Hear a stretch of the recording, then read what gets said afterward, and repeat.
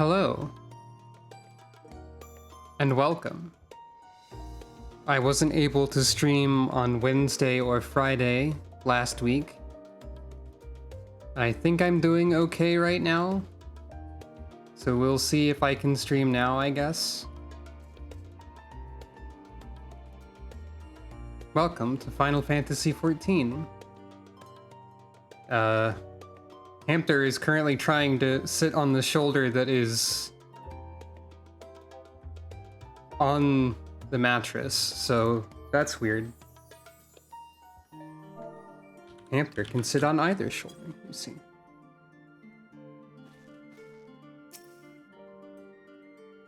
But yes, hello. Welcome.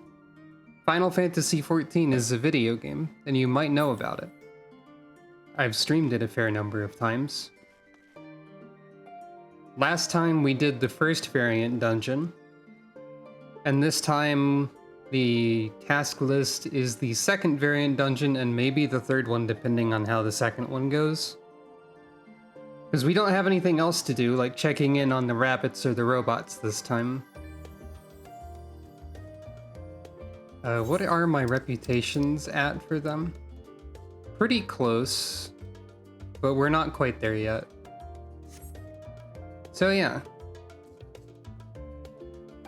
Oh, great timing. What have my funny retainers given me today?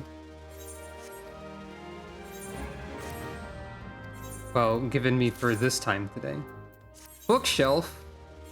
How did you know that Sucro loves book? I'll probably sell it. I have no room in my apartment after all.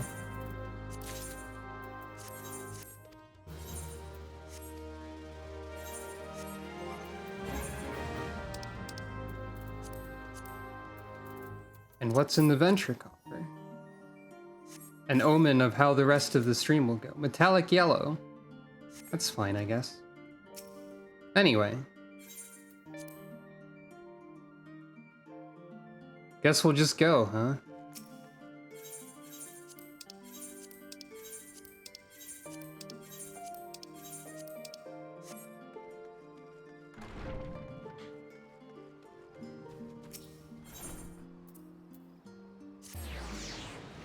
All of the variant dungeons, I believe, start in the same place. So we need to go over here. Someone's gathering materia just exploded. Not quite here. They're actually down there.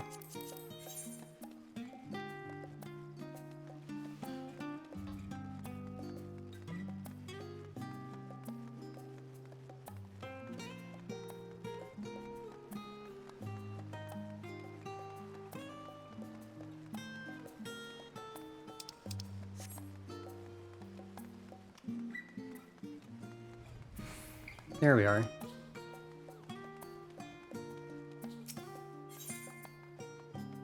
Mononoke aware. This is the second one.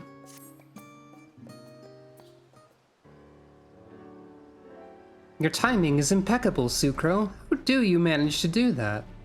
An intriguing job has been laid at our feet, and the client insists you be the one to take it up. That client? Why, none other than the East Aldenard Trading Company. Gasp.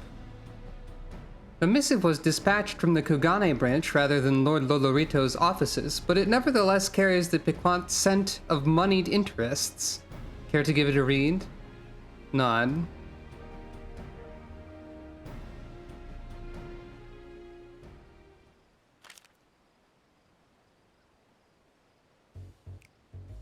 Dear Sucro, in the self-same spirit of friendship which has defined our every interaction to date, it is my pleasure to extend to you a humble invitation.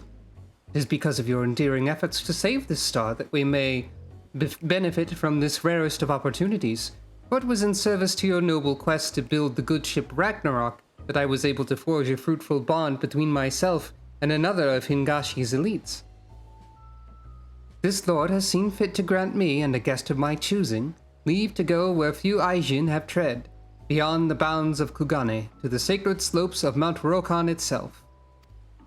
I cannot overstate the significance of this gesture, nor the allure of sights heretofore unseen by Western eyes, nor is it an exaggeration to say that no one is more deserving of this boon than your magnanimous self. I eagerly await our reunion at the gates of the Bokairo Inn. Ever your faithful servant, Hancock Fitzgerald. Seems there's a holy mountain in Hingashi that needs climbing. Or there's Flattery, and then there's this. Sounds like there's a mountain to climb. Never thought the Hingans would crack open those gates. Gil talks, that's for damn sure. You'll be heading to Kugane then, I take it? I guess so. Perfect. I'll send word that you're on your way. Fair fortune and safe travels. You'd best come back with plenty of stories to tell, you hear? I don't know if we knew that Hancock's last name was Fitzgerald before. If we did, it's not something I remembered.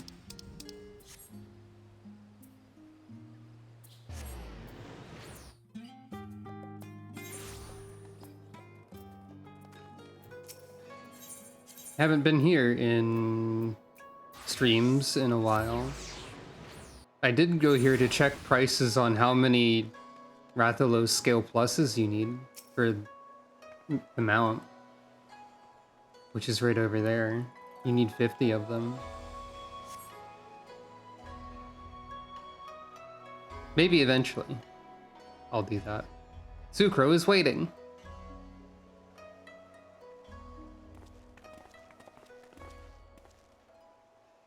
Ah, my dear Sucro, it gladdens me to see you return to Eastern Shores.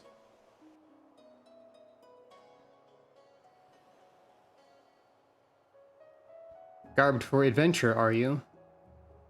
At least slightly. As you can see, preparations for our journey are well underway. Partial though I am to the traditional Hingan kimono, if we are to climb a mountain, 'twould be prudent to do so in comfort as well as style. Smile. But I presume you'd rather discuss matters of greater import than my attire. Fear not, my capable associates are ready and eager to brief you on the challenge ahead. It is somewhat appropriate, yeah. Bow. We have reserved the finest chambers of the inn for the occasion, so let us reconvene away from all the hustle and bustle, shall we? I see one of your associates has played PvP. At least enough to earn a few wolf marks.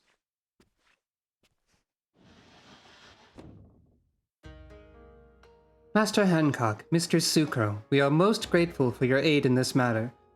I am Tsubaki, and my onmyoji companion is called Tokimori. Smile. We are come to Kugane on behalf of Lord Uzumibi, who presides over Mount Rokkon and the surrounding lands. His lordship is the one I mentioned in my missive. Hearing of my interest in Far Eastern treasures, he knew at once I would find the lure of the sacred peak irresistible. Ah, but I forget that you are not as familiar with these lands as I. Let us begin with the basics, and expound upon the finer points as we go. First of all, we still haven't cleared the fog out of the world map. But that doesn't really matter. To orient our destination in your mind's eye, we must first review Hingashi's geography.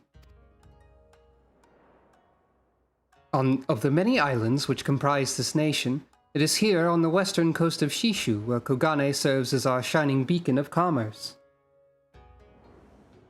Mount Rokkon, meanwhile, can be found far from our beloved city of trade. Here, in the northeastern corner of the isle. Upon the slopes of the sacred mountain sits Shoujo Temple, a monastery where monks gathered to train their bodies and souls. Alas, in defiance of this holy purpose, a horde of otherworldly demons have claimed the temple as their own. His lordship suspects a collection of accursed treasures is to blame for this infestation. In the Far East, you see, 'tis believed that well-preserved objects may come to possess living souls after a time. These vessels turned kami are known as Tsukumogami. Tsukumogami in turn may attract or even beget other spirits. These Mononoke clearly have no regard for the sanctity of the mount, and so Lord Uzumibi desires a swift resolution. Compassionate soul that I am, I could not bear to stand idly by.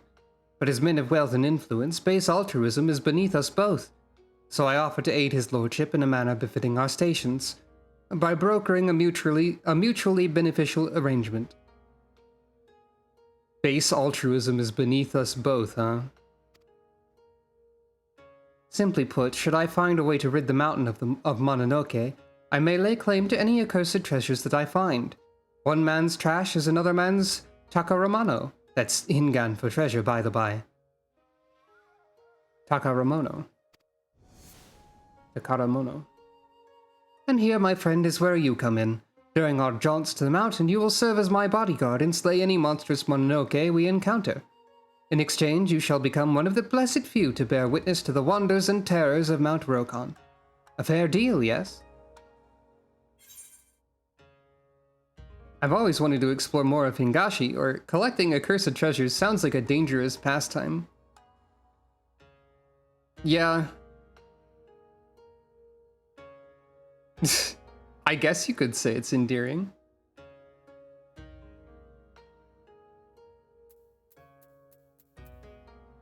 I guess I've always wanted to explore. I like exploring stuff.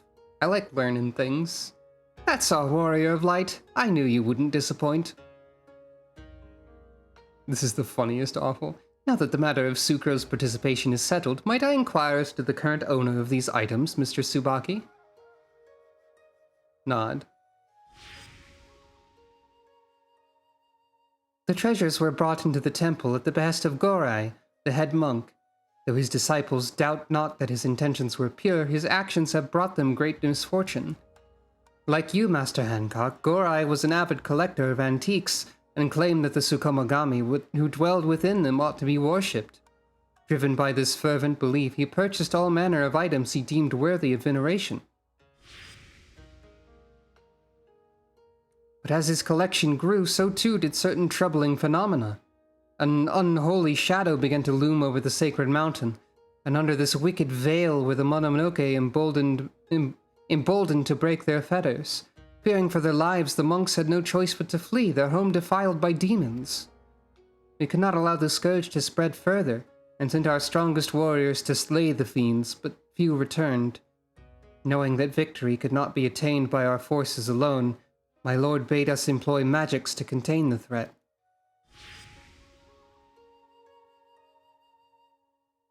Tokimori is one of the valiant few who returned from the temple. It is thanks to his diligent reports that we know aught of Mount Rokkon's present state. Our orders were to find Gorai and convince him to part ways with his treasures, but our pleas fell on deaf ears. He was like unto an animal. I suspect any semblance of reason has left him. Though the seal we placed upon the mountain endures, the Mononoke have had ample time to corrupt the souls of those who could not make their escape. Should you encounter any survivors, do not show them a modicum of mercy. 'Tis too late. We have prepared our strongest falcons. Their keeper shall await you by the Bokaisen hot springs, and will summon the birds once your preparations are complete. A word of caution. The falcons fear the Mononoke and will refuse to fly close to the temple. They shall bring you to the foot of the mountain, but no further. Beyond that point you will have to climb. Nod.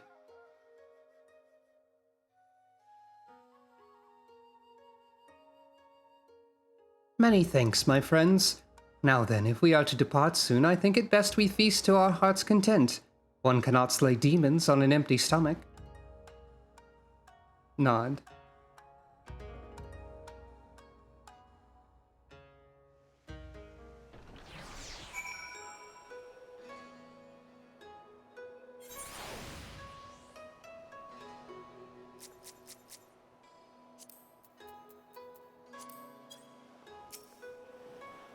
You are the adventurer who will aid us, I presume? 'Tis an honor and a privilege. My bird shall deliver you to Mount Rokkon's base. Go well, my friend, and may the Kami keep you. Mount Rokkon is rife with dangers. Do not underestimate your enemies. My thanks once again for your assistance, Mr. Sucro. Master Hancock had some business matters to attend to before your expedition. Once you are ready, I shall summon him. I feel compelled to warn you.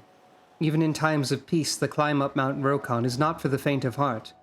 I suggest you procure sufficient provisions if you've not yet done so, and ensure that your equipment is in working order. Tokimori's disciples have been tasked with maintaining the mountain's wards.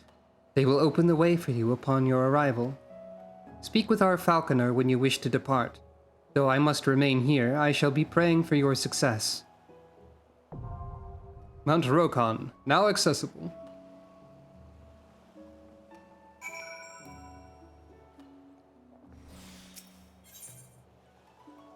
And this guy's here.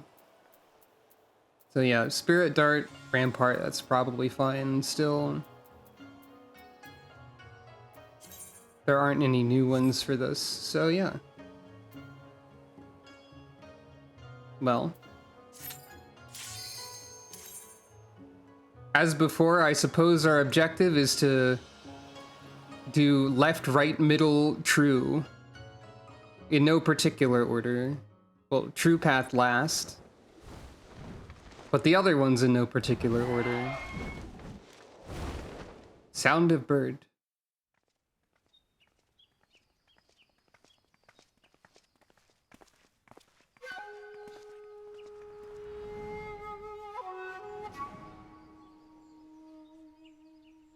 Variant Dungeon, Mount Rokkon.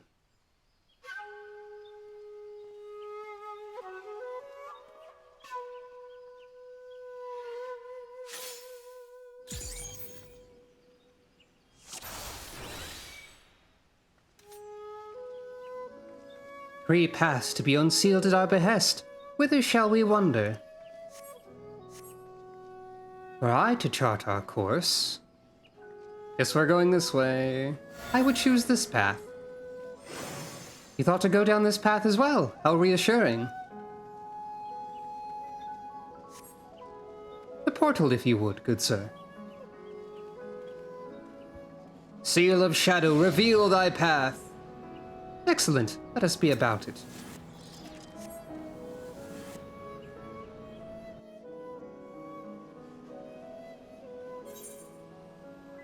Sweet path. Path straight up the Holy Mount, is it? How refreshingly dangerous. Ah! Oh, just Seepkin.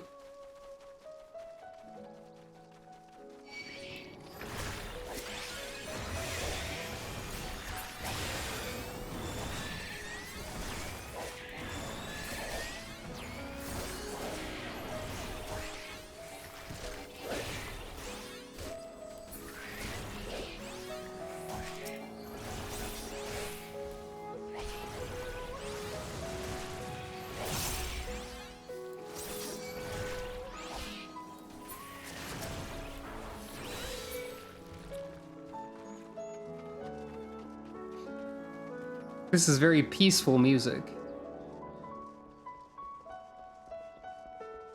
All things considered.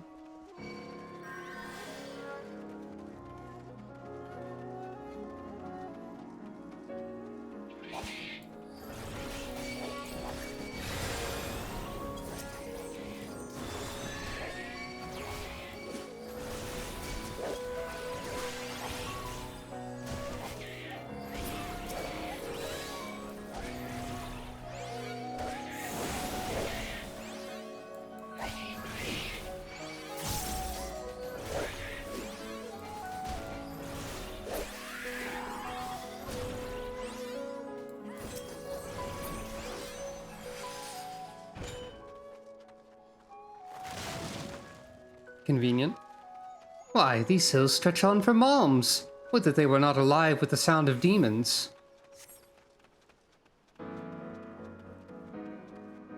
No time to tarry, we've got a ways to go.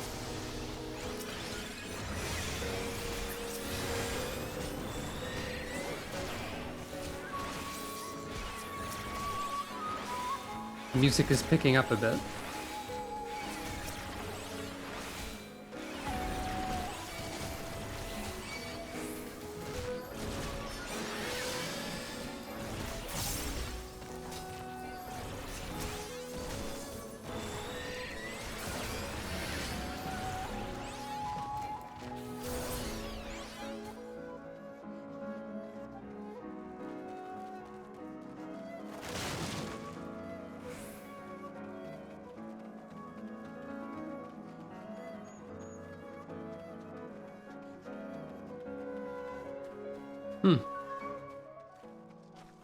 The Hingans call these clay figures Dogu, but why is one here of all places? Figurine is embedded in the tree trunk. Remove it? That doesn't seem like a good idea. What if I just don't? Can I just continue? I'm assuming this is where the path splits. Best to let sleeping Dogu lie. For all we know, it could be cursed.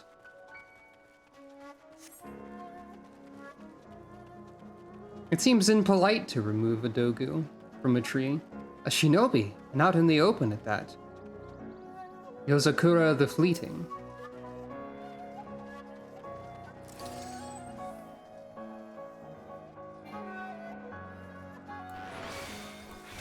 Shall be mine, mine I say, you cannot have it! Would that we had arrived sooner. Judging by her supernatural size, the demons have already taken that poor shinobi. No, that's just because she's boss fight in Final Fantasy. She must be in the thrall of a treasure. Promising lead, though at an unfortunate cost. My shadow is my strength. Yeah?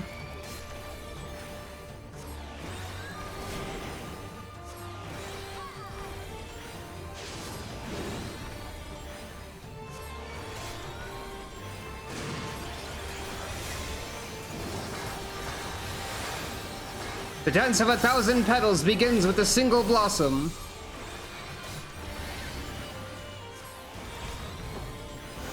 Wayward flowers, bend to my will.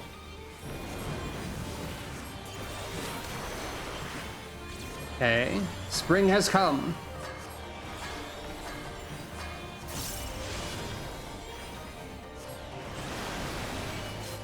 Sure.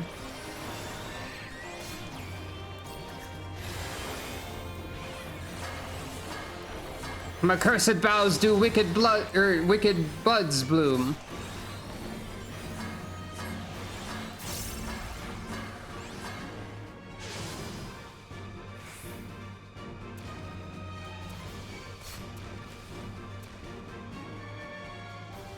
I've backed myself into a corner a little bit. Oh.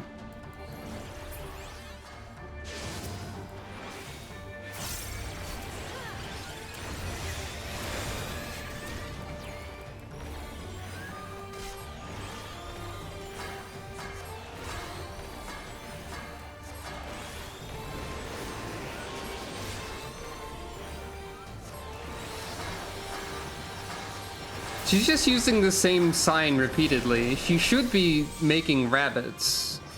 I've played Ninja, I know how this works a little bit. The blossoms must be enchanted. Keep a watchful eye on how they fly, Sucro.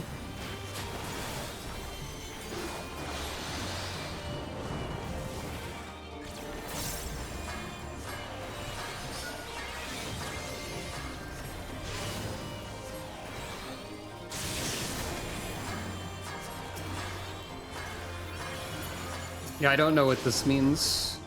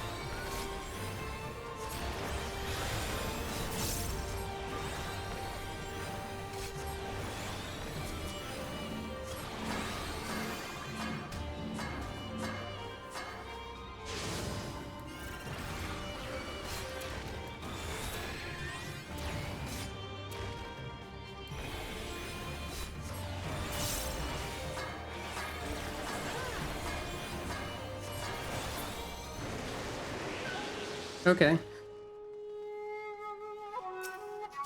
That one was pretty forgiving, all things considered. Fallen leaves and fresh greenery in such close proximity. 'Tis passing strange.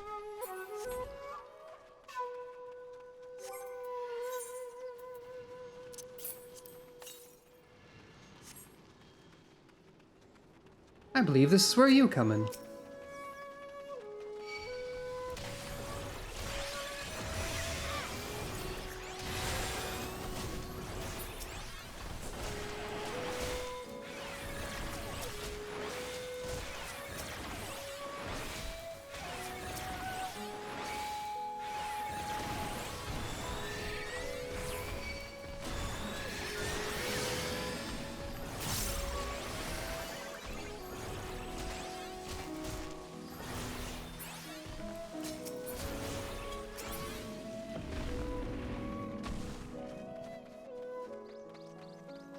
Stone of Protection.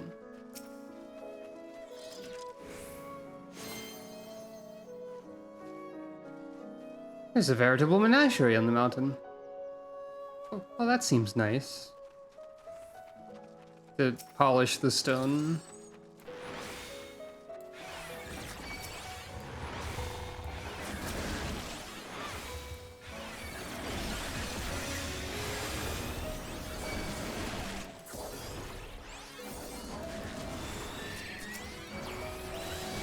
It seems like the polite thing to do.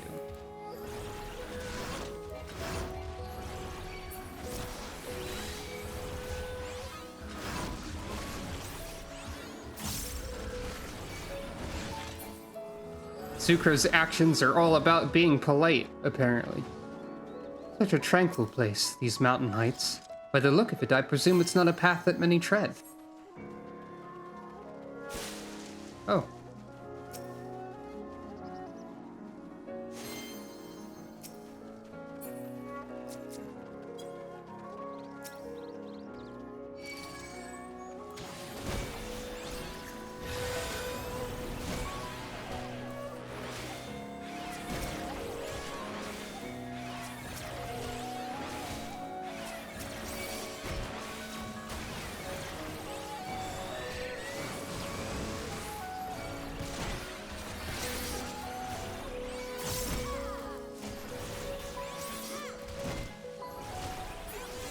I forgot I had Variant Rampart.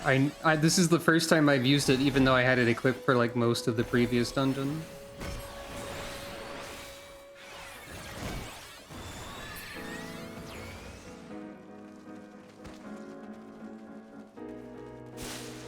I guess you can't avoid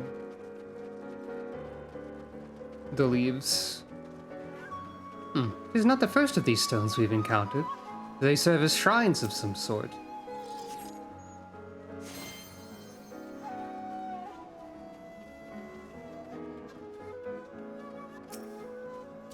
Is that lodged in the statue?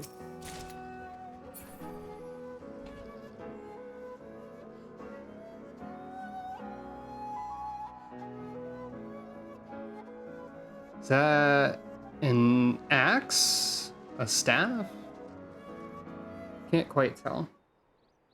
Oh, we get a cutscene? There was only one boss. Do we have fewer bosses? Oh wait, no, there is a mid-boss and a boss. That's how it always works. Mononoke Shishio.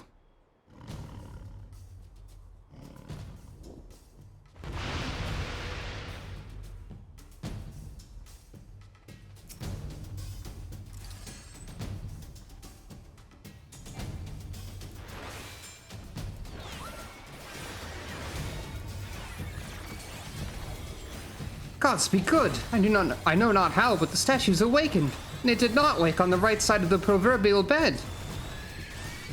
Also, unique boss music. Just a moment, I've read of this before. If I'm not mistaken, that Mononoke is Shishio, king among Nue.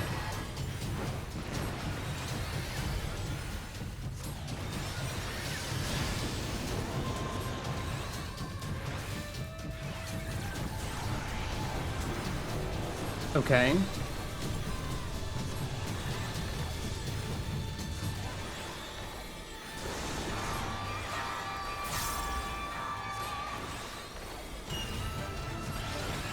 Actually, I don't know if this music is unique, but it's cool.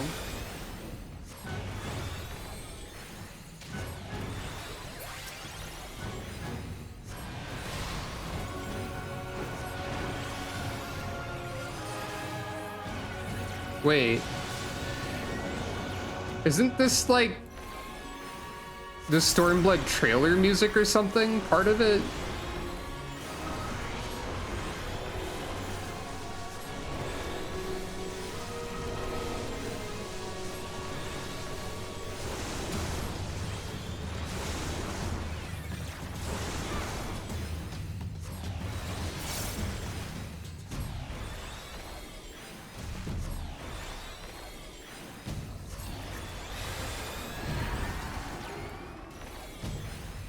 Startled wildlife heed the cry.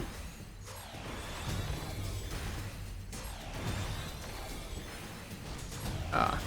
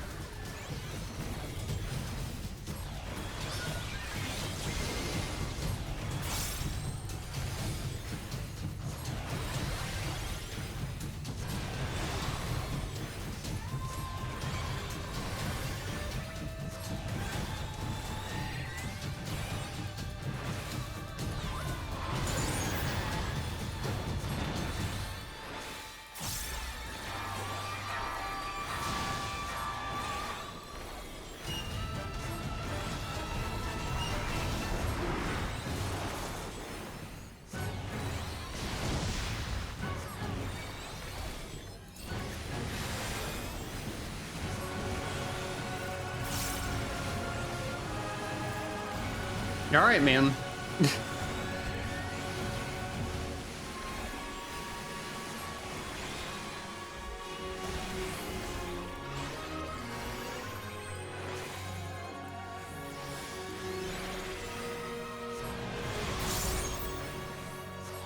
That felt very Bosnia critical engagement of you, but like less immediately killing me.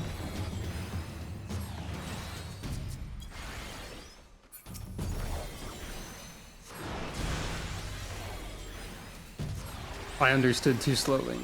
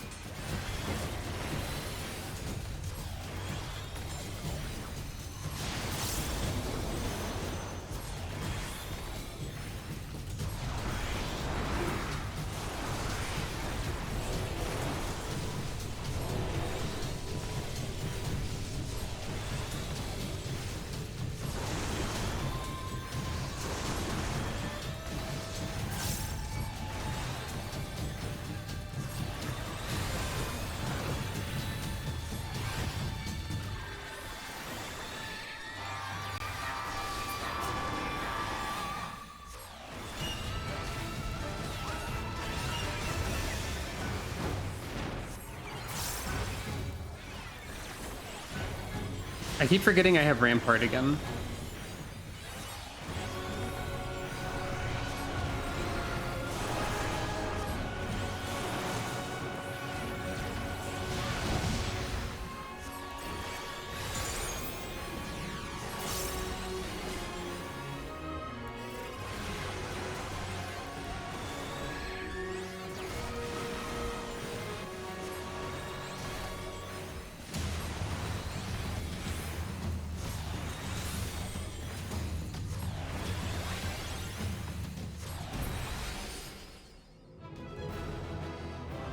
That wasn't too bad. Even a king of beasts is no match for you, I see. Well done, Sucro. The most, in a word, vivid Shishio myth tells of its ravenous rampage across the countryside. It had quite an appetite for mortal flesh. It is also said that its harrowing cry is a harbinger of misfortune. But I say we should consider ourselves lucky to have chanced upon a living legend. As for what freed it of its lithic bonds, perhaps the revelry of its fellow Mononoke roused its fighting spirit. Alas, the beast held no treasures of gore eyes, but fret not. I shall make do at what we have here and claim a suitable souvenir. Though our hike was fraught with peril, 'twas exhilarating in equal measure. You have my thanks, Sucro.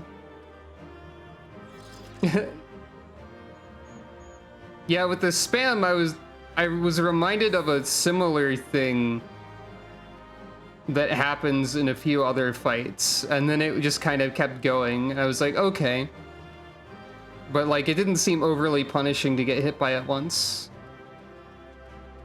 This time we did a path you already did, instead of 3 you hadn't. Neat.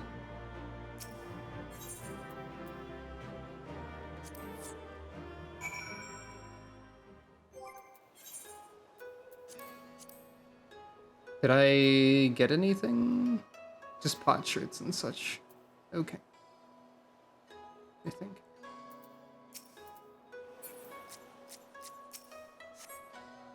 Mr. Sucro, full glad am I to see you hale and whole. I espied Master Hancock's falcon in the distance, but its movements appeared awfully erratic. We can but hope they land safely.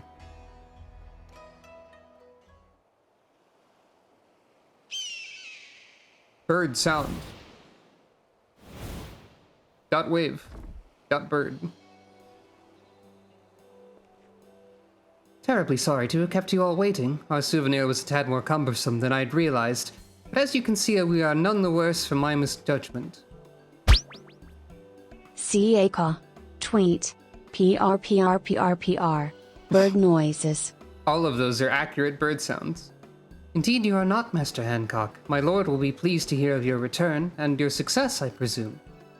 Was Sucro's victory as much as my own, but then I knew a few demons would be no match for a slayer of gods such as she.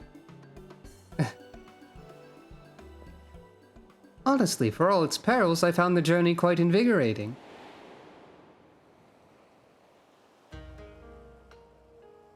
The path was as precarious as we predicted. An experienced hiker that I am, I feared I would not reach the peak, but my suffering was not in vain. When at last I gazed down upon the sea of fiery foliage, my spirits soared. Less pleasing to the eye was the beast we encountered at the end of our excursion, though in retrospect we should have braced for such a surprise. Tucked away atop the mountain where unwary pilgrims are unlike to tread.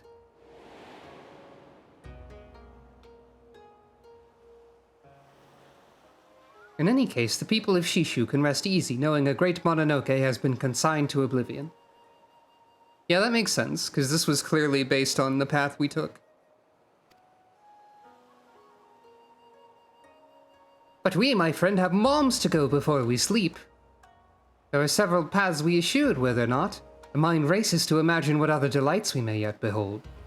Indeed, a number of treasures remain unaccounted for, and the demons are like to linger until their masters are slain. Precisely. But take heart, Mr. Tsubaki, for Sucro shall not rest until these villains trouble the small folk no longer. She shall sally forth again and again until the treasures which drew them hither have been secured, and my new collection is complete. Gasp. Various laughing and shrugging. Oh wait, there's one for like each direction and not just each ending path? Wow. Alas, time waits for no man and business for no merchant. I must away, but when you next wish to take Mount Rokkon by storm, you need only say the word. Before you do, however, you might consider sharing the tale of our exploits with Mistress Shalomore. The missive I received indicated a rather strong preference in that regard. Nod.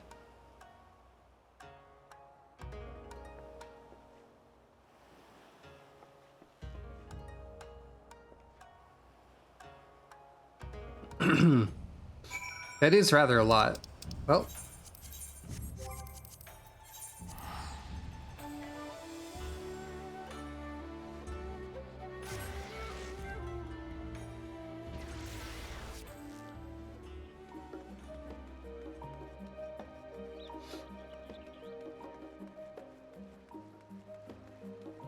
Arbitrarily taking a more circuitous route than necessary.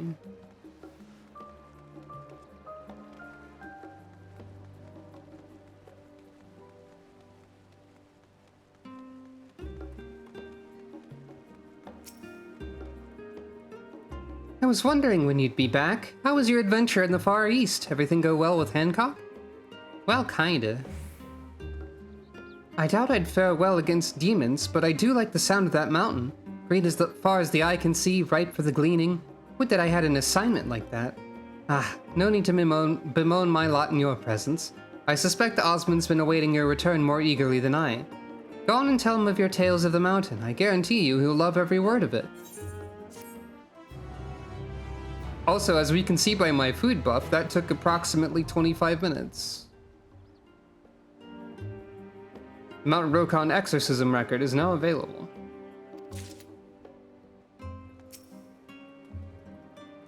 Sucro, how fare your adventures? You wouldn't happen to have any you'd like to share, would you?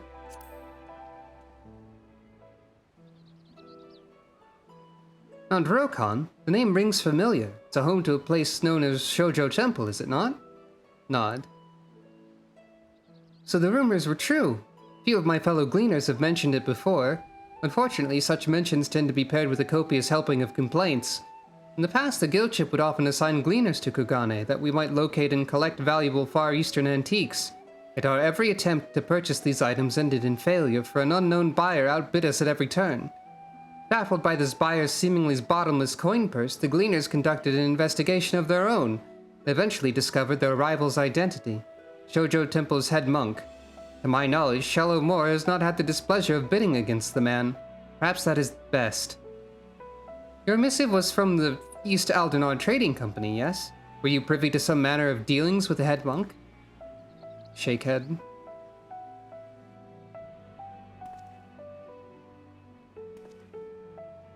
To think such a fate could befall the temple. I'm passing familiar with the concept of Tsukomagami, but I'd not realized that the myths surrounding them would bleed into reality. Having been a place of worship for much of its history, the mountain and its surrounding environs were likely rich in ether.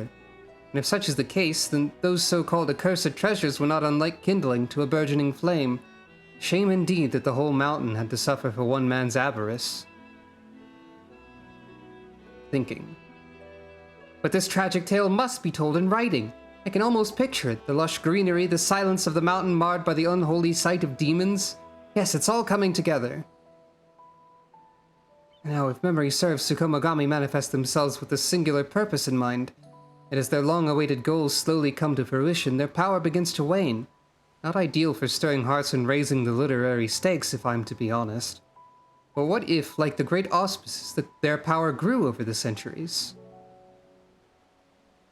Why, they would be more fearsome than one could imagine, more terrifying than the horrors you faced. Conflict that grand would be a most splendid thread for the tale I plan to weave. Shrug. Another Mount Rokkon.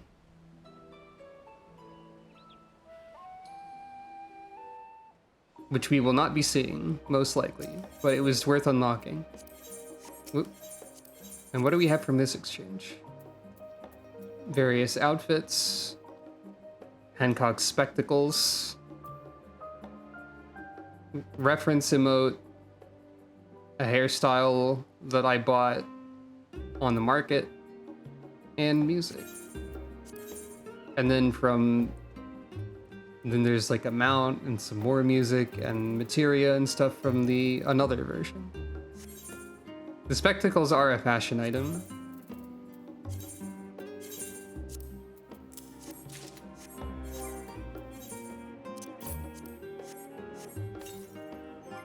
Which means, of course,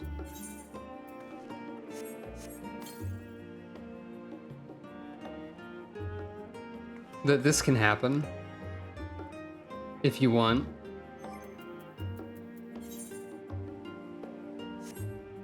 It's silly. Anyway, that was path 8. The Common Man's Courage. Are we to assume this is also written by Hancock? Because it doesn't seem like him. Long ago, in a small village in the shadow of Mount Rokkon, there lived a young man. Few were as diligent at harvest time as he, and none so quick to leap into action on the fateful day that screams rang across the fields. Swallowing his fear, he followed the sound to find his neighbors beset by a beast of terrible countenance. its unnatural form proving it the very man-eating monster that had terrorized the people of Shishu for moons. And so, knowing lives would be lost to even a moment's hesitation, the young man lobbed his pitchfork at the creature's exposed belly. Wait. I accidentally scrolled down way too far and lost my place. Whoop. It turned tail and ran for the cover of the mountain, howling in pain. Ever since, the village has held a yearly event dedicated to tossing their tools at bundles of straw, in a form of ritual that doubles as useful practice in the event that the kami are slow to respond to future incidents. Imagine my surprise when, having recovered that fork of legend, I discovered the famed swordsmith Nanakusa's mark upon it. 2 histories for the price of 1. I suppose all artisans must pay their dues, be it in humble pitchforks or those kettles that Rowena has such a tidy monopoly on, but the contrast between this tool and Nanakusa's more whimsical works is striking. One would never guess that its maker would go on to build Shishu's most expansive smithy, guarded in each cardinal direction by statues of the 4 lords. I just read that in a neutral voice instead of a Hancock voice, because I didn't know. But anyway.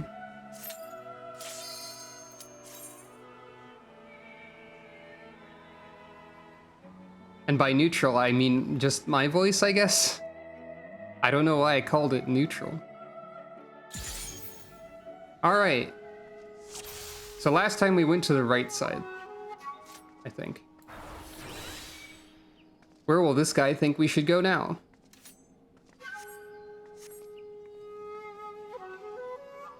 Middle. Alright.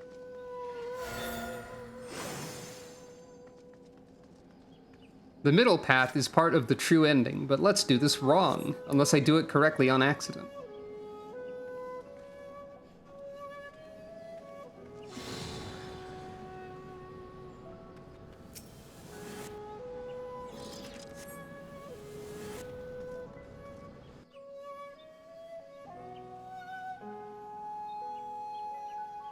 It'd be impossible to do this on accident correctly, probably. How pleasingly picturesque! Had we no demons to slay, I would suggest a more leisurely stroll. I shall leave the martial matters to you.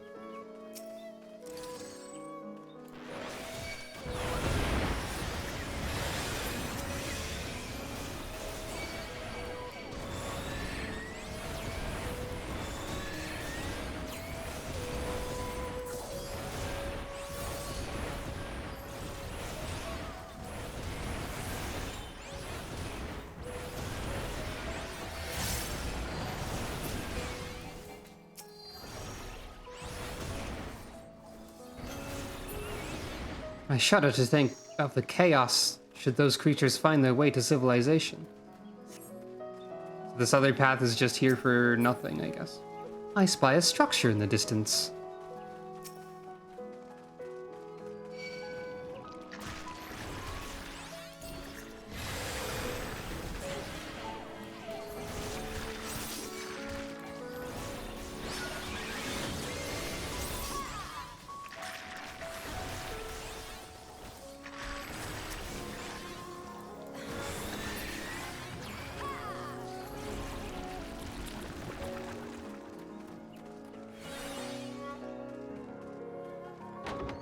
I suppose we're obliged to take the scenic route.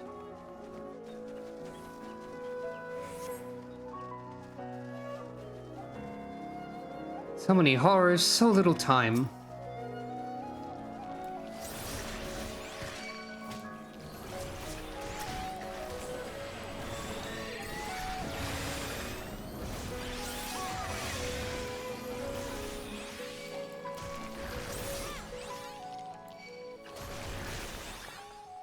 Larger groups of individually less threatening enemies on this route.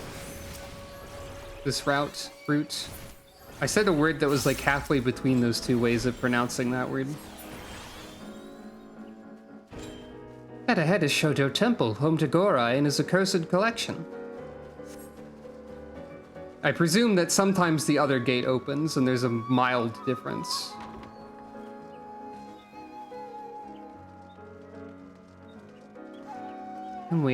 If only we had time for the typical ablutions, but a proper pilgrimage must wait for another day. For now, the treasure awaits. To the monk and his minions, of course. Do have care.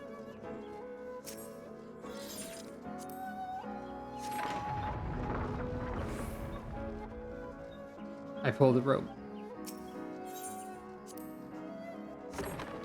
I admit that I was equally tempted to pull that rope, though part of me wishes you hadn't.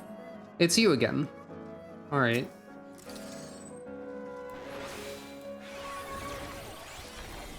It shall be mine! Mine, I say! You cannot have it!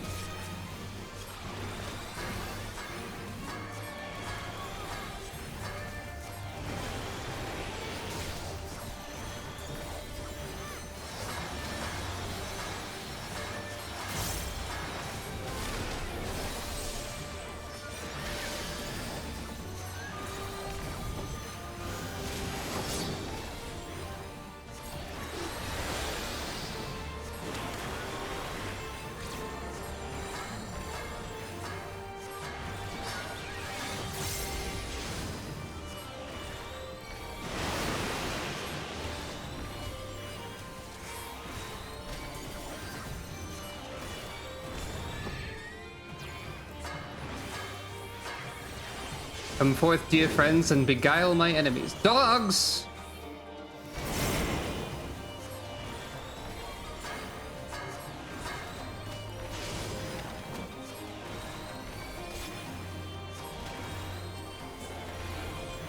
Do not look at the dogs. Art of the fluff, dodge. Alright. Should like to pat their fluffy little heads, but a well-trained pup will go to great lengths to protect its master.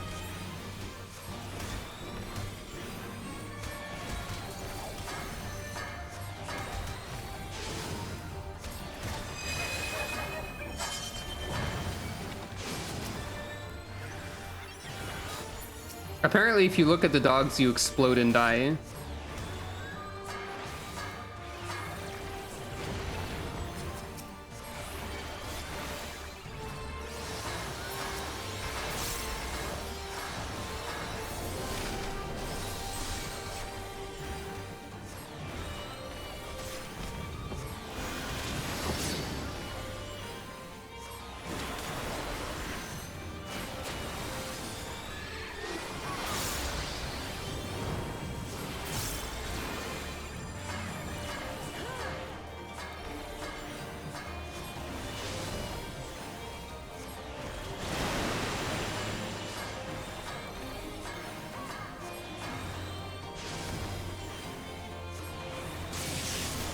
Dang.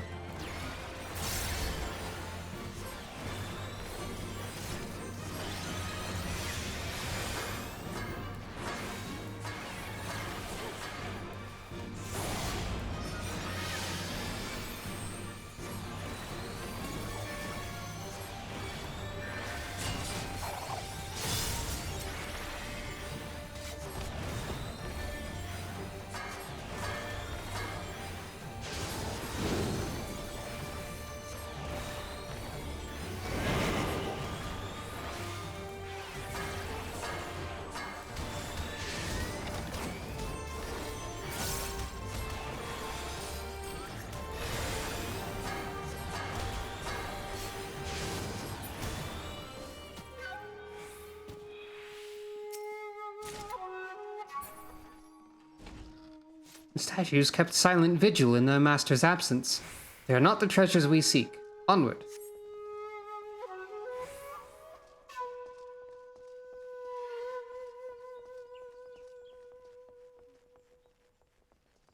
Tempo stretches even further. Step lively, Sucro. We have plenty to explore. So, I can't help but notice that the directions that I have for the true path are talking about something that we didn't encounter that we should have encountered already. There was supposed to be a tiger enemy before the rope pulling, and I did not see such a thing. Unless there's another rope later.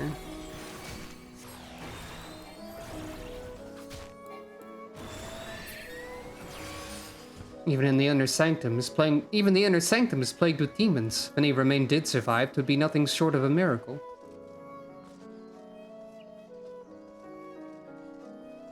Well, there's a breathtaking. It's as though the majestic tiger it depicts might pounce off the screen at any. Oh, well, okay, never mind. It was not an invitation. Your assistance, please, Sucro. Okay, so that instruction was for this part then. Cheat Commandos rock Rokkon. Yeah. Hello and welcome.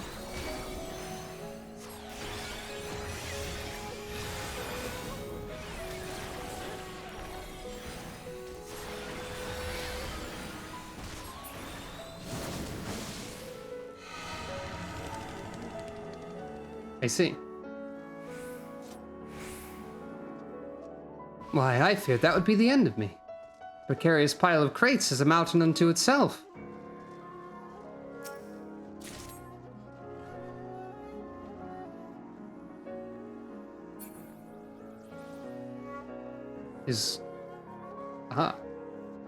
Well.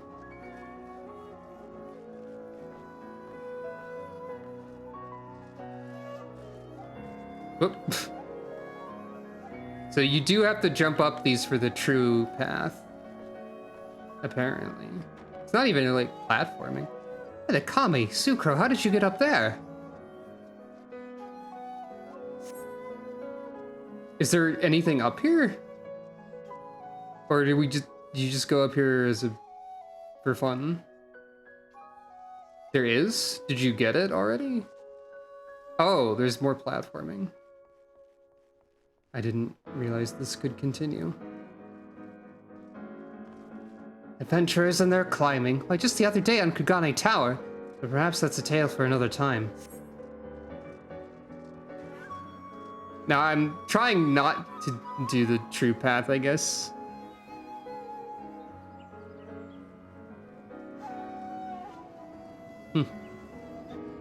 Is that good? Ah, there's the rope. Okay. I'm just gonna do most of the true path and then fail, I guess.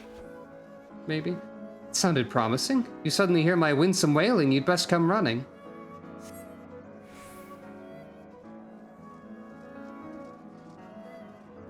Ah, secret stairwell. How very convenient. I assume this is... Oh, no, you're going this way. Okay.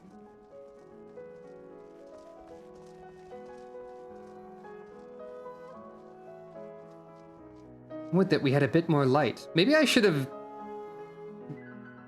diverged from the path more. I don't know. So... Okay, in the reality, you would need to bring these enemies elsewhere, I think. Like, is this one of the unlit lanterns that you're supposed to...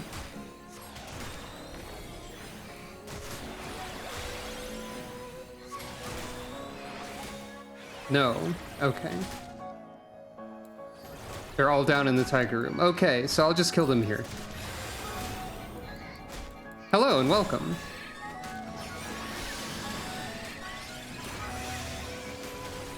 I'm doing things wrong on purpose, because it's not time to win yet.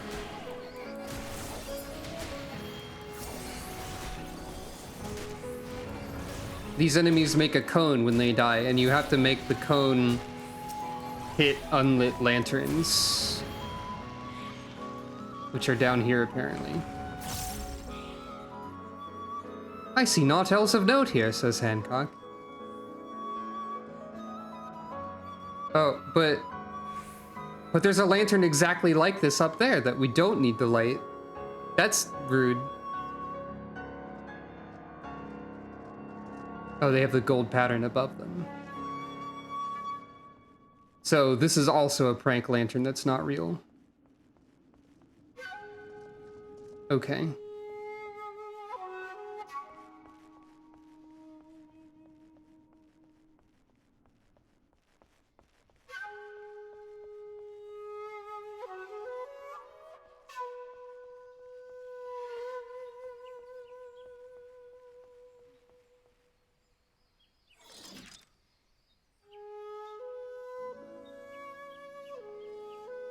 This is a really pretty location, by the way.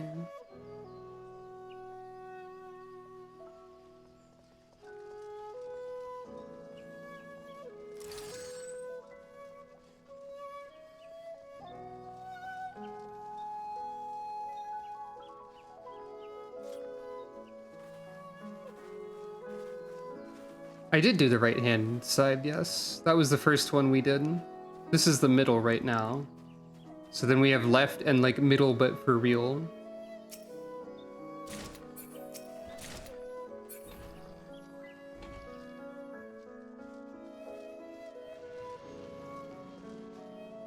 All of becoming.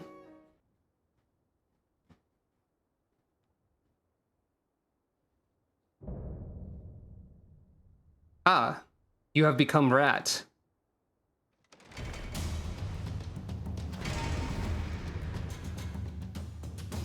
Rat with a instrument. Jameson? Maybe?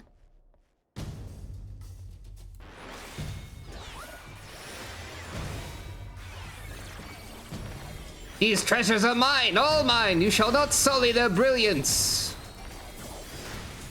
The head monk, I take it, and bearing a form befitting his proclivities. Unenlightenment.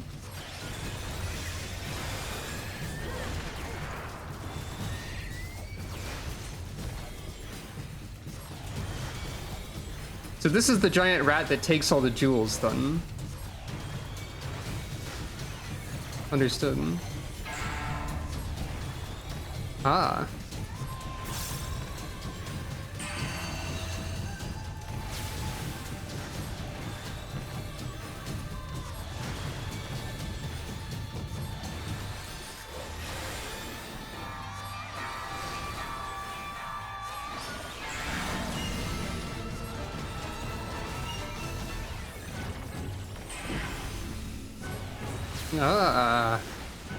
I don't know how I was supposed to know that that would happen. Beware the Biwa's melody, Sucro. It resounds with power. Okay, it's a Biwa. My bad. Oh, different song name. Is what that was about. Okay. Plectrum of Power. So that's the one where they just get larger, I think? Yeah. Okay, so the attack name indicates what the change to the AoEs is. I understand. Morphic Melody is probably... Okay, no, they're like triangle. Okay, so that makes them donut.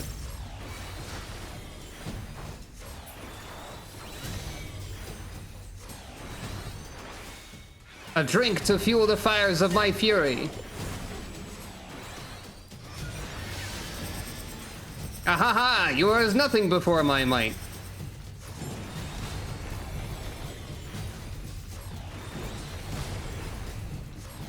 Okay, you give plenty of time for this one, unlike an attack the boss in the last dungeon had.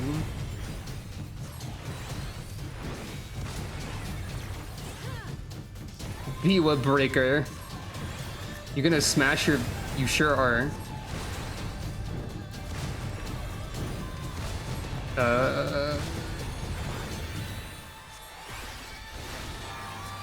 Curses the libations! Beads to bind the spirit's form, with these words, be reborn! Rodential rebirth. My blessings are your curse!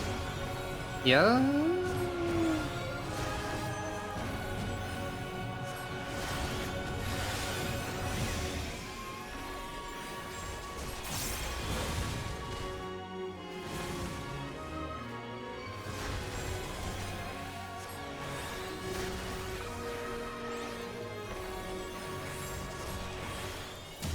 That's very silly.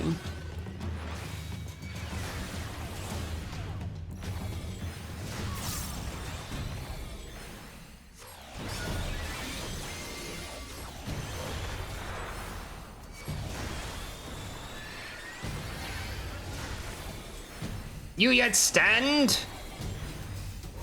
Yeah, but I can't stand you. Morphic melody. That I don't know where to stand here. Yeah, there we go. I did know where to stand there.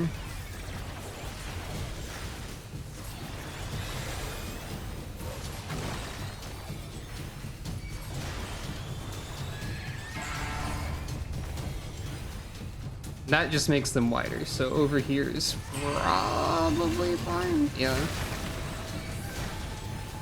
I like this boss.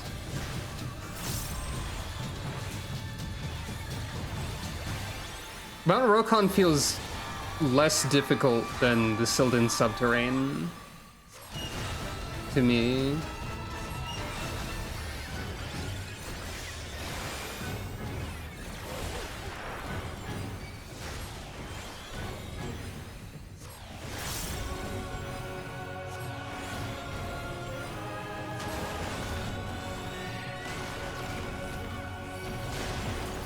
How come every single time the 3-part like target AoE sequence happens, it's always rocks bursting from the floor?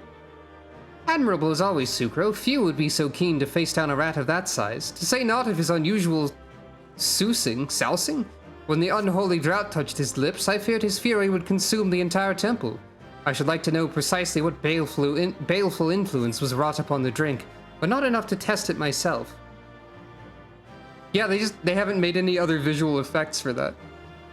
Nay, I must bring back a less volatile artifact of our endeavors. Potsherds. The living lanterns, Chochin as the Hingan say, were particularly fascinating, were they not? Now that they are returned to their original form, I may safely seek to learn more of the spirits they once harbored. Let us add them to my collection forthwith. Bow.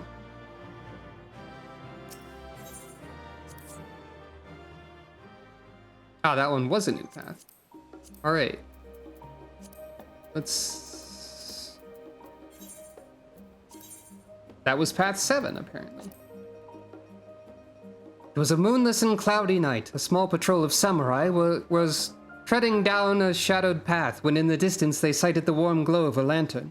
Knowing no honest man would be skulking about at this hour, they approached with caution, to find no man at all but a single lantern lying lonely and unattended. By the way, these lanterns are the mount for doing all of the paths, I think. With some thought of preventing a fire, one of the samurai reached down to claim it.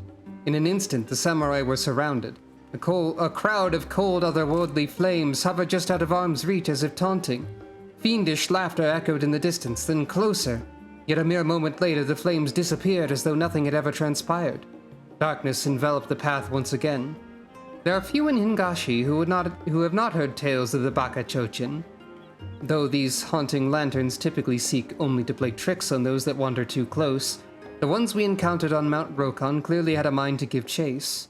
According to Tokimori, generations of head monks at Shoujo Temple carried a lantern of identical appearance on their nightly strolls. So perhaps the Bake Chochin sought merely to prevent their master's home, or protect their master's home, albeit in a unique way. The lantern now in my possession bears the following words in Far Eastern calligraphy. If fortune you seek, know that our light glows brightest within twilight's reach, and 'tis the kami of fire this celebration entreats. I know not precisely what this poem calls upon its reader to do, but its words occupy my thoughts nonetheless.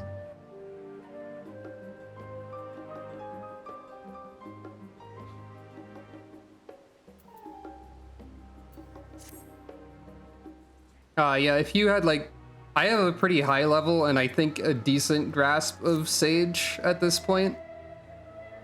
Plus, the DPS rotation for Sage is, since they're a healer, pretty simple, I guess, since you just use Dosis and then refresh Eucrasian Dosis, and then use Phlegma sometimes when you have it. But yeah. So, well then. It's about time for a break. Whoop. And that, of course, means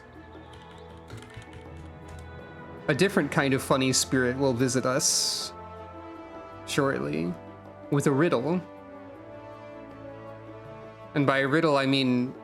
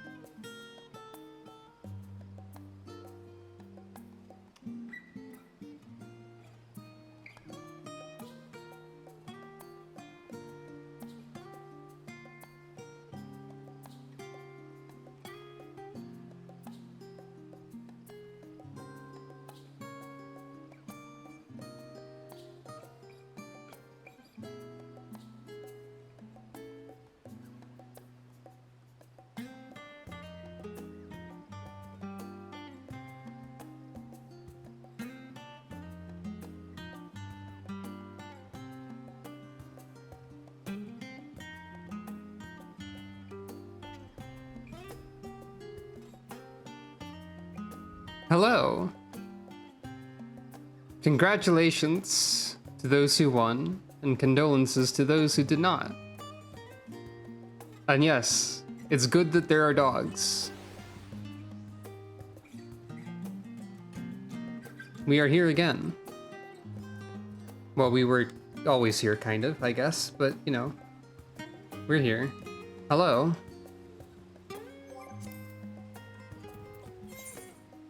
Time to go to the left. Regardless of what this guy thinks. Probably hates the left. He cares about money so much.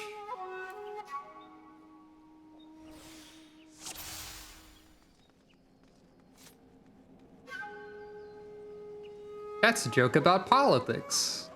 The politics are that Hancock sucks. Anyway. Nope. Interested in a different path? I shall place my trust in your intuition. The portal, if you would, good sir. That's true, he does know that, I guess.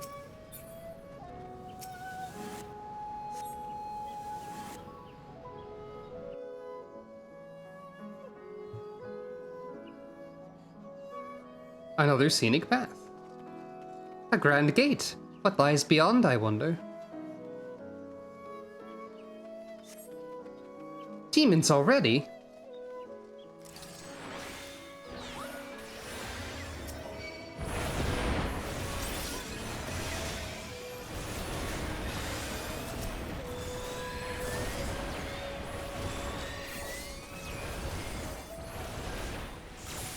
Oh, the cooldown on Variant Rampart is pretty low. I should be using that all the time. I didn't even realize.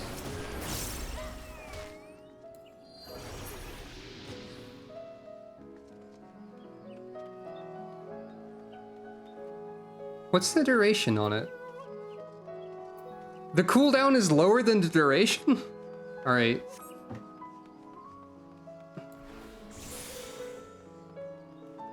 I espy a most promising pagoda. Let us make it our destination. There is no end to these beasts.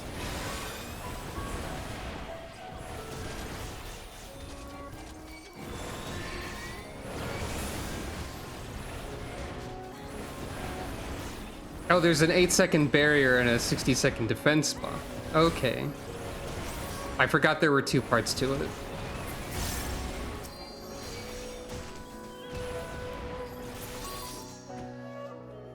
It's little wonder the mount was sealed.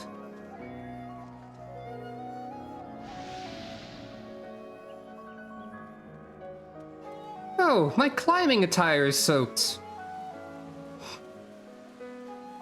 What curious creatures. They must have been emboldened by these terrible torrents. I can't believe they're pirating media in this mountain. Remember torrents? People still do those, right?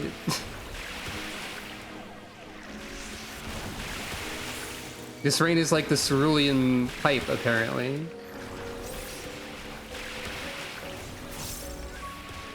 In that it is random whether or not it rains.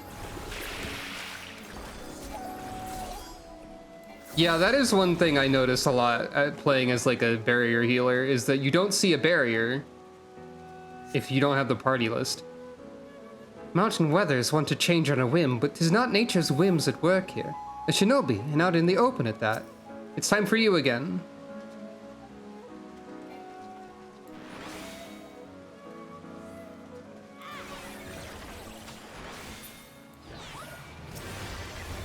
Interesting that they give Yozakura, like, the regular Stormblood battle music, honestly.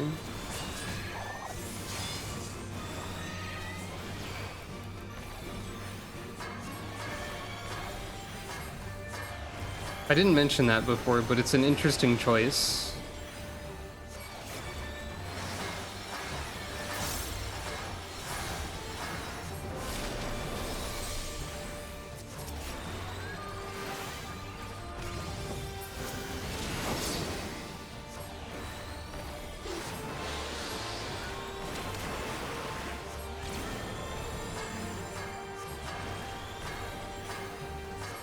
Yeah. It is pretty funny, and they're like all the same icon too. So she should be summoning a million rabbits. Really. Honestly.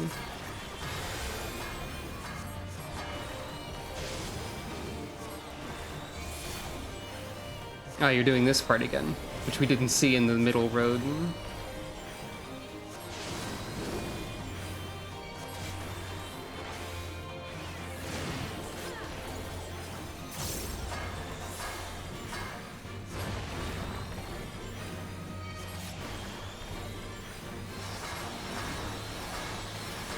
That's a great question.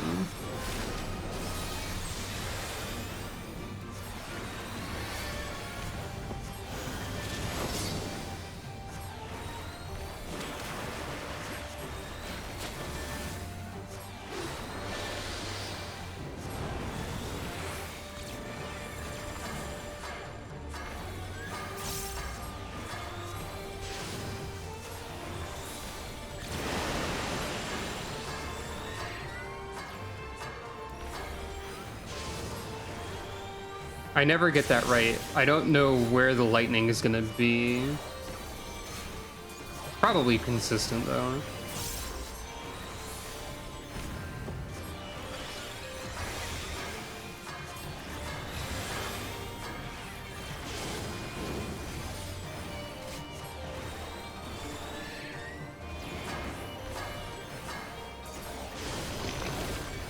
Gross. It's all muddy everywhere.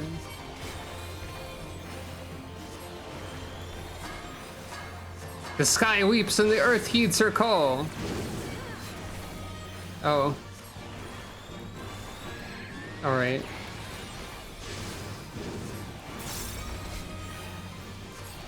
That's a cool like incantation for that.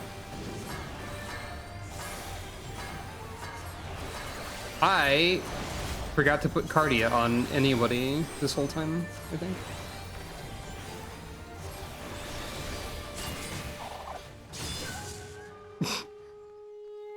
The animation continuing even after she falls over is kind of fun.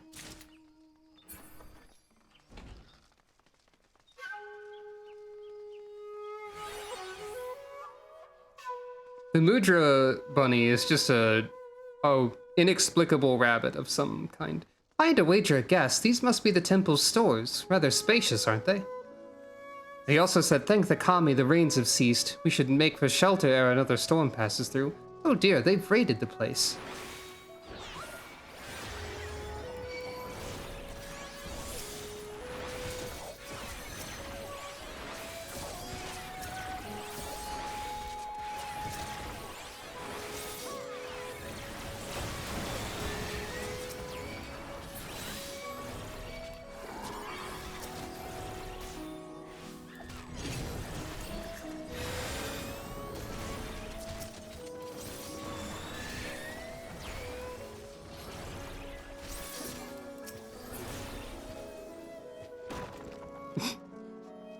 Were I a treasure, cursed or no, I imagine I would abide within these walls, but where?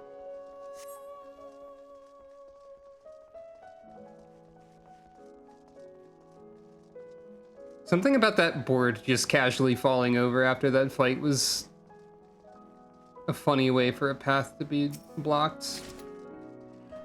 I see. Under the auspices of two auspices, as it were. Curious.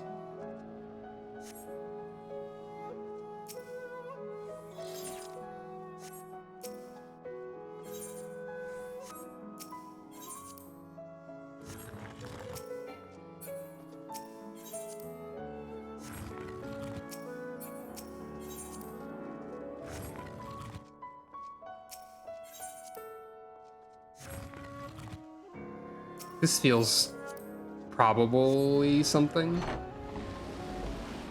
So the glass serves as a magic doorknobs of sorts. The monks were certainly inventive. I feel like having them look at each other is meaningful, but I have no idea.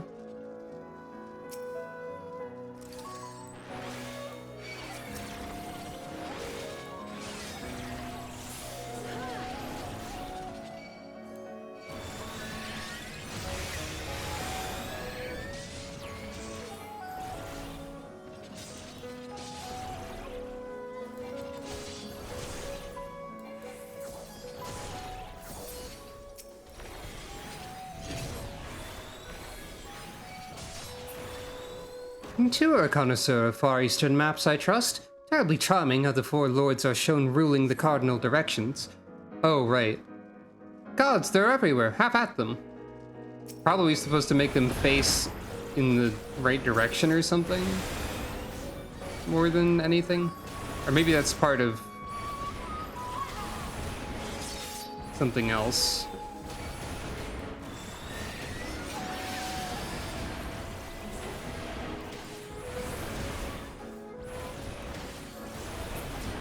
Is there a map in there? Or did he just say that for no reason?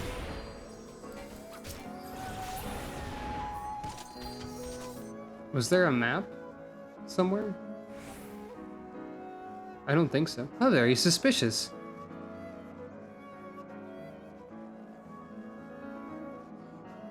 Katana case. The blade pulsates with ominous energy. Close the lid. Yeah. Oh, the wicked presence is no more.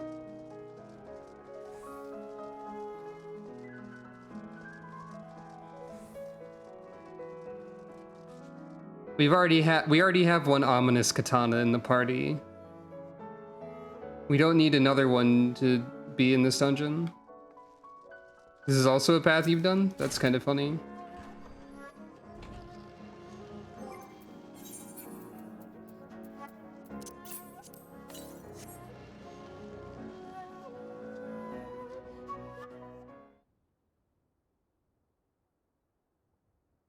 Final Fantasy XI Geomancer has a passive that gives you different buffs depending on what direction you're facing. That's really funny.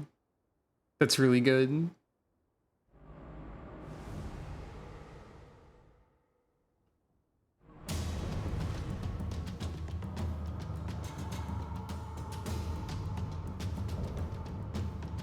Moko the Restless.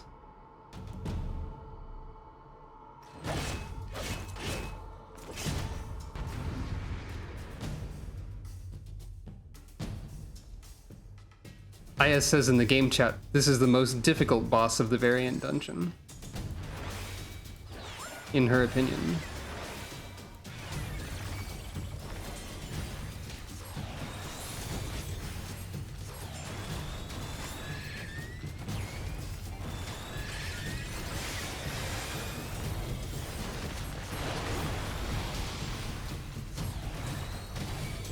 I see no clockwork mechanisms. We've an honest Takami Mononoke on our hands, said Hancock.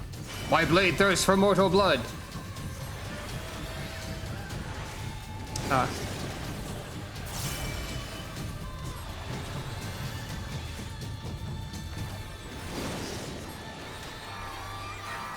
Mark where the armor readies its blade. Though it has quite a reach, it cannot strike everywhere at once.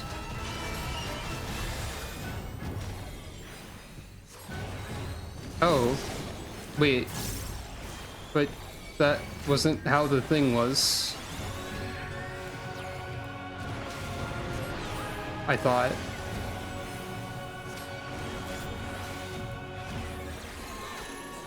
Did I misread it?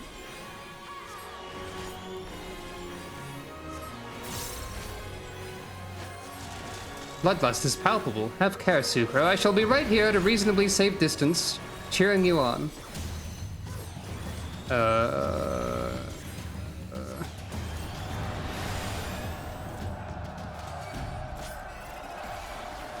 May have strength in numbers, but worry not. You cannot beat them, dodge them, I say.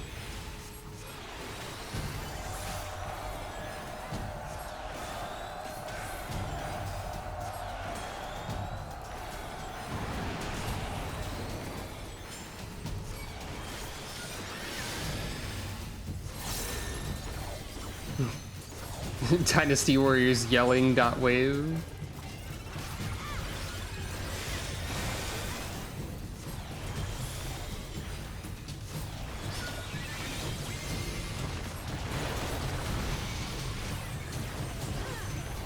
The chorus of steel rings eternal.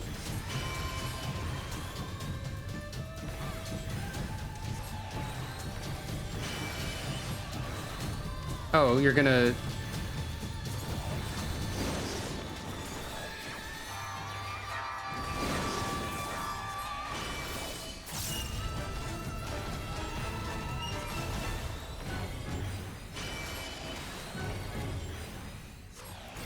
What?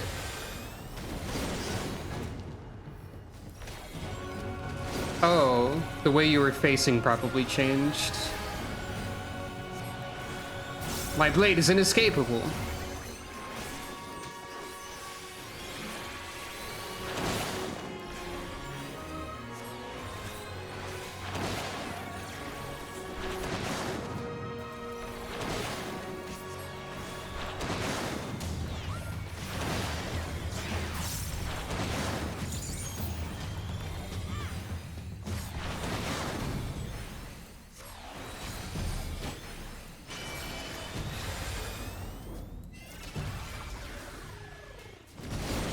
I got hit by that. I don't know if I agree.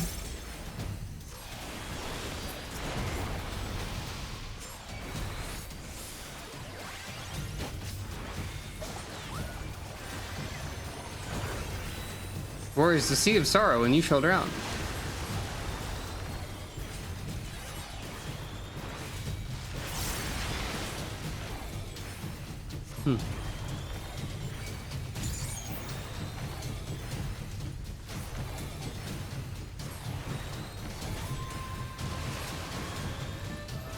Oh, I forgot how that mechanic worked.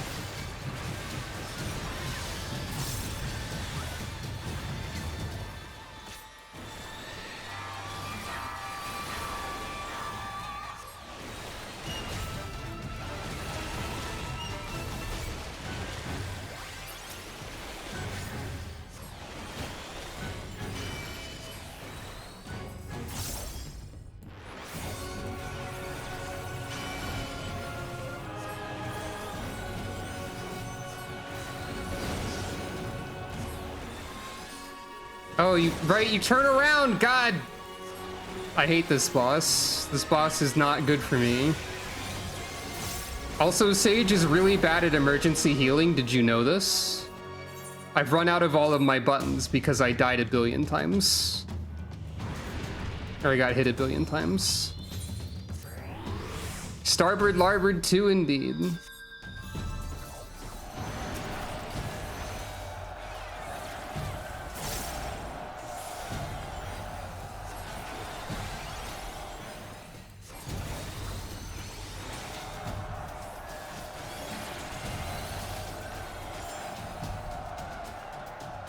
That doesn't count, apparently.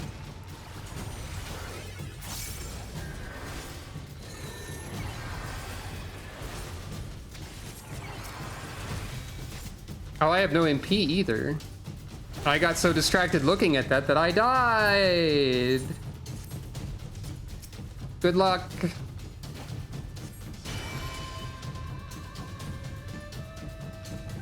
This fight is a weird difficulty spike over everything else in the dungeon. I'm dead. Excellent work, Sucro. I knew from the first you'd emerge victorious. I'm dead.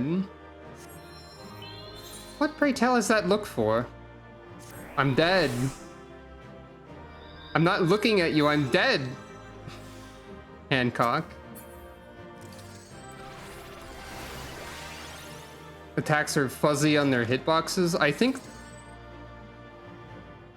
My ping is not perfect. It's not like super high, but it's notable. Your faith and my faith in you aside, you may be interested to know that I recognize the detailing on this armor. It once belonged to a renowned warrior. Could this be an accursed treasure, I wonder? That blade in the box we encountered was rather suspicious as well. Would that my falcon had the freight capacity of a barge. I used to eat 5 dozen eggs every morning. Alas, I suppose I must choose which artifacts to leave behind for now.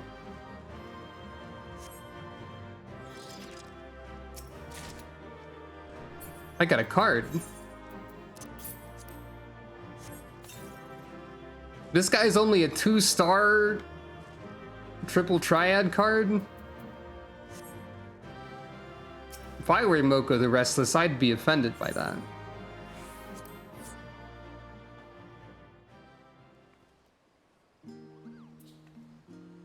Well.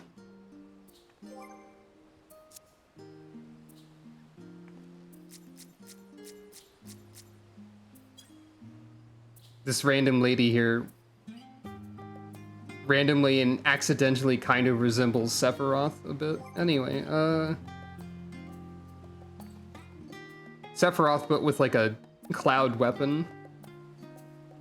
And a palico. Anyways. Also the name of a Final Fantasy Tactics character, partially. I think. Yeah. Anyway. Shoutouts to you, I guess. Random person. I keep forgetting where this... Oh, that was Path 1, apparently. Once upon a time, there lived a brilliant Onmyoji. His enchantments were famed far and wide. Yet the man was cursed with a poor memory.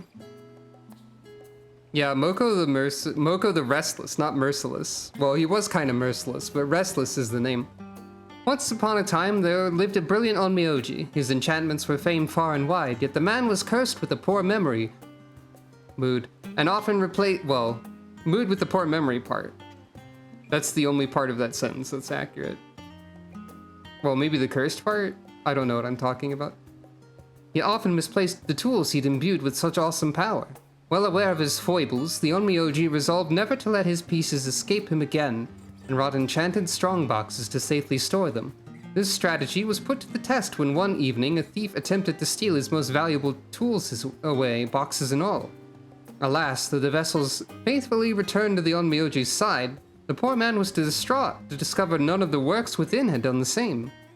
Tokimori tells me that several such strongboxes were once present at Shoujo Temple. Their magics inhibited the spiritual powers of the objects sealed within. Objects including a bloodthirsty sword and a Dogu figurine. Oh yeah, the Dogu I didn't interact with. I myself managed to claim the box with the aforementioned sword, though the Dogu must have been lost in the chaos that claimed the mountain. While bloodthirsty sword rather speaks for itself, I was curious as to why a simple clay figurine should need to be sealed away.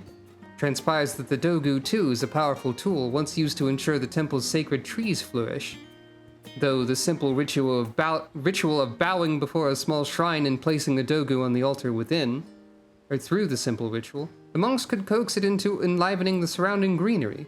Similarly, disregard for its care may prompt the Dogu to wreak havoc on its environs, in which case it may be best to enshrine any Dogu we encounter. So that's a hint for something, but not like the final true path, I don't think. Okay. Time for the real ending.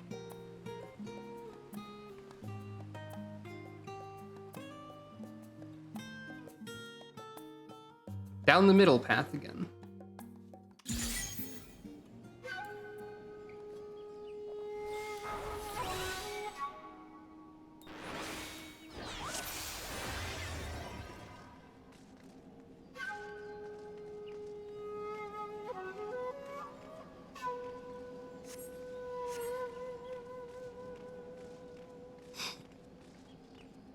Nope.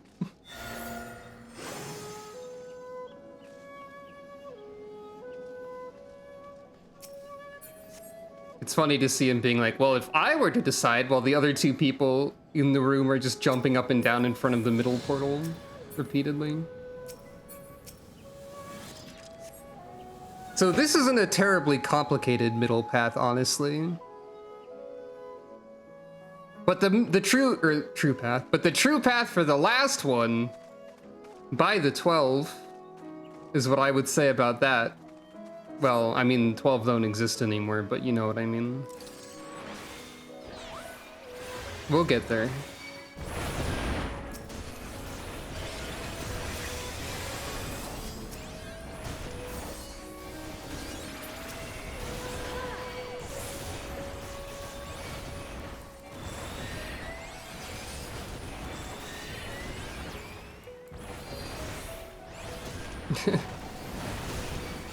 Yeah, by the Star Road that they replaced themselves with, which hopefully doesn't get hit with a giant sword, and so on.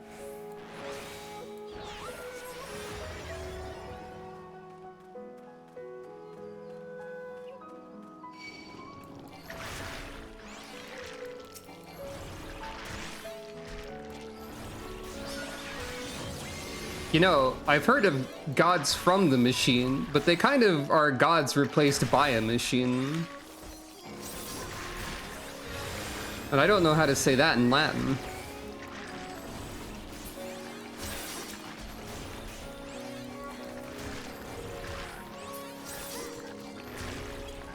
Machine from the god, yeah, Machina ex Deus. Dei, I think, or how, I don't remember how you pluralize things. Oh, right. I assume that sometimes the other gate opens, still. But not this time.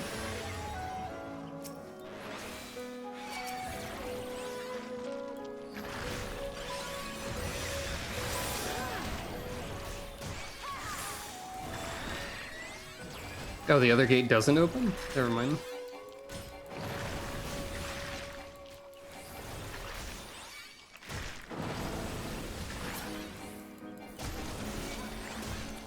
I want to say Dei is the plural of Deus, but I don't know why I want to say that.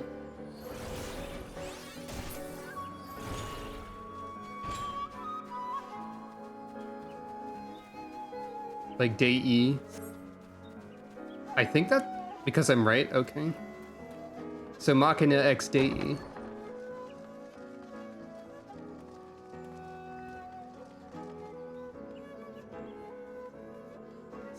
So this rope isn't mandatory to pull, I think.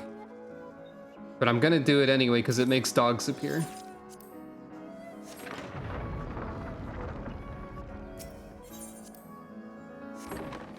Apparently. I don't know why this rope makes dogs appear, but it does.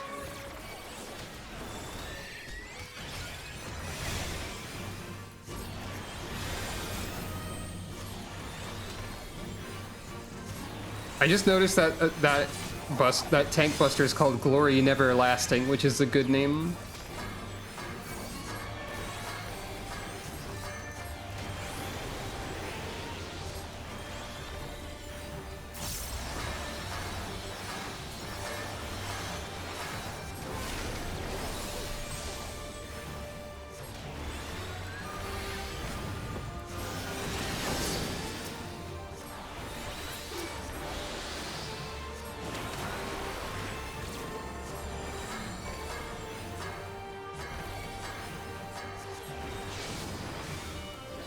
Okay, I understand now.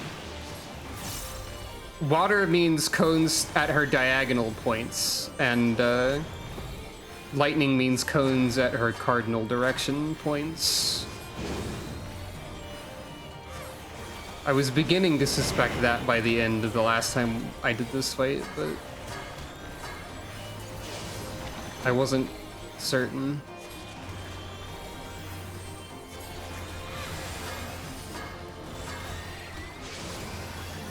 That was the wrong button.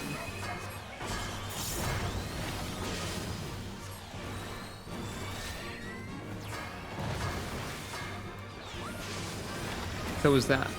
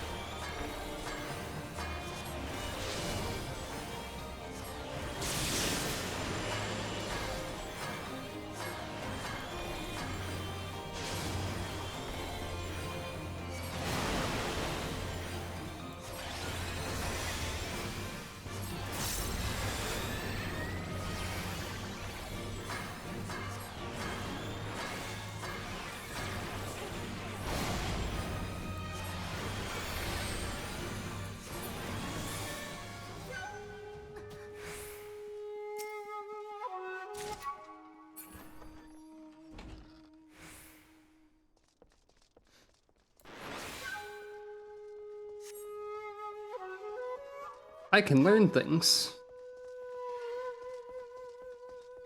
Sometimes.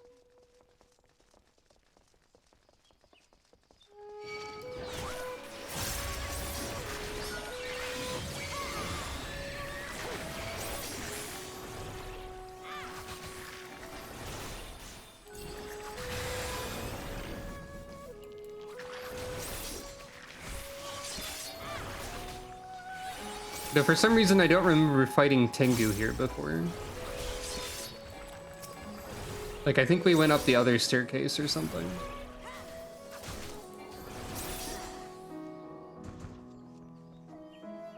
Maybe not. No? Well... Oh, other staircases if you... Okay. Tiger. Tiger, tiger, tiger.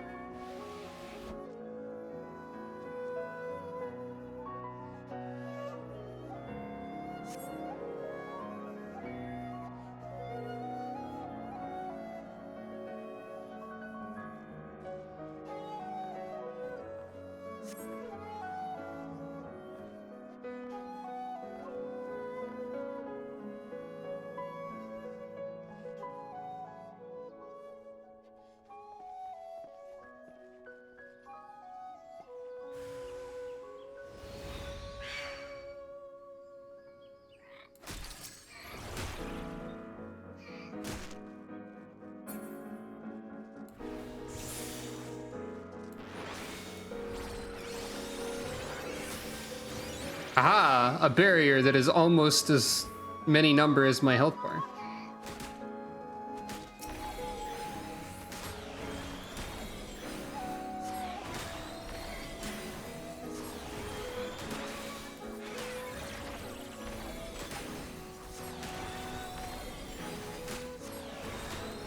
That slapping sound when they attack is kind of funny.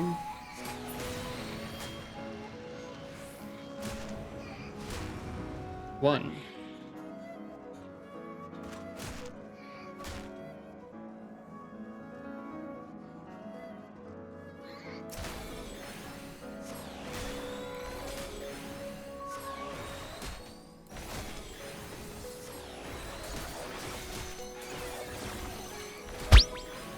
To the stars. Hello. You, cease and desist. My ship sails in the morning. Robotic Shogun. Destroy!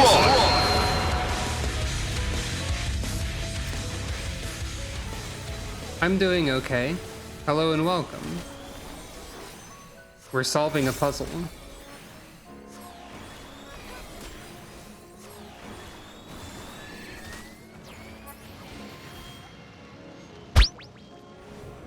Thank you for petting Calico, and hello and welcome.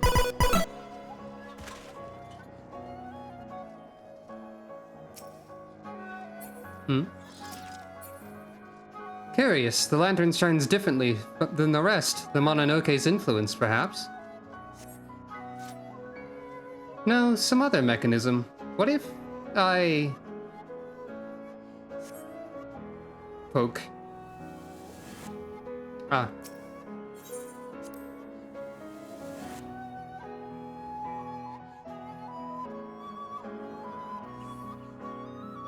Shore of far sights.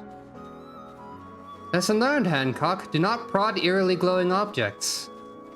But this is the true ending, so you should. In any case, the monks went to such great pains to conceal this path. What could have warranted such secrecy?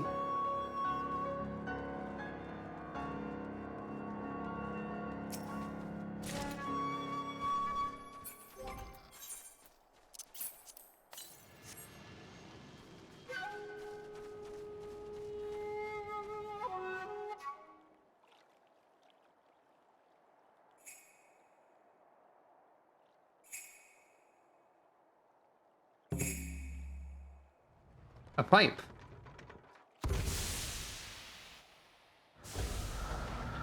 But this is not just a pipe.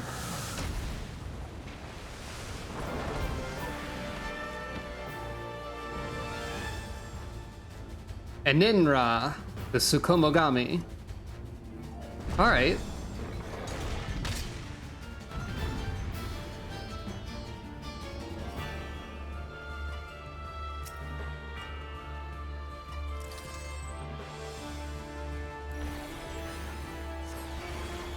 A thousand paths, and yours ends here. Kami forfend, we could suffocate under this wicked haze. I was slow on that one.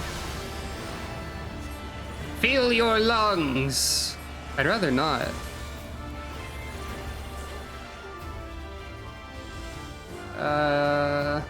Okay.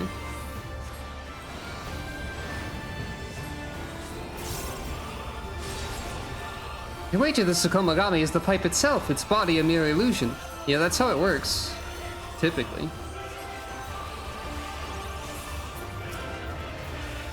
Hey look, it's this AoE again. With the same graphic.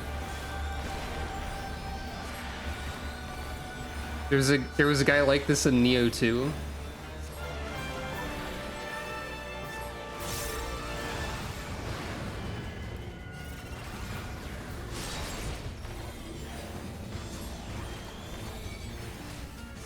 Neo 2 is one of those games that I can't enjoy. Oh, there's two of you.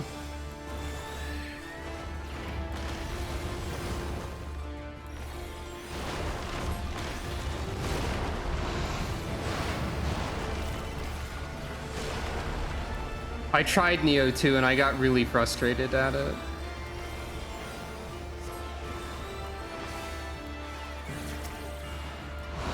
Because I could not do what the game asked of me, because here's a hill I'll die on. A hill I will die on is that the only good Souls-like games are the ones made by From Software. Because nobody else has understood the assignment correctly. I'll die on that hill and then I'll run back to my corpse to retrieve my souls that I lost from dying on it.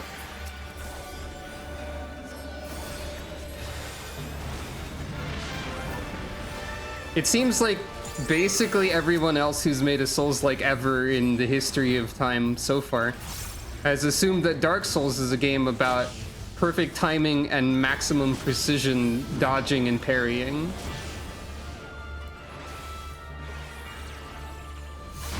From Software hasn't understood the assignment correctly since Bloodborne? Well, I think your idea of the assignment is different from what my idea of the assignment is. Because I would probably hate Bloodborne, to be honest. I simply cannot do the reaction times and precision that is asked by most Souls-likes. And it's very frustrating to me. And Bloodborne is the one where they're like, you don't get a shield. And I basically need a great shield to play a Dark Souls game. And most of them think shields are bad. So, you know.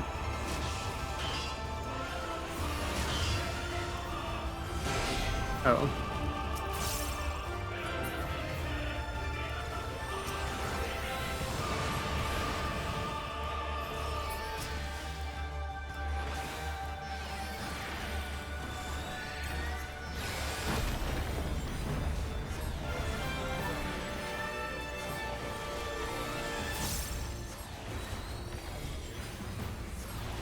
This is Final Fantasy XIV.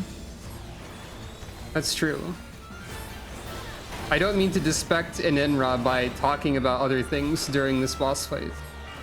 Or disrespect. I missed some words in there. I'm dying for some reason.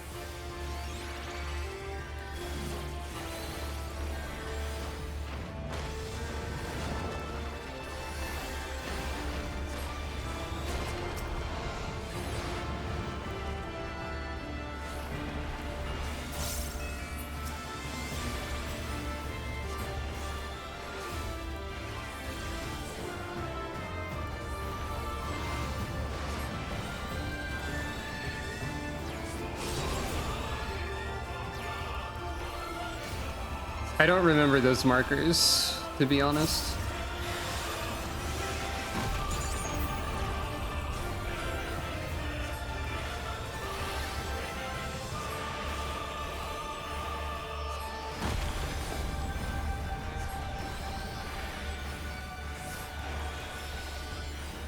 I wonder how many enemies in Bloodborne can be described by tall dude with a hat.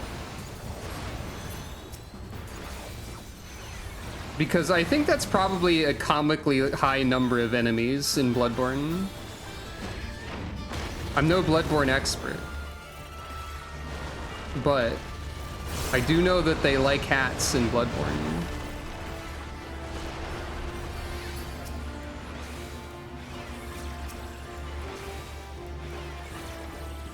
Yeah, I also think about Unite Morphs a little bit with these.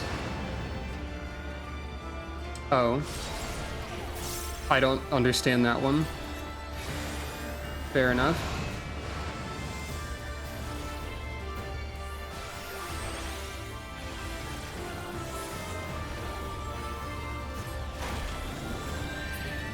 This is a boss that just sort of happened while I was talking about other things instead of not. Hooray. A brilliant display! With the demonic smoke dispelled, we may breathe easy once more. Only an entity of great power could transform its surrounds so dramatically. You did well to outmaneuver it. I got a card.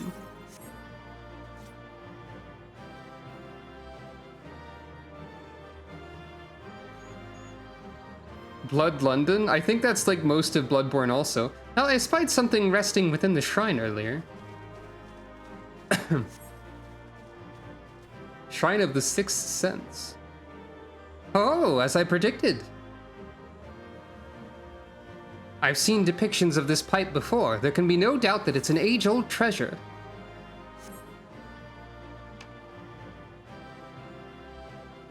Sound of pipe being picked up. Gorai must have known that a fierce Tsukomogami slumbered within it, thus he stored it apart far from the sanctity of the temple.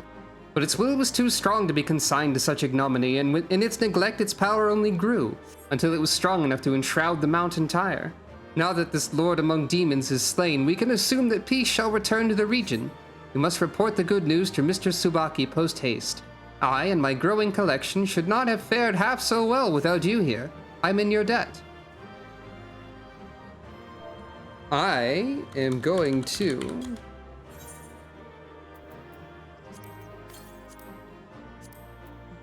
take a cool picture of the shrine.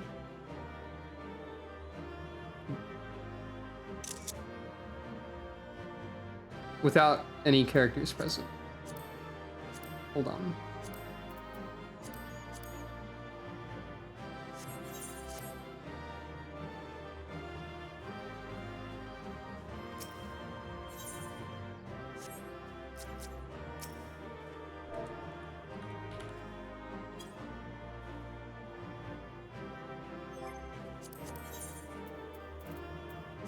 I forgot I had my emote messages off.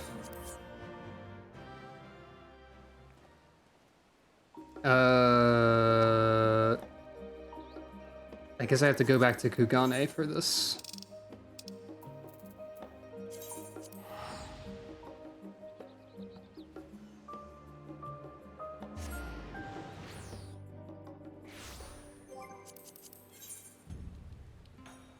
And that is presumably this quest, because it's level 90.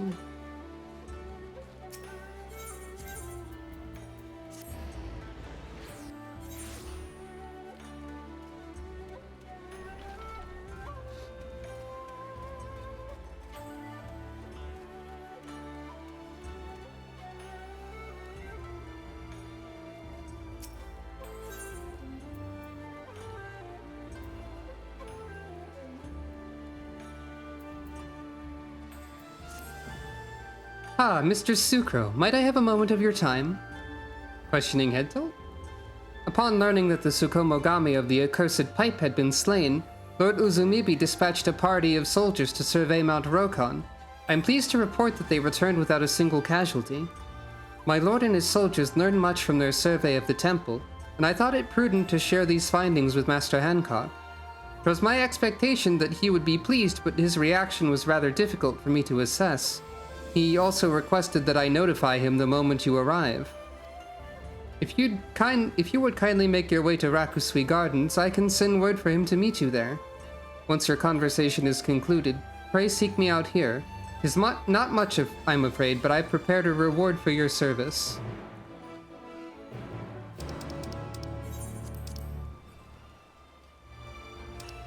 Is he going to be upset that he didn't get more treasure?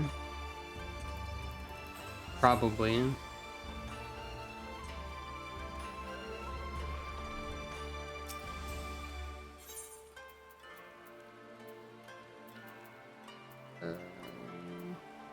Seeing someone with a near minion reminded me that a little bit ago, Alliance Roulette did in fact throw me into the puppet's bunker.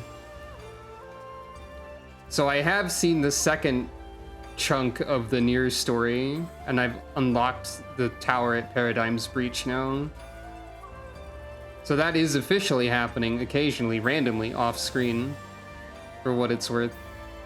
And I'll say that it was fine. Like, the dungeon was fine, the story's fine. I only died a few times, like 2 or 3, as a summoner, having not seen any of the boss fights before or anything. So that was pretty good. My main complaint about the Nier stuff right now, in a way that my main complaint that's unrelated to my problems with Nier itself, I guess, which are mostly like the character designs activating my issues, but my main complaint is still the weird tone of the writing that your character choices get. Like, it's really out of character for Sucro and weird and, like, extremely sarcastic and stuff, and I don't like it. I'll report back whenever I end up accidentally doing the third part. Anyway, let's wait here.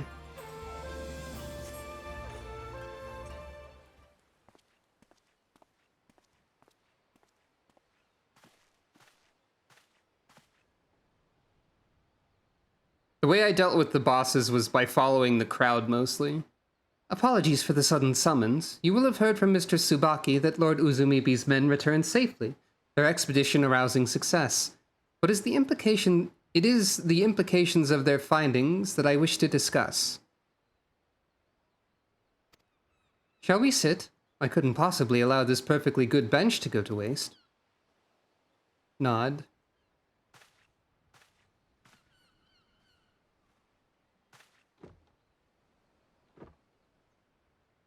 And so we sat.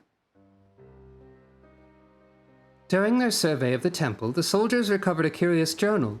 Upon closer inspection, they realized it had belonged to Gorai, who had documented nearly half of his life in meticulous detail.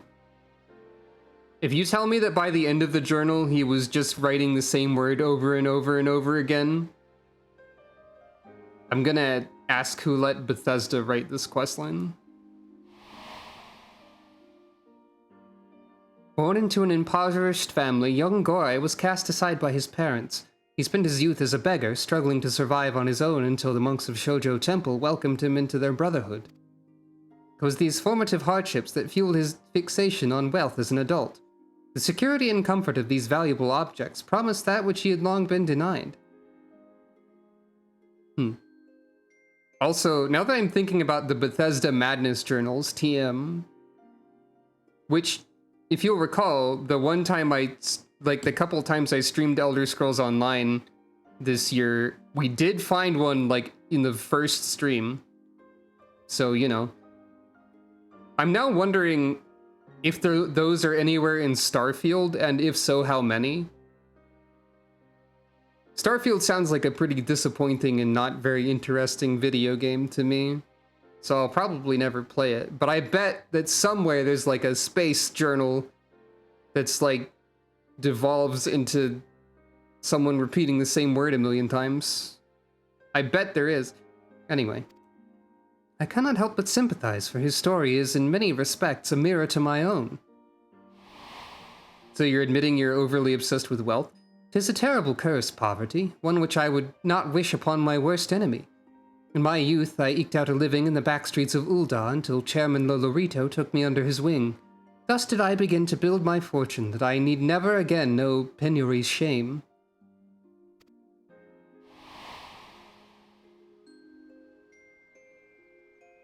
In like spirit, Gorai amassed a veritable mountain of treasures, among them his most beloved pipe. It was unique, he wrote, in its power to grant its owner both the most blessed of fortunes and most calamitous of fates. Perhaps when he first held it in his hands, it was indeed a blessing unlike any he'd ever known. Alas, his fate speaks for itself. Now, if there was a line that said something like that, that'd be pretty funny.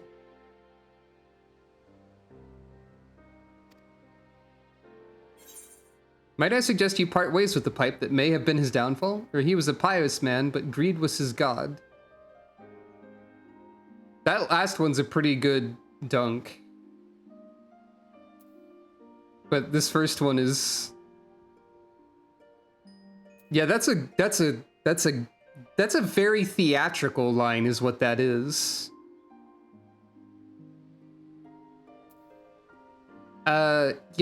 You might want to get rid of that pipe that led to his doom, though. Yeah, ever the sensible one. Gorai and I may have both had a tragic childhood, but I assure you I have not let mine define me. If needs must, I am more than capable of writing off poor investments.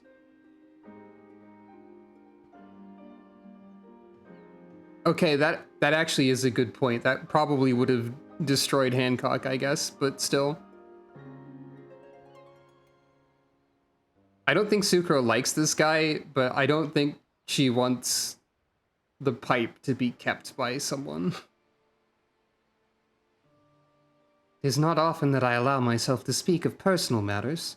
Well, I suppose if I absolutely must confide in another, it may as well be the Warrior of Light. Of the many lessons Chairman Lolorito has taught me over the years, there is one tenet that towers over them all. The value of a gil is what you make of it.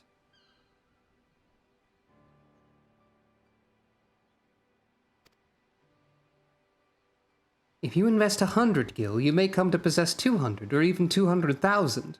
But if hoarded in perpetuity or squandered on ephemeral pleasures, your coin purse may as well be empty.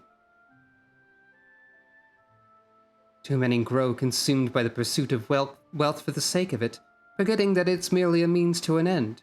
Wealth without purpose makes poor men of us all. You can give this speech, but I don't believe that you believe this, because as far as I know, you haven't really used your wealth for anything that useful. I mean, you've helped out the Scions, but in like ways that were always shady. I don't know. Put your money where your mouth is, as they say. Like, that's a very correct thing to say right now, I would say, even. Anyway, time to smoke the cursed pipe right here.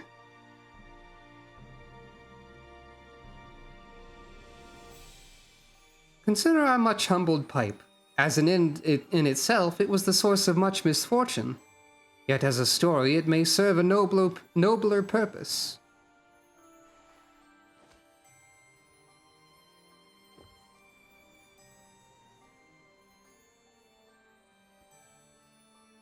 My humble ambition is to share such treasures with the world, that all might reflect upon their histories. This star has so many stories to tell, stories of myriad peoples and cultures. If my exhibits inspire others to seek out and learn them, as the ukiyo-e print in the chairman's offices once inspired me, there would be no greater joy. Okay, that's kind of a good idea, I guess. Learning is good. Cultural and financial exchange can thus see us all enriched. Arts and artisans across the star will be driven to create, and their works treated as the cultural treasures they are for generations to come. Imagine. Okay, that's not inherently a bad idea. If ever the opportunity arises to petition your aid in this grand dream of mine once more, I should be glad for your assistance. Until then, my friend, I wish you well. He would think AI art is bad, yeah? Not. He looked weird with his glasses off. Much like Sucro now looks weird with her glasses off to me. Okay, bye. See you later. See you never.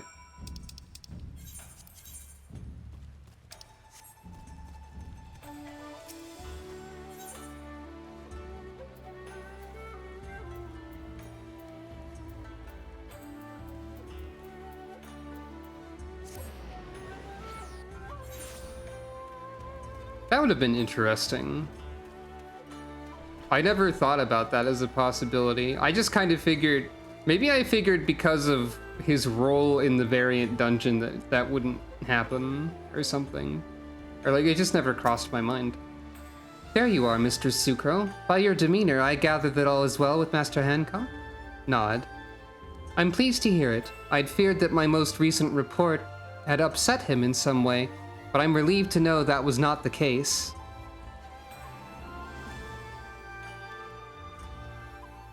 Allow me to express my gratitude once more on behalf of Lord Uzumibi.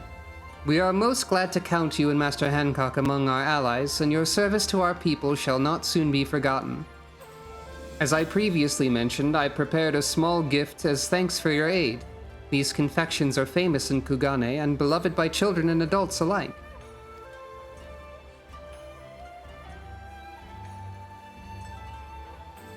I must of course express my gratitude to Master Hancock as well, so permit me to take my leave of you. Should we meet again, I pray it will be under more auspicious circumstances. Safe journeys, my friend, and may the Kami keep you.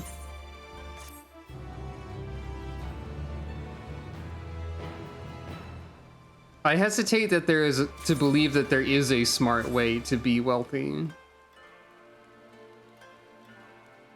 I got candy. Kanpaito. Colorful clusters of crystalline sugar. Yeah. That's fair, I guess. Oh, I should check the achievement rewards too. There might be titles and stuff. Reincarnator.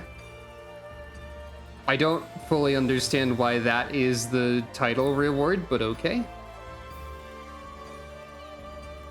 And then the rest of these are just achievement points. So, Chunks, huh? Did he? I forgot about that.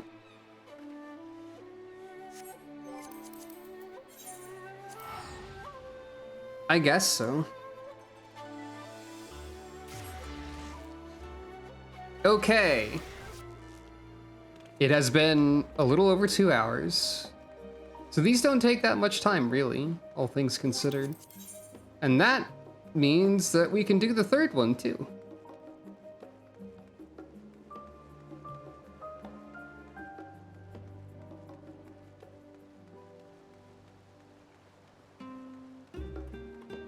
The third one's instructions for the true path. The instructions for all of the true paths were provided kindly by Aya, by the way. So thank you. The instructions for the true path on the third variant dungeon frighten me. But we'll get there. Stranger from Paradise.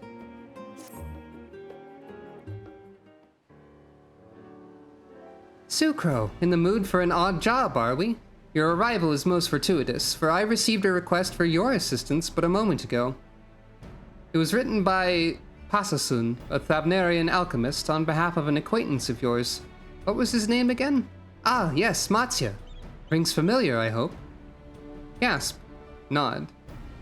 Good, good. It seems your fisher friend is in a spot of trouble, and this Pasasun believes you're the one to get him out of it. That is, of course, assuming you have room in your schedule. This is your chaos check-in. I don't think I have the fist bump emote, unfortunately.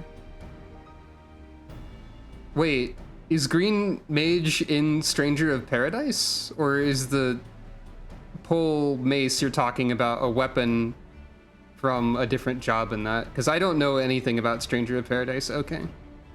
I'd gladly help a friend in need, especially one to whom I'm indebted, or he doesn't want me to peddle his wares again, does he? Of course I'll help him. He's a nice guy. Ah, that's a yes then. Thank you, Sucro. While I myself am not familiar with the details of the request, Pasasun should be happy to explain everything. I believe he can be found in the Great Work. May the job prove free of hitches, hindrances, and headaches. Nod. A weird mace-type weapon for white mage and equivalent.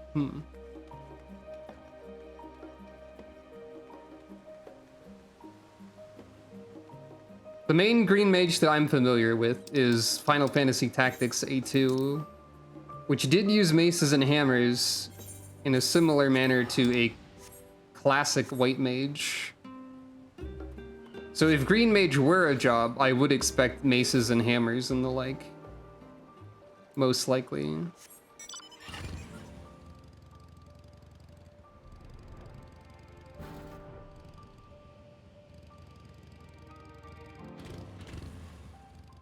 A lot of people seem thoroughly convinced that that green mage is in fact the job that will be the magic job. I don't know exactly why. Oh, Y'shtola's here. While we were exploring the void, I took the opportunity to record some data. Hopefully it will yield some useful information in our quest. And Nadana's here too. Your account of the void has captured our imaginations, and we can barely sleep for all the possibilities racing through our minds. When you have a moment, we hope to hear more details from you. Okay, I need to look at the zoomed in map to parse this. Okay.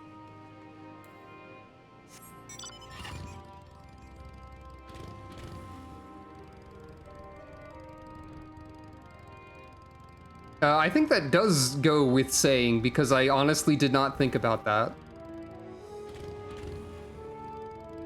So that's an interesting thing to know. I don't understand this map, truthfully. Time for me to spend 5 years trying to enter a building.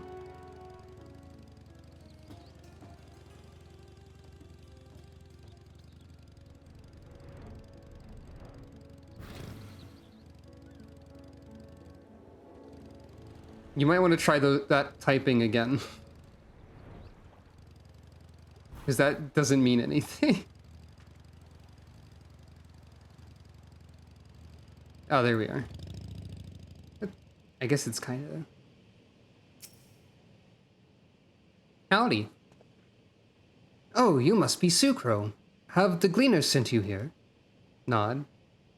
Very good. You have no idea how relieved I am that you've come. As you may have guessed, I am Pasasun. I work as an alchemist here at the Great Work, and Matsya is one of my oldest and dearest friends. His is a problem which has proven quite difficult to unravel. Nevertheless, he is loath to ask you for help. And so I took it upon myself to reach out to you without his knowledge, for both his sake and the sake of the little one fate has brought into our lives. Wait, what? Questioning Headtelt? He'll be along soon to sell his most recent catch, which should prove the perfect opportunity to convince him that we require your aid. We'll be sure to catch his attention if we wait outside. Follow me, Sucro. Oh, right. Maybe.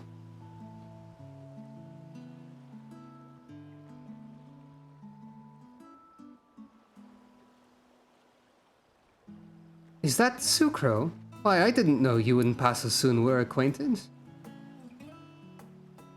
You have a bird on your head. Wave. Master Matya, who is this mighty hunter? Her arms are thick, mighty roots, unlike Pasasun's limp seaweed limbs, which shrivel in the sun. Yeah? I'm spellcast, and I don't know. I would have you know that I am an alchemist by trade. I work with my mind, not my body. And need I remind you, it was my knowledge which allowed me to nurse you back to health. Surely a little respect isn't too much to ask.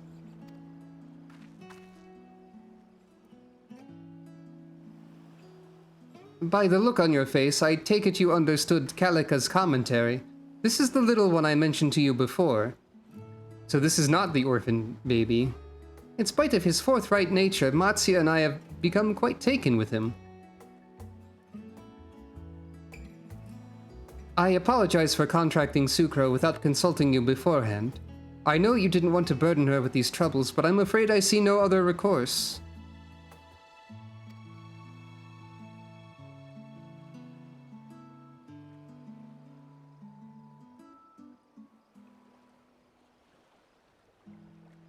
Well, since you've come all this way, I suppose it would be foolish of me not to tell you everything. That is, of course, if you would like to hear it. Nod. Very well. Several days ago, I found this tiny bird on the shore, breathing faintly and unconscious. Pasasun and I took him in and watched over him day and night, unsure if he would ever awake. For a mercy he did, and then to our surprise, he spoke. Go to the Southern Isles. What isles are these, you may wonder? Kalika, would you explain? Certainly, Master Matsuya. Your wish is my command. Whoa! The zoom in on the bird and the fade to white caught me off guard. The South Sea Isles, I believe your kind called them. Remote and mysterious, 'tis said. There's a cool sea monster over here also. I hail from there, from one in the west by the name of Aloalo. Does it sound familiar? South Sea Isles? It was home to a people thousands of years ago, of whom now no trace remains save for a grand shrine and a great statue of the speaker enshrined within. Oh wait, is it on that list? Hey, hang on. That's not the right image at all.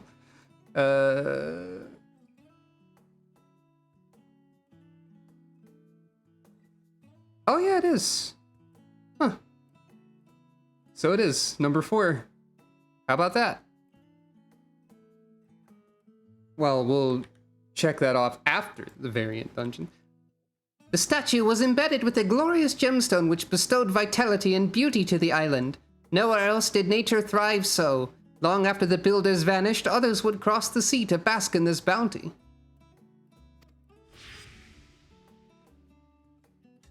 However, a century ago, from the ocean deep roiling flames burst forth, forcing the residents of Aloalo to flee, and so the animals who no longer had to fear the hunter's arrows laid claim to the island's gifts. As Aloalo healed, ravenous beasts grew plentiful and the rivers became choked with fish. They breed and feast unchecked, and not even the speaker's blessing can forestall the island's gradual descent into a barren waste. Sounds like this should be a fishing dungeon and not like a variant dungeon.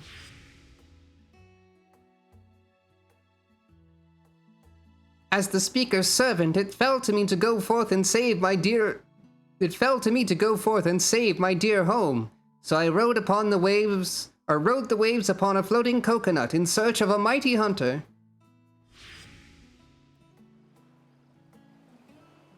Although the ocean could have swallowed me whole at any moment, I looked to the horizon without fear. I had faith that the speaker would guide me true, and I was right. Master Matsuya is the very hunter who will save Aloalo. You see now the source of my distress. The very thought of facing ravenous beasts makes my trunk shiver in fear. But you could be the hunter our little friend seeks, and sate your hunger for exploration besides. Admittedly, I did not ask because I thought such a trifling task would be beneath you, but... You had me at Grand Shrine, or, well, if you went alone, you wouldn't come back. You had me at Grand Shrine. Sounds pretty interesting. If you are as accomplished as Master Mattia says, I would welcome you to Aloalo with open wings. There is one catch, however. Master Mattia must come, you see. The speaker guided me into his embrace, and that is a sign I cannot ignore. Poor Mattia.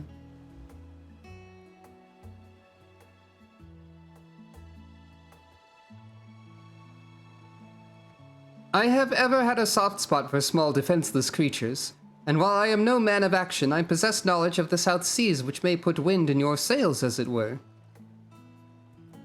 Many of the fish native to the Isles are prized for their rare properties and would make a fine gift for any alchemist. Nidana would be most impressed if you were to brave unknown waters and bring her a few.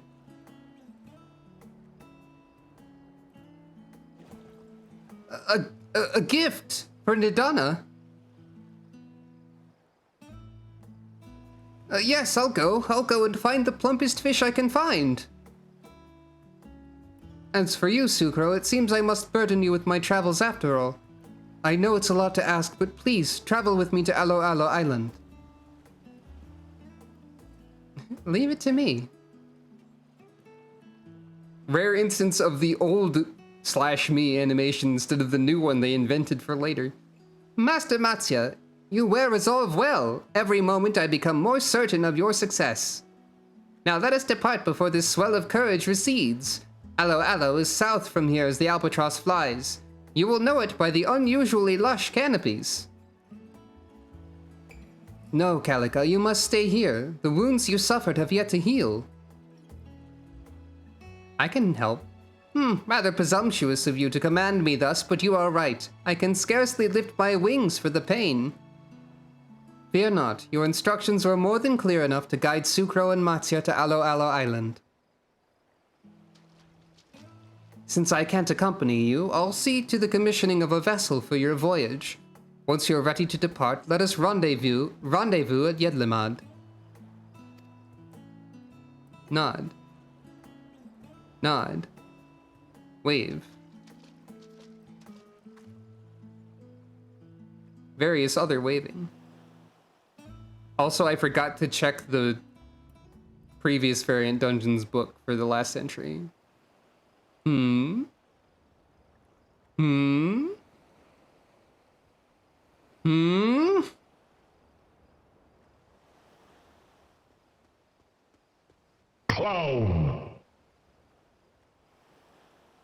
detecting a clownish aura from the distance. Did you hear that, Sazone? A jewel bigger than you, just waiting for someone to sail to that island and give it a new home. Can't say I made out every little bit. Jajime, but I got the salient points. Treasure in the South Sea Isles ripe for the plucking, aye? Seems you were onto something with this wild chocobo chase, Wasburm. Rumors of wild riches rarely pay off this well. Shake head. Aye, but that lot might be after the same thing. We'd be in for some competition. No need to get your small clothes in a twist over one fisherman and his hired help. These ears aren't just for show, you know. I heard them spill the exact location. This score smells bigger than Mailvan's Gate one. I'll wager we'll be richer than kings. Get your gear in order, you two. We're commandeering the first skiff we lay eyes on.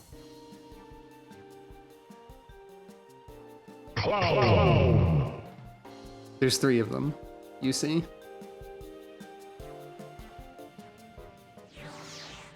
This is absolutely a funny mini-boss squad. Of some kind. That would be really funny if I could just go over here and they would still be there. They could be like, we're not anybody important, don't worry about us. Do you also enjoy this shoreline? I think it's pretty cool. Please go away. Anyway. I forgot to read the last entry here. Hey look, it's Lolorito and young Hancock.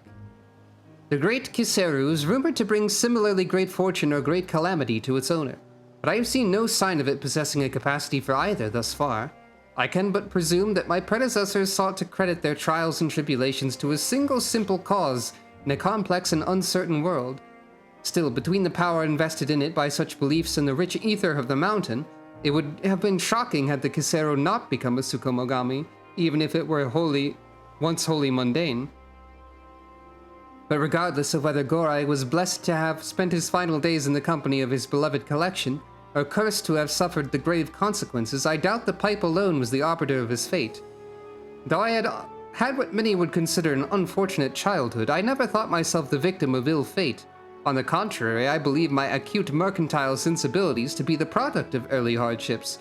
Instructive steps along a journey that, all things considered, hasn't been half bad. I might have said otherwise at the time had I stopped to weigh my happiness against my unhappiness, but instead I kept moving, and 'tis well that I did. Whether we speak of tangible or intangible fortunes, it matters not what we have, but what we make of it. Yeah, alright, Hancock. I guess I don't feel like that applies in all cases. It doesn't matter what we have, but what we make of it seems like a thing that a person in a position of privilege might say to me. But we're done dealing with that guy anyways, so whatever, man. Time to help an actual friend.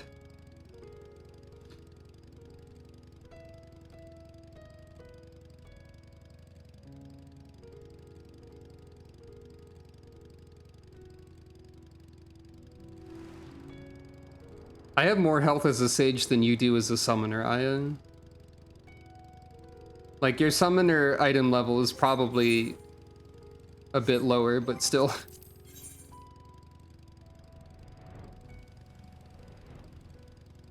I should repair my gear. There's probably a mender here somewhere.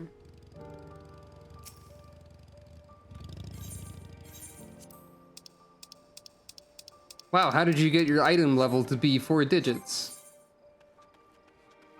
Mine is 650. I have one 660 piece of gear. I need to do the 3rd alliance raid again to be able to get another 660. I think I mentioned this before, but like, it's kind of weird to me how at 650 there's like 3 different options, so you can sort of pick and choose what stats you want more. But then, like, at 660, you have to have the credendum stuff and upgrade it anyway, and item level is better than the other things. So eventually you're gonna end up with full augmented credendum regardless, unless you're doing Savage? Am I right on this? I don't think there's ever a reason to have 650 instead of 660 if you can. Okay.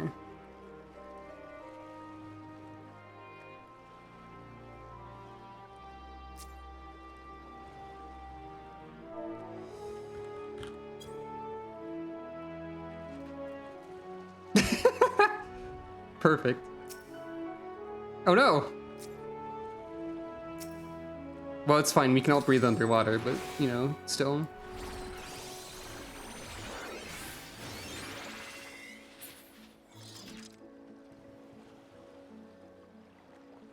Maybe a shield helps you breathe underwater, who can say?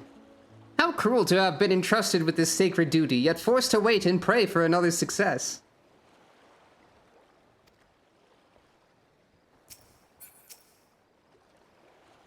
There you are. Did you spy the commotion on your way here? Questioning head though? It seems a trio of masked scoundrels absconded with one of the smaller ships. The Radiant host is attempting to track them down, but the sea is vast, and the thieves long gone. Let us give thanks that they do not choose our vessel. Ah, yes, Matsuya wanted me to tell you that while he's returned to Akyali to wrap up some loose ends with his work while you make ready to depart. Now that you've arrived, I shall send word. Kalika and I may be staying behind, but that doesn't mean we can't make ourselves useful. We've given the skipper directions to Aloalo Island, and she is confident that she can deliver you there without issue. The rest depends on you, my friend.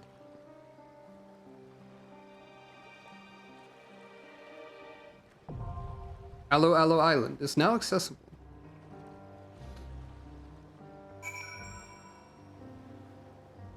Yeah. So, this is another good time to take a break, I think. So I'll sit here for a second. Aya's doing her best to swim to shore. Or Ayato, I suppose, more specifically. But yeah. Time for more funny minigame.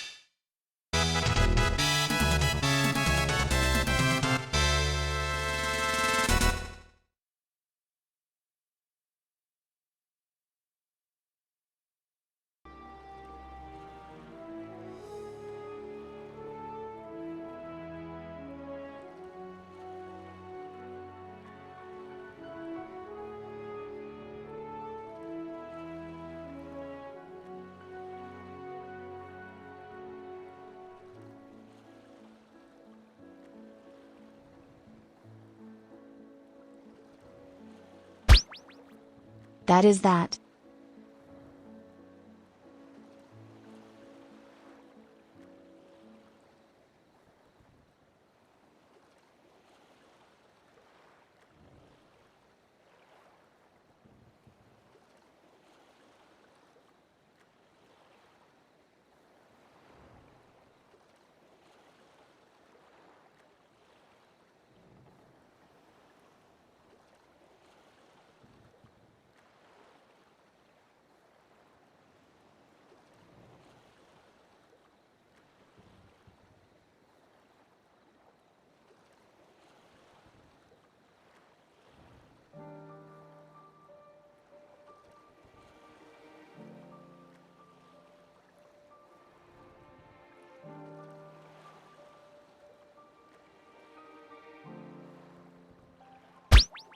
I am going to now try to perform the hamster dance song. Aha hem, dee bitty ba dee dee do do dee ba dee dee do dee dee did do diddle diddle hoo dee day do dee bitty ba dee dee do do dee ba dee dee do.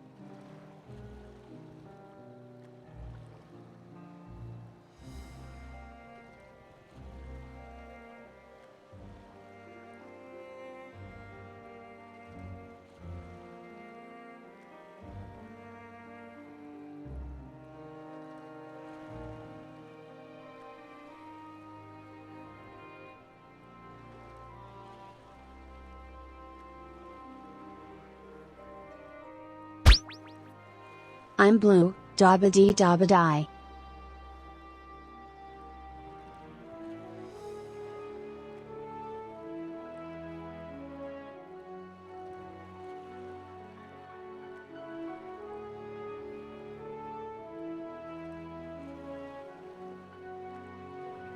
Congratulations to those who won, and condolences to those who did not. I didn't get to hear Callie perform the hamster dance song, but I bet she did wonderfully. Thank you for petting Calico. And before we continue, I'd like to say something that I was waiting for the middle of the stream or so to say when I figured more people were around. Something a little bit more serious for a second. I just want to say that I really appreciate that people are here. Because, like, I've got a lot of different, like, mental and physical health things, chronic problems, etc. And I'm neurodivergent, struggled a lot in school, didn't get through college, couldn't have, no way I could have any kind of conventional job. I have to live at home with my family, and I can barely ever leave my house. So, like, the fact that I can do anything that anyone thinks is, like, good, or that the fact that anything I can do matters to someone, the fact that anyone cares about the stuff that I'm doing, I appreciate that. So thank you very much for being here. Also, trans too. I can throw that onto the pile of things that I said, but that's pretty obvious probably. That can be a difficult thing to deal with in the modern world. Sometimes. Not so much for me, I guess, because I barely leave the house, but you know.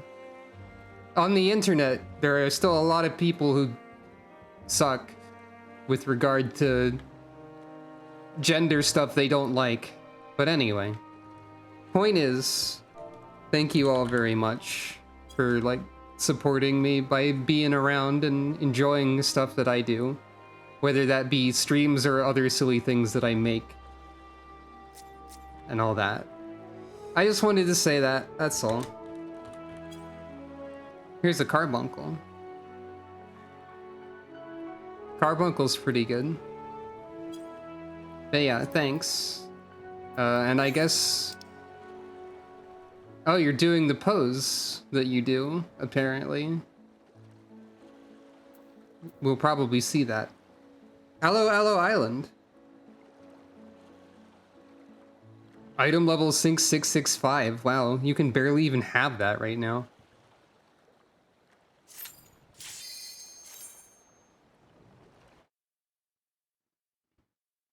Mount Rokkon felt easier to me in most cases than Sildin Subterrane, so let's see how this one is. Yeah, future-proofing. It makes sense.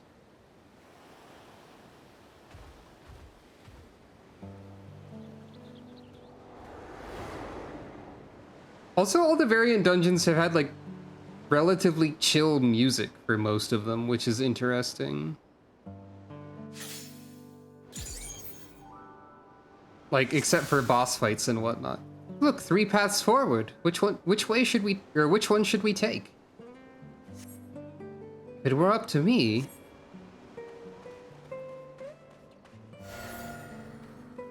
I'd take this path. I see we are of the same mind. Our adventure starts off on the right foot. No, it starts in the middle path.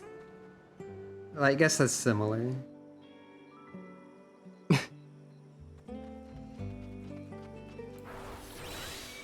Hafner's jungles can be dense and difficult to traverse, but this swamp is no less daunting. Strange worms. I doubt they would make for good bait.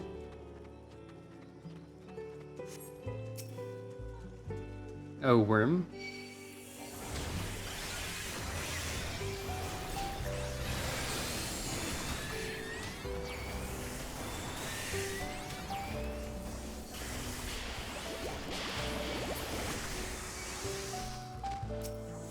Wow, a variant dungeon with the status effect in it. I didn't realize that the others didn't really have that until just now. That's kind of funny.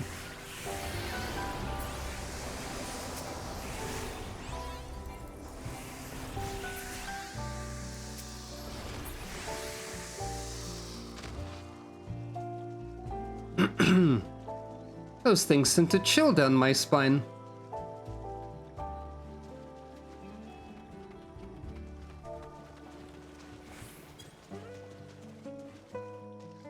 A toad that big could swallow us whole.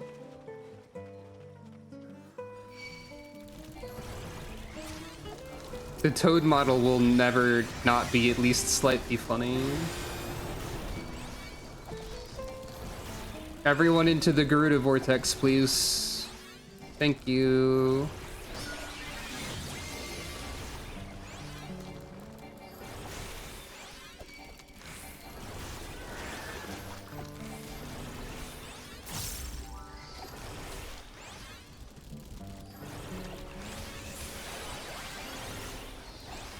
I've been forgetting to use Spirit Dart.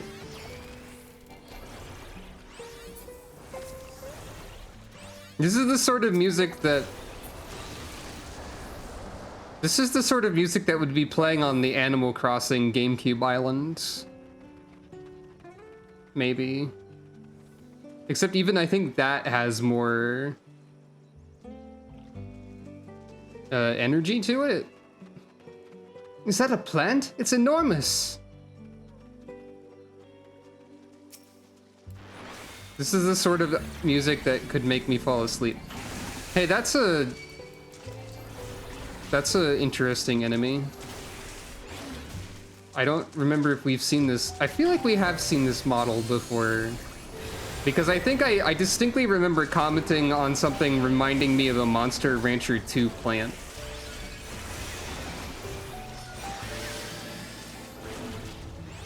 Wait, that's one of the Voidard bosses? I feel like this thing was in Endwalker somewhere.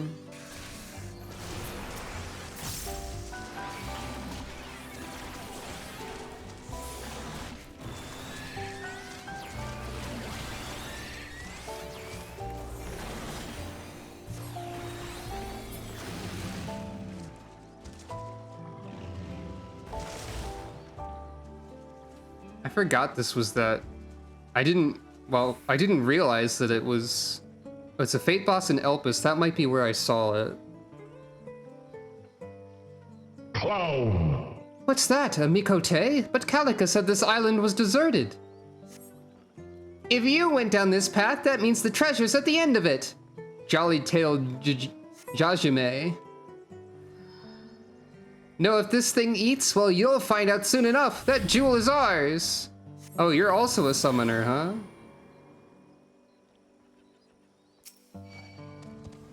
This beast is made from wood. Where did they find it?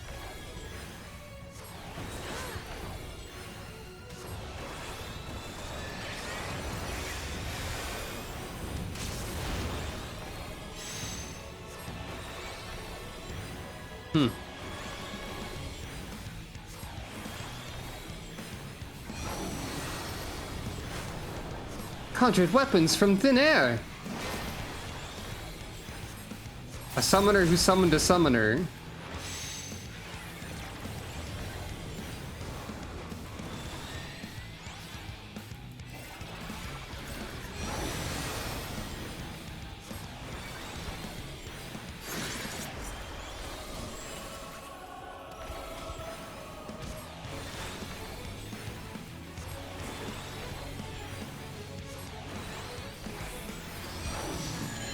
More weapons! Those hammers look heavy enough to shatter stone!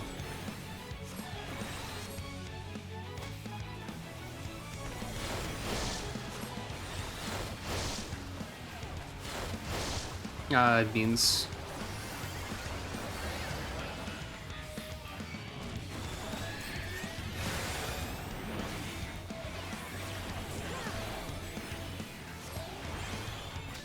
Oh. Well, I didn't know that would happen.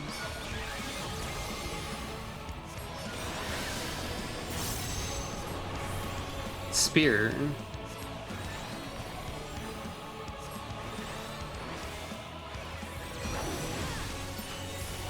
Spears of water? Oh gods, here they come.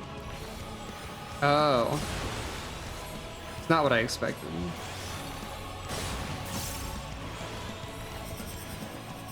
Oh god, not this again.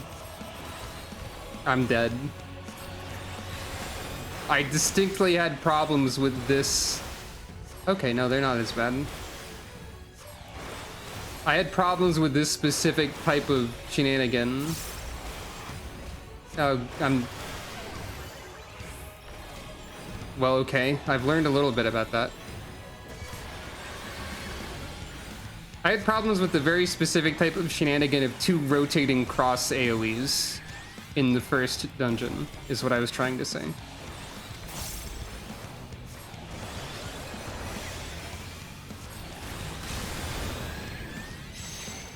So many of them. Where will you run? Where will you run to? This should be fine. I hope.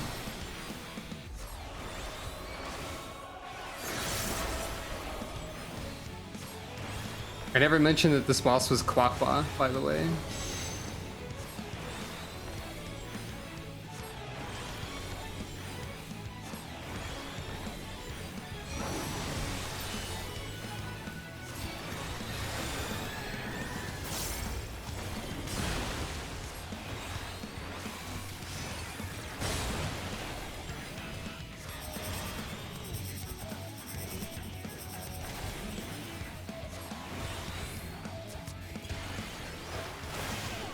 Ow, what?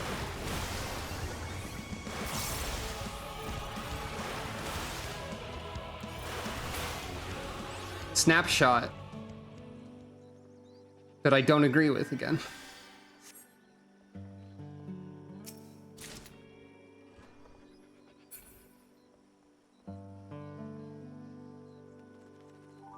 The more I get hit by things I feel like I shouldn't, the more I hope they put an East Coast data center in reality.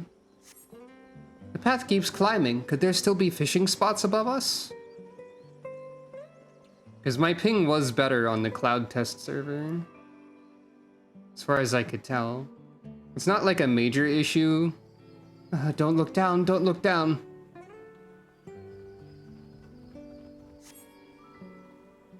Are those caterpillars? Oh, a tiny tree. That's funny. I don't recall ever seeing this particular tree enemy, but small, before.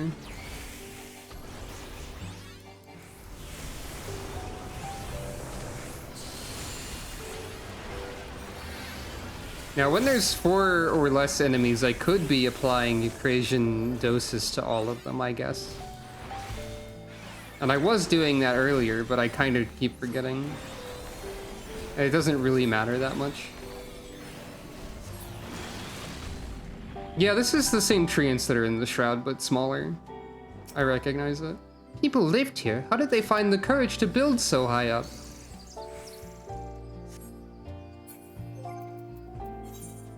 Hmm?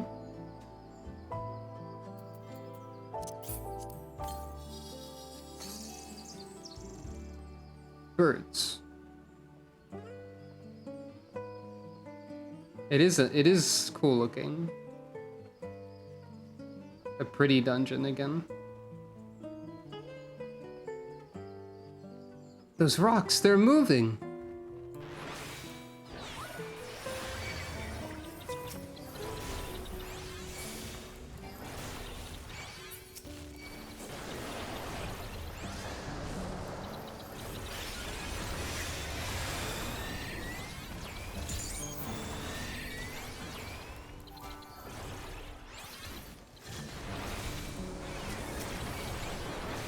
Yeah, I could do this all the time when there's 4 or less enemies. I think that's a good thing to do. I think that's a DPS improvement.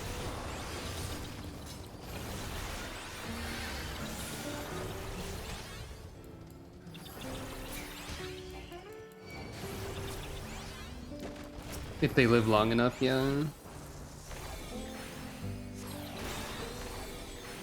I don't know how much time they have to live. Do they have to be alive for the entire duration of it? Because that's very rare.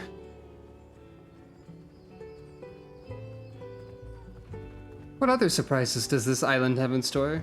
What a majestic bird, but that beak looks as sharp as a sword.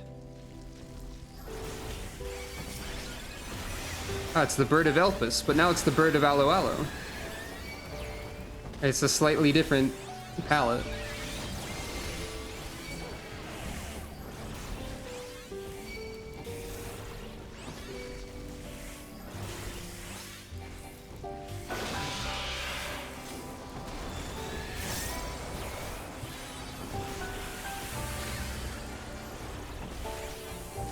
Yeah, it's a good model.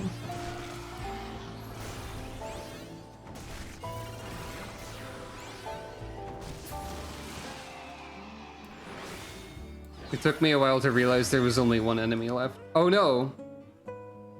The naturally occurring square of the island. Look, Sucro, water! And where there's water, there's fish! Not always, but sometimes. The naturally occurring square platform. I know it's made of constructed material, but still.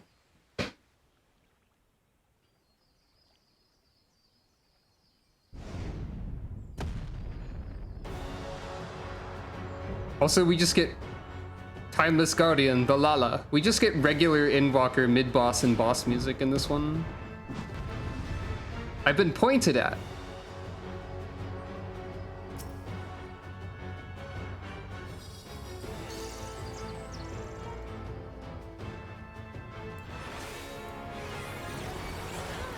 Intruders detected. Initializing computational engine. Calculating optimal tactics.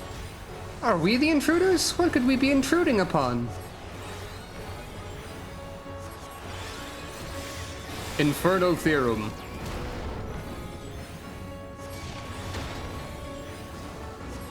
Calculations complete. Deploying arcane measures to eliminate intruders. Hey, this is the Arcanima dungeon, by the way. Did you know that? I know that now. Recalculating optimal tactics, commencing terrestrial assaults.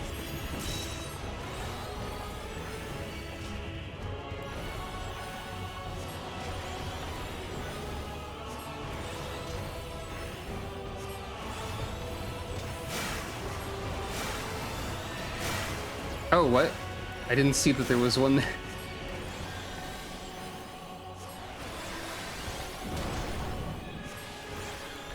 Revising threat assessment. Integrating additional tactics into stratagem.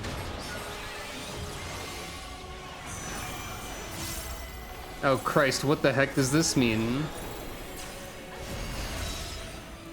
Sorry? The direction of its magics doesn't match the patterns. What puzzle is it putting before us? Great question, Matsuya. I didn't understand anything that I saw. Oh. Threat assessment complete. Probable weakness detected. Is this correct? Maybe. Okay.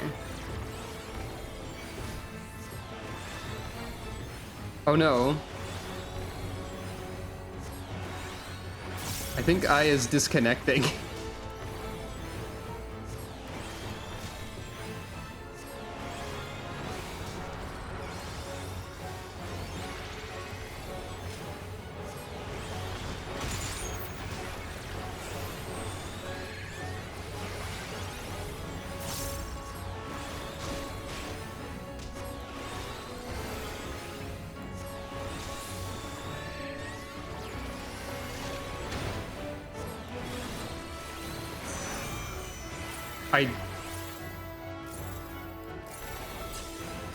I don't understand anything at all about what I'm looking at when that happens.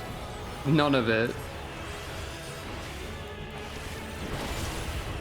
Oh, what? Now you're doing it to me? I don't comprehend this at all. It means nothing to me. It makes my brain freeze like I saw a programming language. I would need to read a 5-page essay about understanding that mechanic. This is which way it'll rotate and counts down? I guess. It just makes me panic to see that, because it barely means anything.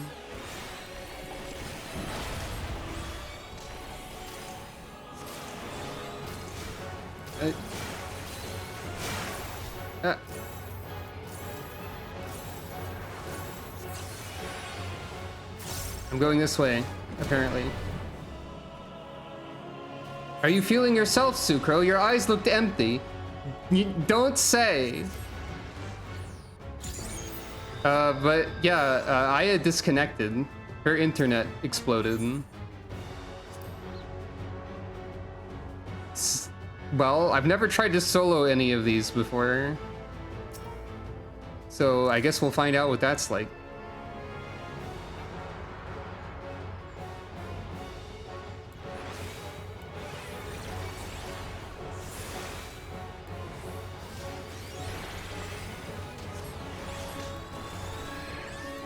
I think it was the direction I was forced to march in.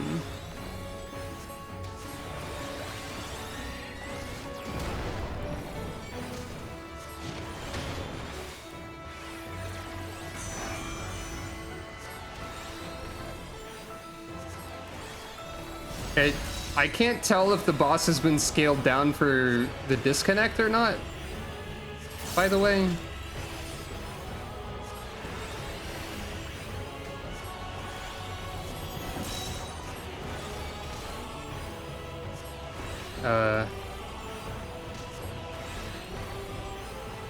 This should be?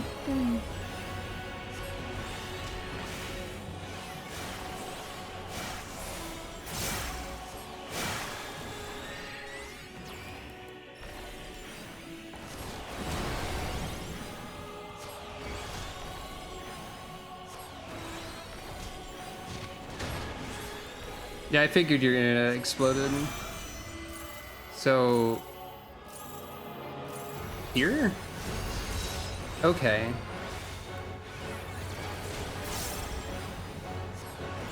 Yeah, it looks like it's communicating a billion things. It made me panic a lot.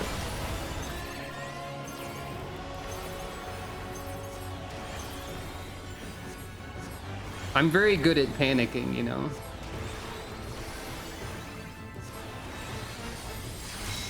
Does anyone know if this boss has 2-person HP right now based on how much damage I'm doing to it? Or if this is normal? Like, does it scale down for disconnects or not?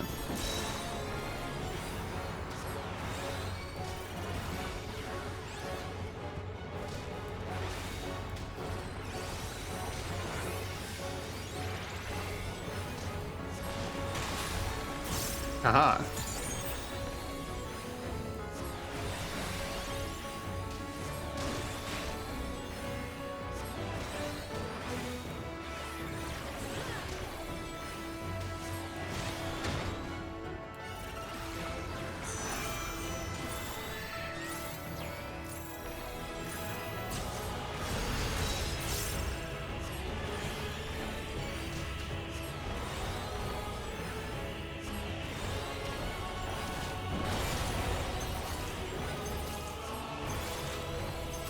Wait.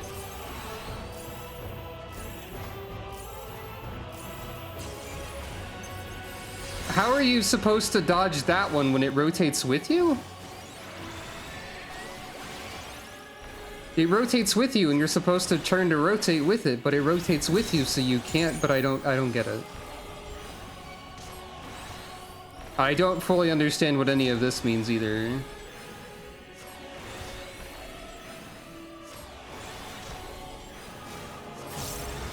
Like, it'll hit those and then move in those ways, I guess.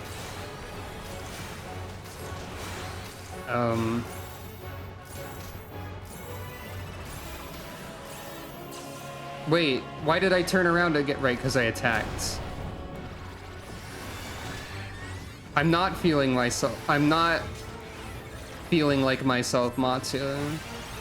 I'm very confused.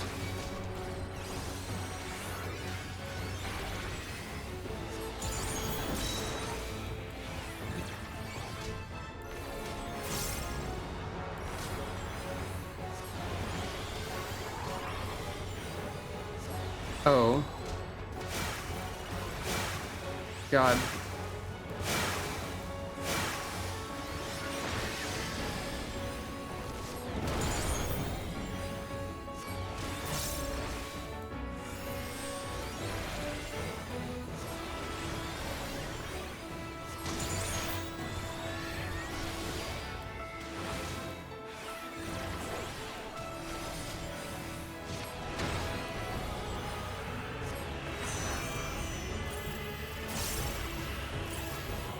Wait. My brain stopped working. This boss is so mean. I still don't know how to deal with this, so it's gonna... Gamble! Surely this will work. It didn't work. Oh, okay, so it rotates and then you hit me, so there is a moment of leniency. Or a moment of you have to react here. That seems like it would probably suck with latency though, right? Like, I feel like that's probably just unavoidable for some people. Like, if your ping is high enough, you can't dodge that, probably.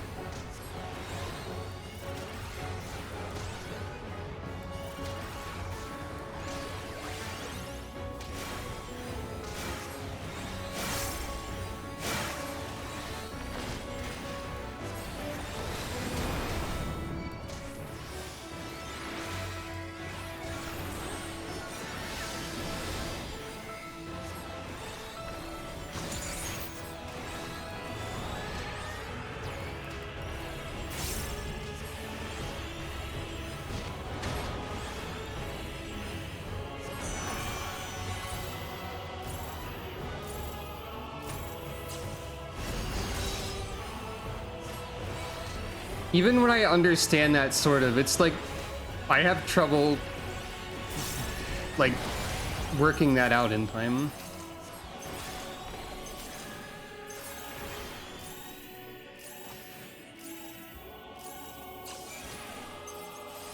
What?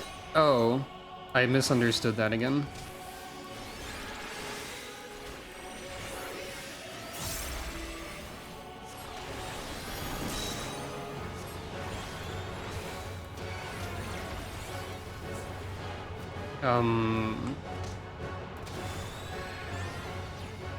Yeah, I need to be over here.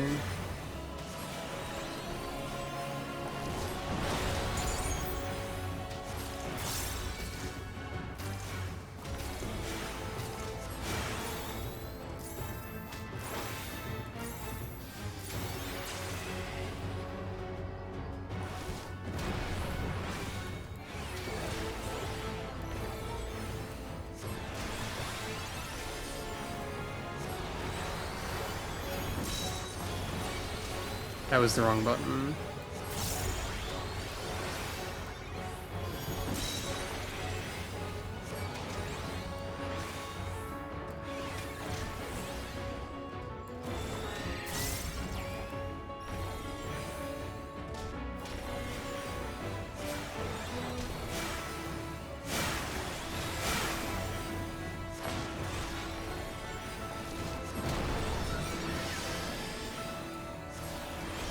I've forgotten to use Rampart a bunch during this too.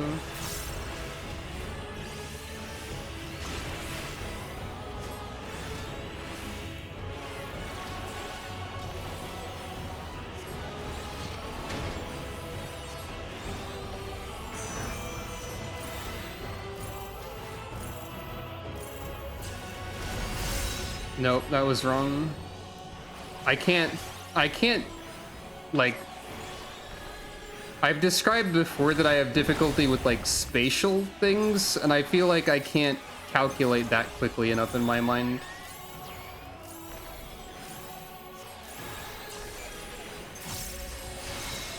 I did that one correctly that time.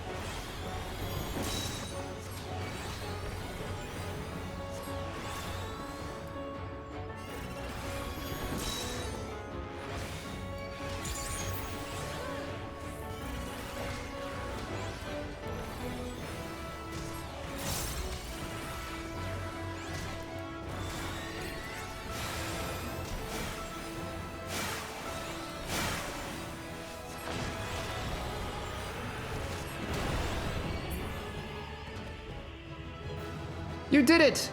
I was worried for a moment, but then I remembered who I was with. You might say that. Now I can Lala fish at my fell leisure. What awaits us atop to this the mighty stars. tree?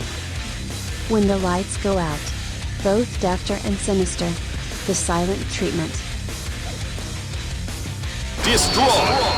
May my catch bring a smile to Nadana's face. What was that thing saying? I couldn't understand a word.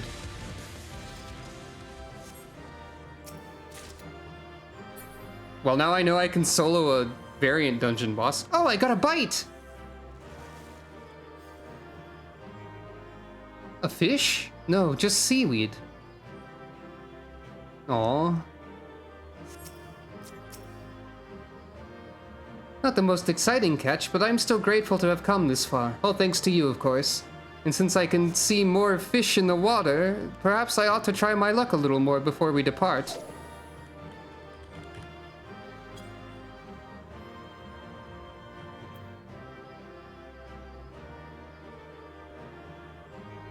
I think Aya's internet is still exploded.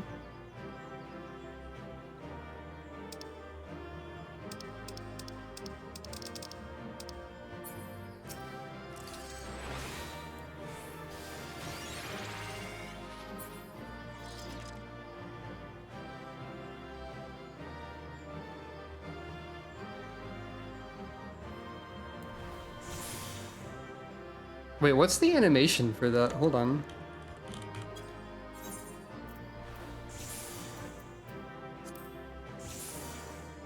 I think that's the regular Rampart animation. It just looks funny without a tank weapon. Thinking.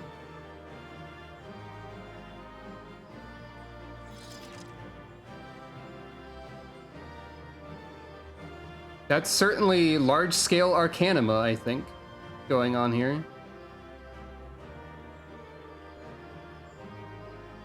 Sucro has detected her special interest. One of them. That one looks like a bow.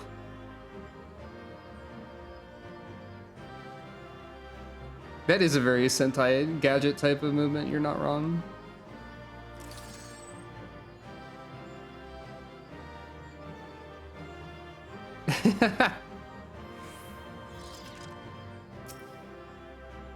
That's the power of marketability. I guess I'll continue. What do you think, Calica? Oh, glad am I to see you both returned and in good health besides. Welcome back, Sucro. Your journey to the island has left you none the worse for wear, I am pleased to see. While I cannot wait to hear the full account, I'm sure you wish to take your ease after such a trying expedition. Matsuya has gone ahead to find a place we can sit and converse in peace. Let us go to him.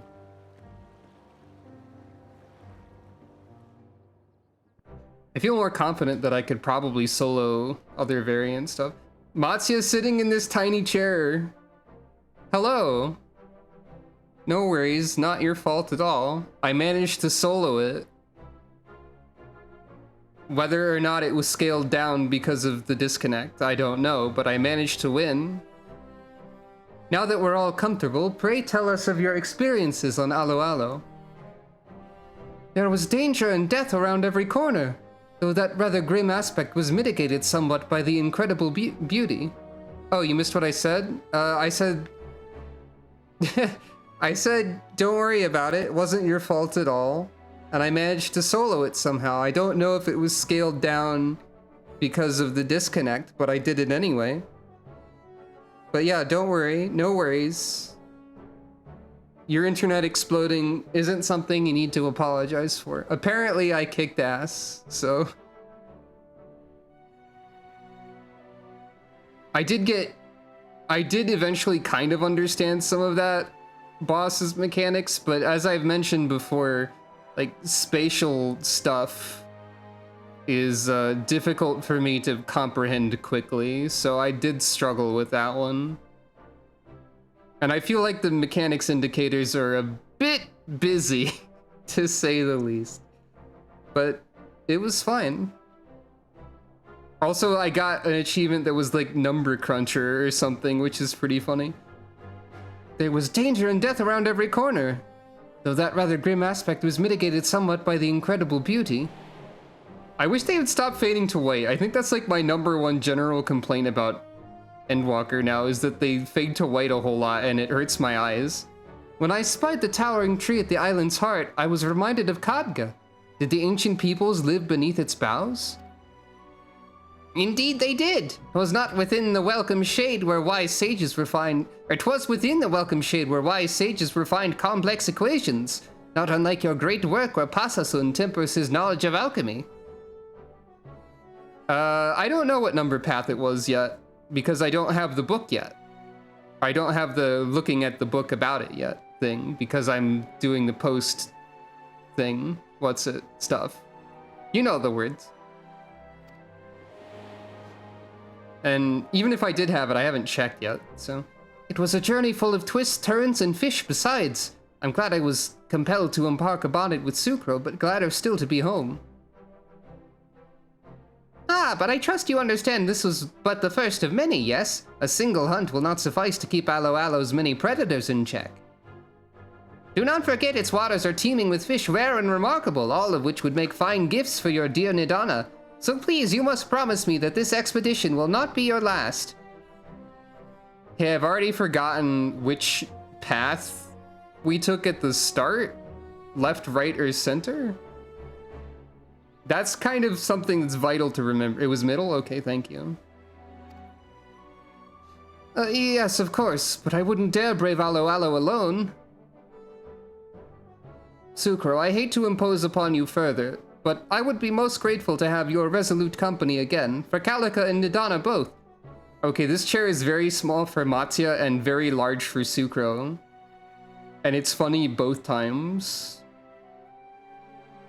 Like, the back is like the right height for a Sucro chair, but the rest of the seat is much wider than Sucro's figure is. Sucro's general shape, I guess. Is what I meant. Nod. Oh, thank you, thank you. With luck, your appetite for adventure will be sated. I know mine own will be 1,000 times over.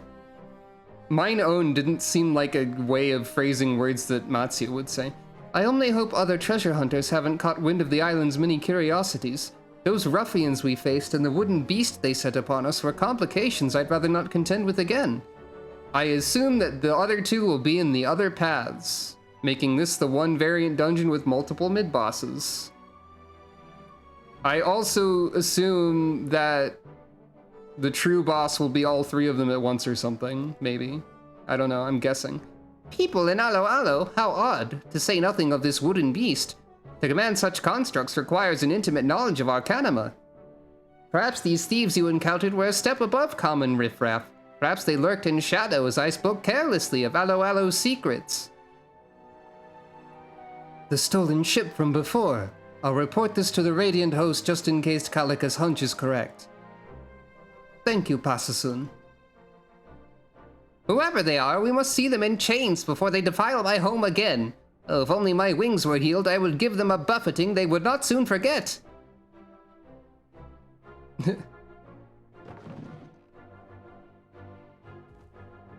Now, enough talk of adventure. My fish won't sell themselves.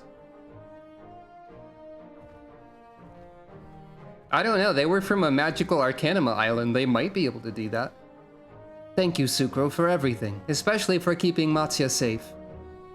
For my part, I must write down your tale before it fades from my memory. Who knows, my records may prove useful when next you visit Aloalo Island. Ah, so you're the author this time. I'll take it you'll be returning to Old Charlian soon. When you do, please give Shallowmore my regards. Nod.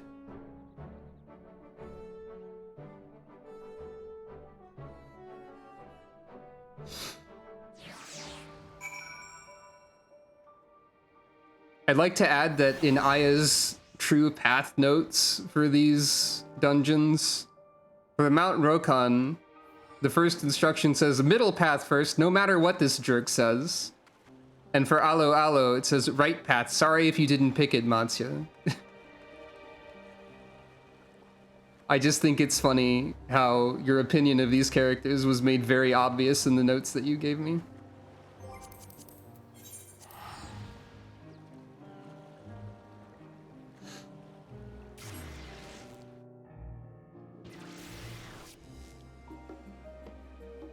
Also, I'll reiterate that the Aloalo Island true path sounds like a freaking nightmare, and I won't be too surprised if I mess it up and have to start the whole dungeon over. Yeah, you did. I didn't have those notes on hand since that one's already done. Why do I keep thinking that Shallowmore is up here instead of over there? Yeah. I guess you were feeling particularly opinionated when you wrote these two sets of notes. Or more energetic or something.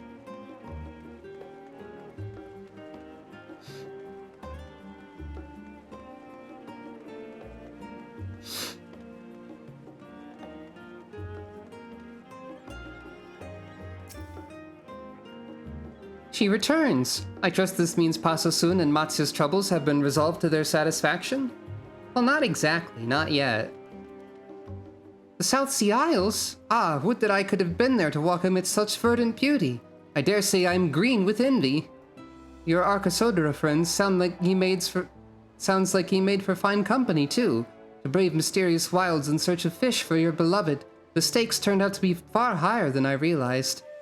In any event, while any obligation to Matsuya has arguably been met, I encourage you to aid him in his quest for new and exciting fish. Who knows what dazzling specimens are yet waiting to be discovered in the waters of Aloalo Island. Oh, and if you can spare a moment for Osmond, he'll doubtless be eager to hear all about your experience as well. Cheers to an odd job well done.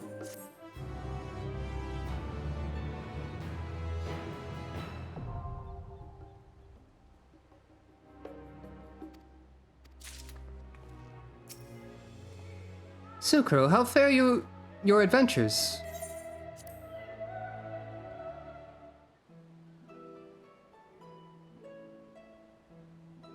Oh, yeah. Right, I was unclear on that, that's true. Thank you for petting Kalinko. I'm told you paid a visit to the South Sea Isles, yes? Nod. Good, good. The Isles are of great interest to us gleaners, ancestral home of the Plainsfolk and birthplace of Arcanima. It's also been speculated that some of its inhabitants immigrated from the ancient city of Nim. You know, that would make a lot of sense. Alas, the records supporting this are fragmentary and in poor condition besides. Needless to say, no two scholars in the studium can agree as to their veracity. With so much history packed into such a remote locale, you can understand why I would hang on every word of your account. You will share it with me, won't you? Aloalo, where a forgotten people once made their home and where scant traces of their legacy remain.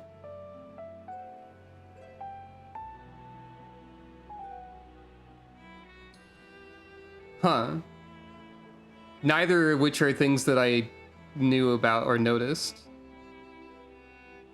That's interesting. In hearing of this speaker and its shrine, I am reminded of a merchant from whom I procured tomes of Arcanima, and a particular tale he had to tell. Sucro is immediately invested in this. I think it's part of Sucro's backstory that her family procured tomes of Arcanima from a traveling merchant, so, like... Cool. I was thinking about what Sucro's backstory would be like in a little bit of detail yesterday. Or rather, not thinking about it in detail so much as thinking about her explaining it to the other Scions and how they would react. Because they wouldn't know any of it. But I feel like after 6.x, they'd be like, hey Sucro, we never heard about your backstory. You know of Maelven's Gate in Limsa, yes? Its establishment was proposed by Ikuku Iku, advisor to the admiral and arcanist from the South Sea Isles. Rumor had it that her island was home to a statue of tremendous power, and through her people's efforts to decipher the statue's secrets, the art of Arcanima was born. Oh, she got there eventually in this story, probably, yeah. But she had to explain more. She probably wouldn't know where to begin, and then just start at the beginning. And eventually get to that point. It takes no prodigious leap of logic to conclude that Ikuku Iku must have hailed from Aloalo. And the first settlers, they must have commanded powerful magics indeed. Magics unlike any we know today, which were lost to history when their wielders vanished. Had the ancient arts survived intact and been refined further by successive generations, what impossible wonders might have been wrought upon the island? Imagine the beasts you encountered in your expedition, but with their ferocity multiplied manifold. Ah, it is on those flights of fancy that our minds may soar to inconceivable heights. Gasp. Sucro, you should expect this from this guy by now. You should know what Osmond's gonna do with your information. So, this was path 5. The roots of Arcanima. I want to do every path in this dungeon and learn as much as I can about the lore, because it pertains directly to what Sucro, and thus by extension I, am interested in lore stuff. Anyway, we were walking through the place filled with such lush greenery that every flower was as a shining ruby in the brush. I was so entranced with my surroundings that I scarcely noticed the strange wooden doll until we were nearly upon it. A century ago, an undersea volcano erupted near Aloalo. Violent waves followed, and the sky filled with ash so thick that the island's inhabitants were unsure they would ever see the sun again. Their fortunes had changed overnight, and they were forced to make the difficult decision to leave their home. The evacuation was fraught with peril, for what boats survived the turbulent waters had to navigate floating lumps of cooling magma. Prior to this disaster, Aloalo was a repository of mathematical records, grimoires, and marvels of Arcanima. Those who fled could only take with them a fraction of these treasures, leaving behind their other creations, including the sculpted guardian known only as the Lala, later encountered by Matsya and Sucro. Alas, while the Lala managed to survive the long years, much of the archive and its tomes have been reclaimed by nature, along with what secrets they contained. Although none now live on Aloalo, the South Sea Isles are not entirely uninhabited. One can only hope that some small number of these writings made their way to these populated neighbors, where they may yet be preserved. I see.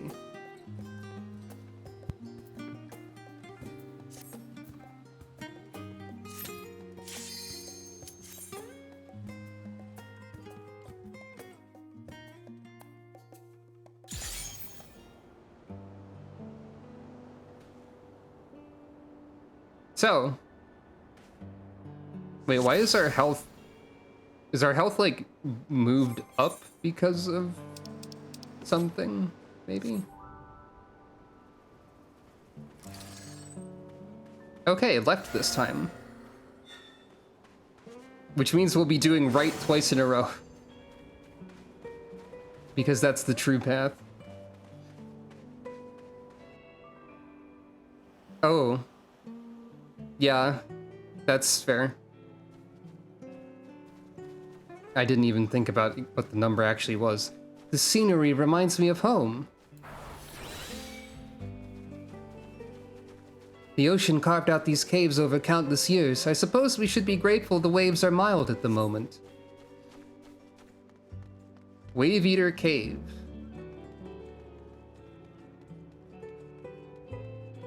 I don't think my fishing hook will be of use here.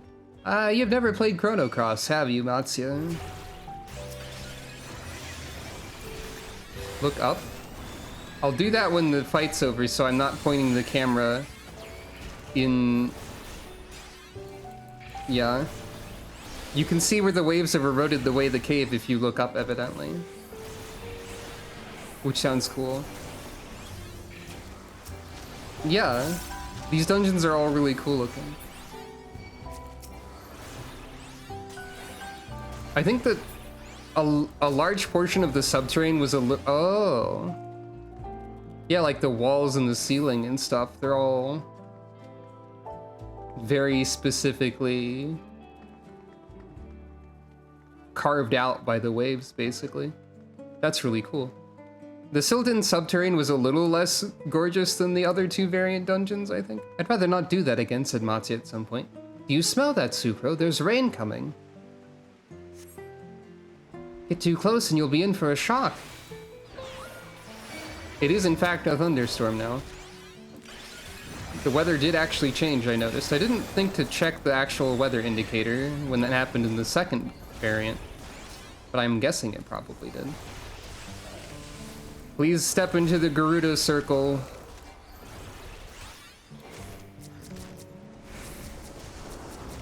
I was speaking to the enemies when I said that, for the record.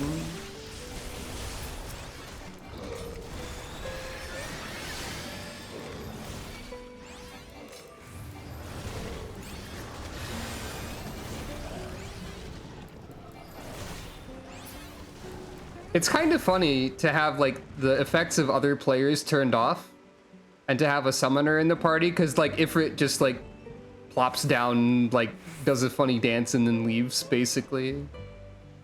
Yeah, okay, the weather effect is random. Yeah, that makes sense. Wonder if they're gonna simplify away placed AoE zones? Maybe. What I want to know is if they're gonna cut positionals entirely from the game.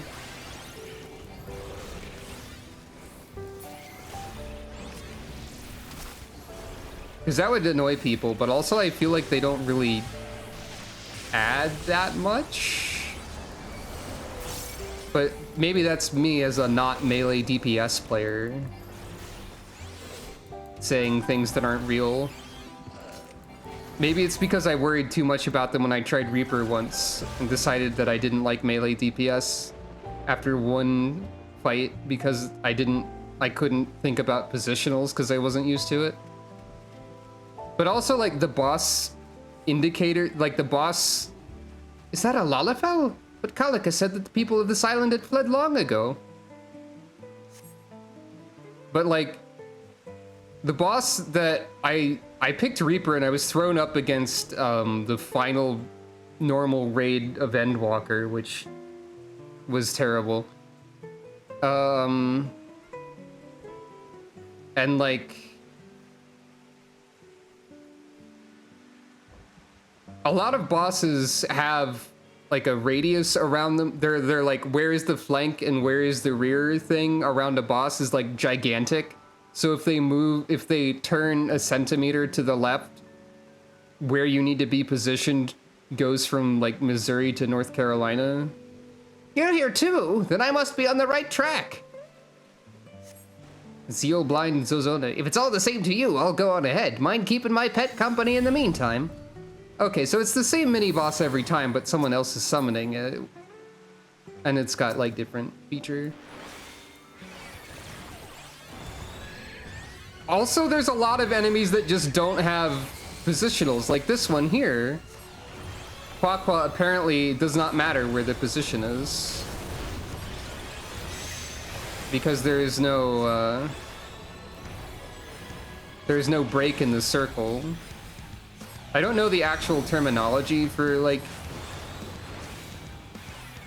any of this stuff other than flank and rear, so I can't adequately describe what I mean about the bosses having circles that are very large and rotate quickly when the boss turns slightly. Maybe they don't actually do that either, I don't know. Yeah, no, that makes sense too, because you're expected to solo them.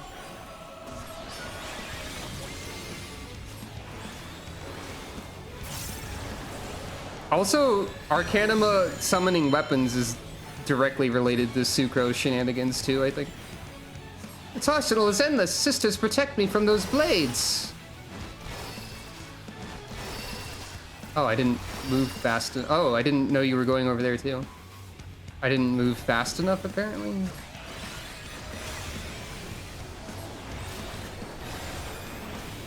Oh, that's the one where you're pointed directly in front of you, and I don't know if that's indicated in any way other than you have to know it.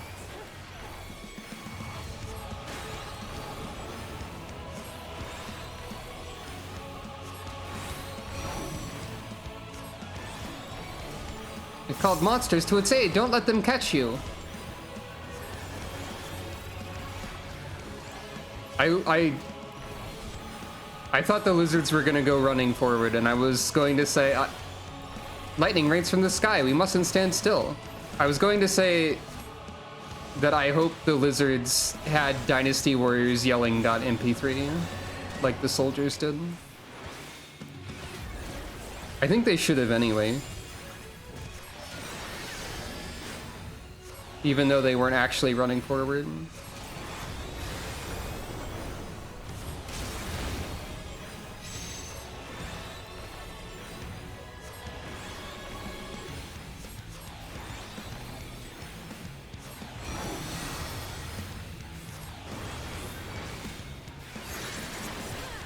I've been forgetting Rampart again.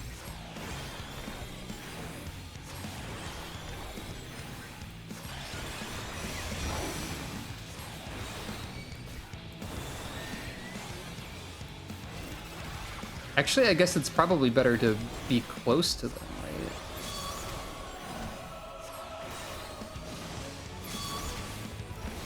Yeah.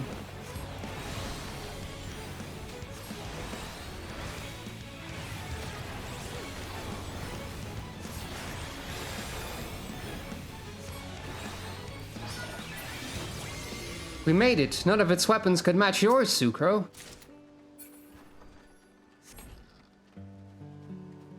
I think, basically, aside from the new casting job, the other thing I am most curious about is what they're gonna do to change the other jobs. I thought that would be the end of us, but it seems fate has more fishing in store.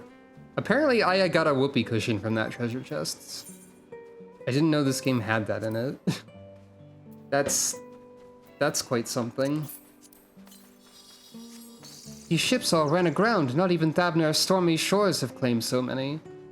Also, Matsuya said this looked like a great place to cast his rod also. I missed that one. This does seem a little Monster Hunter-y. It's always worse when they fly. Oh. Squid?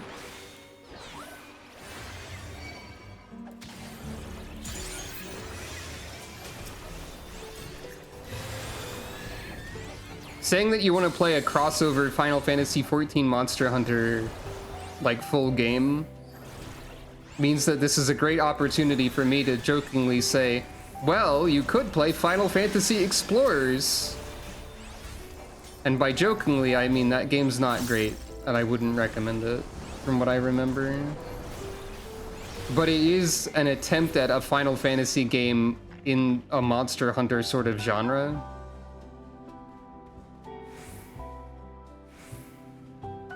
Sucro, a moment? I want to take a look here. This looks like a good spot to fish. Can we stop for a moment? Something's in the water. I can sense it. Fish to your heart's content. Thank you, Sucro. Let's hope for something big. Oh no, for some of the routes you have to like not allow Matsuya to stay here. I'm a little worried about some things getting too complicated. Like doing something to Summoner to make it... Like, I know that there's a lot of loud people who always... Not a single fish I haven't seen before. There's a lot of loud people who like to yell on Reddit about Summoner putting them to sleep and making them cry and die all the time. Die, like, on the inside, not in the game, because they're so... It's so easy that they've fallen asleep at the wheel but are still performing at Gold Parse or whatever, as they always say. Maybe. I want to try different bait. Something suitable must be hiding in these sands. Can you help me look? His fisher's intuition is telling him to ready his rod, by the way, he said that. Well, Summoner has a lot of parts where there's not, like, OGCDs, so... I mean, I think Summoner feels good to use. And this is perfect. I can feel it. This will lure out something big. And, like, people have noted in response to complaints that I've seen that, Summoner appears to be the most popular caster job at the moment, so a lot of people really like the changes to it. On your guard, Sucro. I think the bait was too tasty. So I'm a little worried that they'll do something to Summoner to, like, make it complicated again. I don't know what to expect. And, like, I think the known major reworks that we know of that are planned are Astrologian and Dragoon. And, like, I understand why, but I have no idea what to expect from those either. Because, like, Dragoon, they have to rework because they have nowhere to go from here, is what they've said. Which is an interesting problem that I don't know how they will solve, or attempt to solve. Astrologian, I just hope they make it work better on controller, because deploying the cards on a controller is a nightmare that I don't enjoy doing. More of them! That's a very colorful ray. I like them. I've seen suggestions, sometimes because people think it'd be cool, and sometimes because people think Summoner can have nothing done to it because it's boring and terrible and they hate it. And so this is the only thing it could possibly have. The general assumption that people make, whether they think it's a cool idea or a dumb idea because Summoner's dumb and bad, is that the thing they'll do to Summoner from 90 to 100 is during after the second demi-primal phase, there will be 3 different E-guys instead of Titan, Ramu, Ifrit. So, like, you'll do Bahamut, Titan... Or, wait, I said Ramu in there for some reason. Like, after Bahamut right now, you do Titan, Garuda, Ifrit. And then people's assumption is that after Phoenix, they will add Shiva, Ramu, and my brain fell over and I can't remember the last thing in the list ever. You know, the 6th relatively early game icon. You know the one. Not Bismarck. Oh wait, no, this is kind of Bismarck, I guess.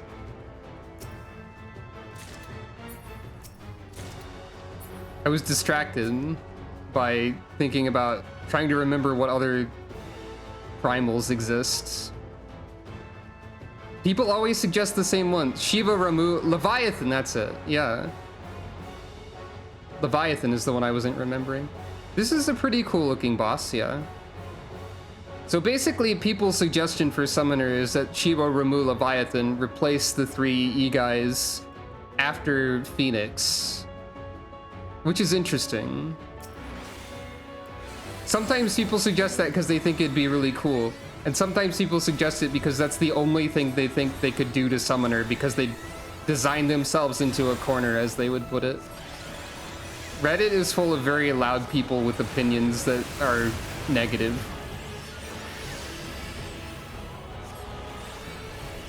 Well, the reason that people who like complicated jobs complain about summoners so much is because it was the most complicated job, and they feel like none of the other jobs scratch the same itch, as it were, is my understanding.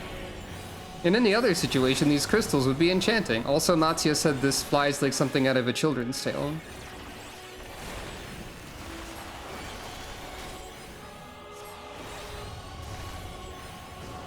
This crystal is different from the others. I'd keep a wide berth if I were you. Yeah, that's what I figured. Because of the dimensions of the crystals and all that.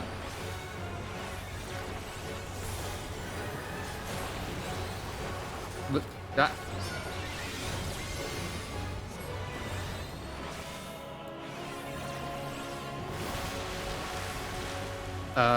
Huh. Bubbles seems to be holding one crystal aloft. We should keep an eye on that.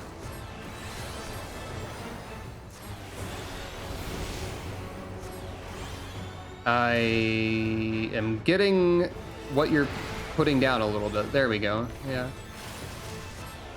Set play. The bubbles will make the crystals light as air. A single gust of wind will send them flying. This boss makes a lot more sense than the Lala, which is very funny. Oh, I didn't even notice that. What are you doing? Okay.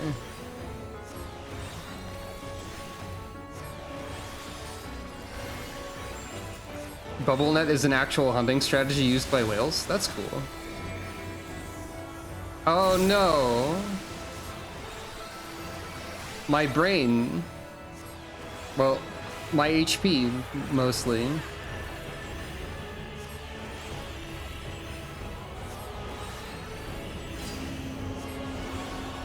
You made it a guy. These are even nastier than the last. Don't let them take a bite out of you.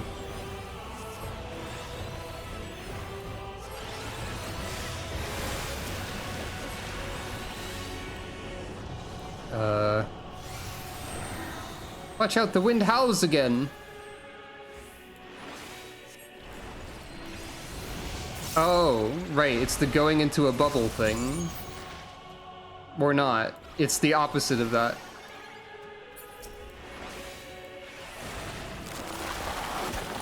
See, there's a lot of instances in the game where they want you to hide in a bubble, at least 2. So it seems completely understandable to try and hide in the bubble.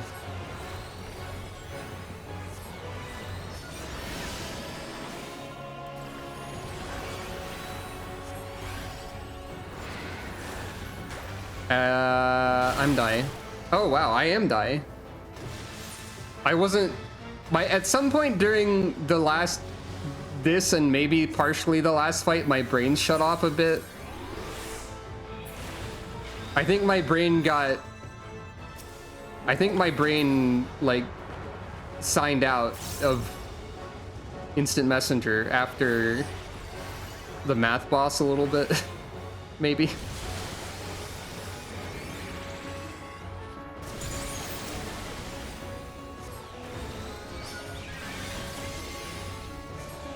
You know, like brains do.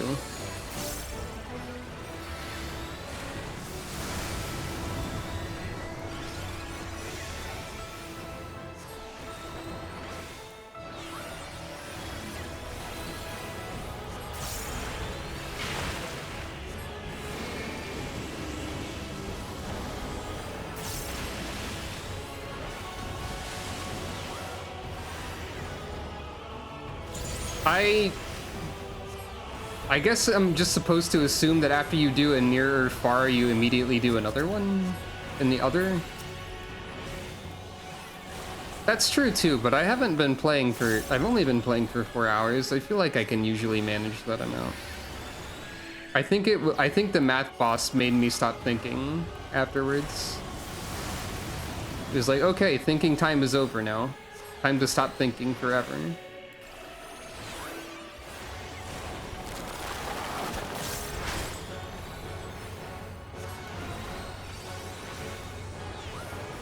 I sometimes forget that Krasis is healing up on the target, not healing up for, like, the user. Uh...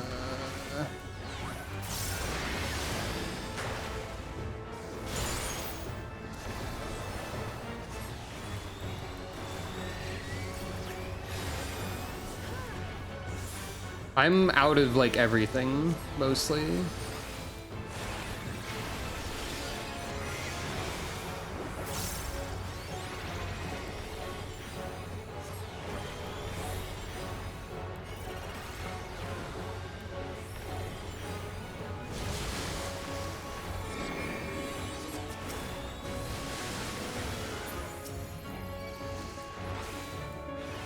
This boss is the most difficult one, you think? I think it's the math one. Well, maybe. This boss doesn't feel... This boss feels like at least I don't know. Math one is more stressful to my brain. I think I'm just a bit frazzled after shapes. Anyway, we won though. To the stars. Like, comment, subscribe. Devoid of reason and thought. So, I am a cat. Destroy! Like, comment, and subscribe, devoid of reason or thought. That's right, Calico. Thank you for promoting my channel. I was frozen in fear, but you had it well in hand, Sucro. Just past that crest looks like a splendid spot to fish. Let's go, Sucro. It's beautiful. Oh, this is where Rose Confession would play after you defeat Dark Falls. This is a promising spot. I'd best get my rod ready. God. May I hook a wonderful gift for Nidana. Oh. Some kind of wreckage over here. And should something else emerge from the water, let us hope it is nothing so formidable as that whale. Lyrics from a boss theme in Metal Gear Rising 2 is a good joke. Someone's a fighter, but I won't let you get away. I hope you don't catch seaweed every time, because I'll be sad for you. Oh my, Sucro, I've plucked many prizes from the sea, but nothing quite like this. Well, I don't know what it was, but it sounds better than last time. Oh, we've been blessed with great fortune indeed, but would an alchemist have any use for it, I wonder? I'll ask Pasasun to study it as soon as we return. Thank you, Sucro, for watching over me. I love the expression on the face of this fish. This fish looks like if they had a voice, they would sound exactly like Kermit the Frog. Also, that's my opinion about this fish.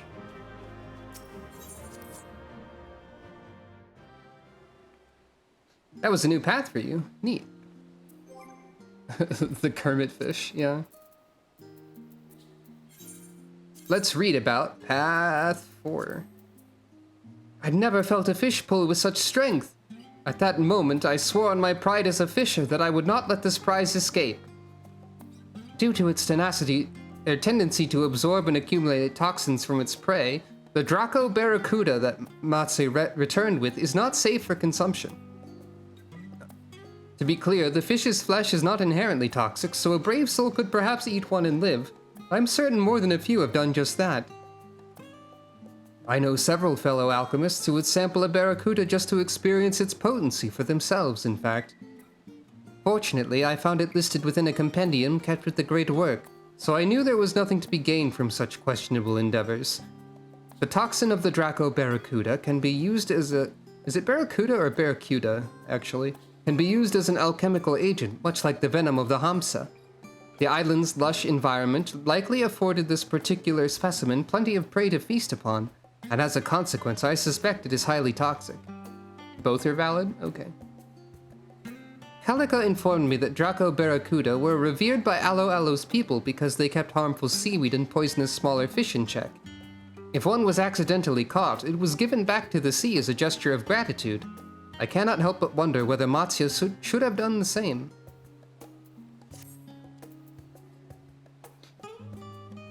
Ah, maybe that's why I was thinking of Barracuda. Barracuda.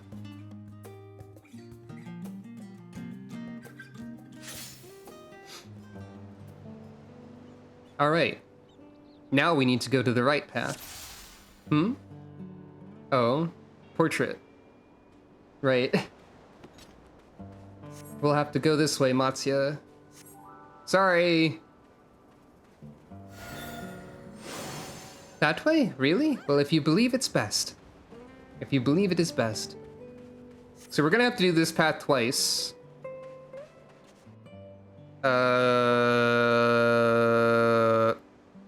And the second time is gonna be a heck of a thing that I don't know how I'm gonna manage. People once lived here, and people build near the best fishing spots. Speaking of Hamsa, they really are everywhere.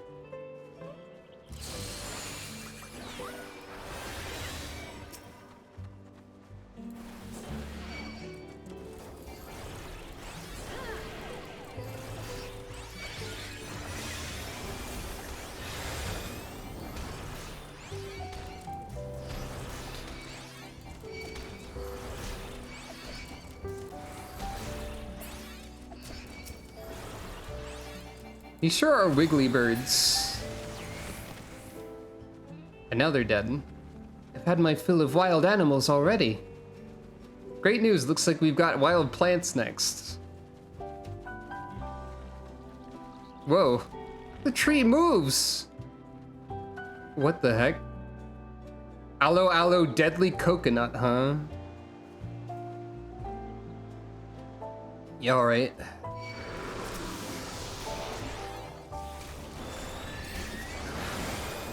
I don't know how to say the name of the Void Ark boss, which this is using the bones of, properly, due to it being Celtic? Welsh? One of those. There are many things in this world I do not know, and I freely admit this. I know that you say Ketchi for the cat now. I've learned that.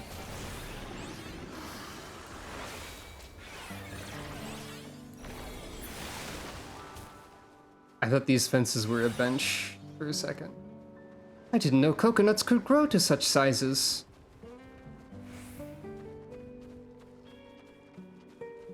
Look, an Asvata, just as horrifying here as they are in Thavnir.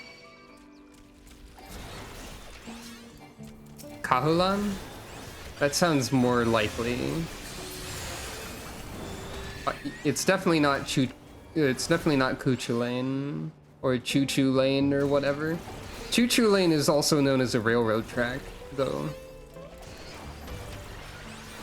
That's a very different thing than the Void Ark bosses.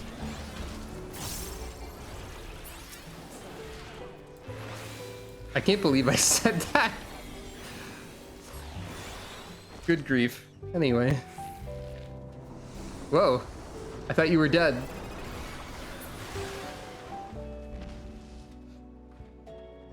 Choo Choo Lane. Goodness.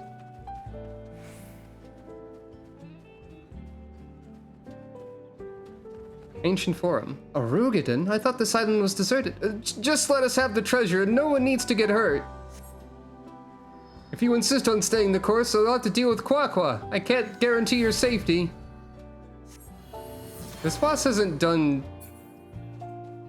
too many things that are different. You've never done this boss with this variation? Like, what's the variation? Because you probably went down this route before, right?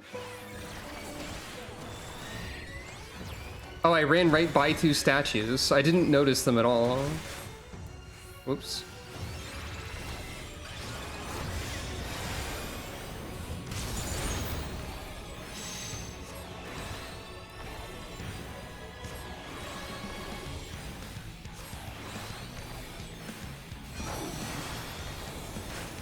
Still frazzled from the boss fights, maybe.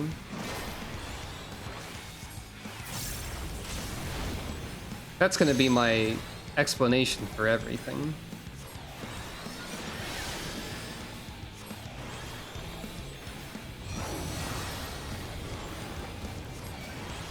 I would like to reiterate that it is kind of funny to have other player effects disabled and just see Ifrit show up and go like, "Rawr!" and then like go away with no apparent effects.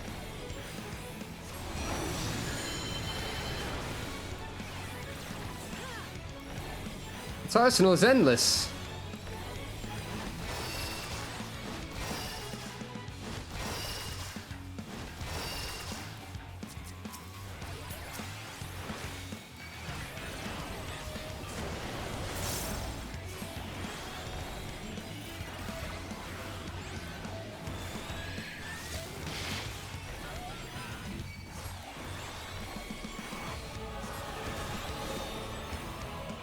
Sucro, look, something's happening to the statues. Oh.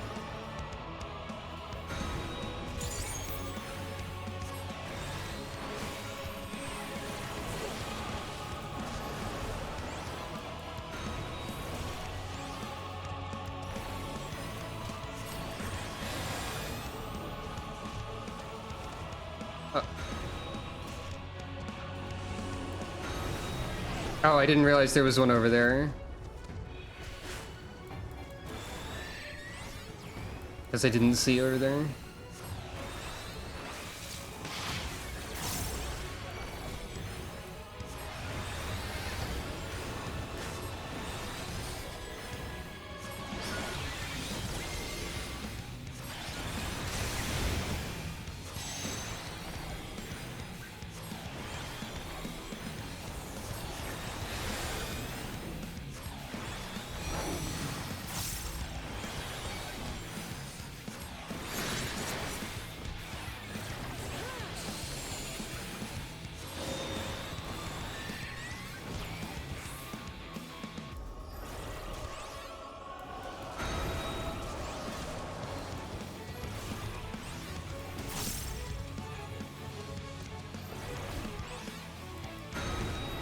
I could run to the side of the boss that's not facing and then fire from there. That would make more sense than what I do, arguably, but you know. I also forgot Rampart again.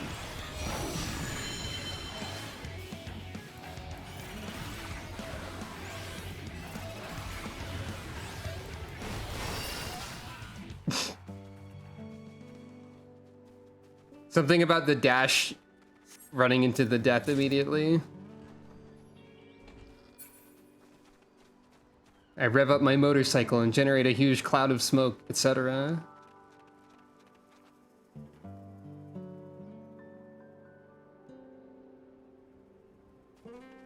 Oh yeah, Beatrice and Troya did do that. We've climbed quite a ways. I wonder if there are fish to be found up here. It's a dead end. You there! If it's treasure you seek, I can help. Giant fairy. I know all of this island's secretest secrets. Well, go on, don't keep them to yourself, or I'm not interested in your secrets. So I know that the correct thing to do is to say no 3 times. So let's fall for it. I like secrets. Yes, yes, I know where great riches are kept. I can guide you there with a snap of my fingers. My legs don't want to move forward, but I must. This sounds like it'll be funny, so I fall for it.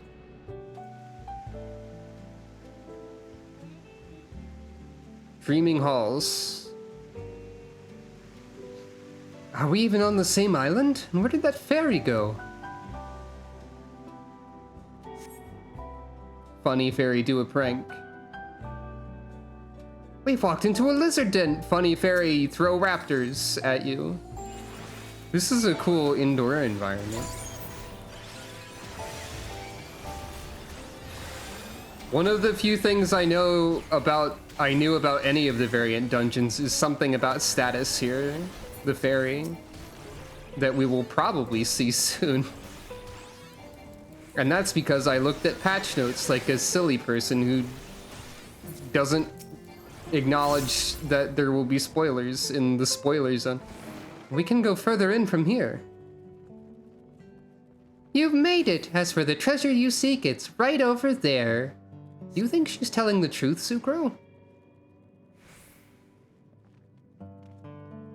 Well, there's nowhere else to go, so, you know.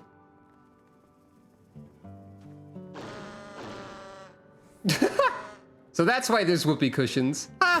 You fell for it, fools! That's why there's whoopee cushions, and they make like a more of a buzzer sound. The art is very funny on these. They make more of like a weird, funny honk than a whoopee cushion sound effect. Which makes it even sillier that I apparently found a whoopee cushion from a treasure chest that wasn't related to status at all. Visually, she is like a pixie, yeah. Sopranine, I don't know what that means. Or baritine, for that matter. Oh, that's why you're over here. It's because there's a funny secret over here.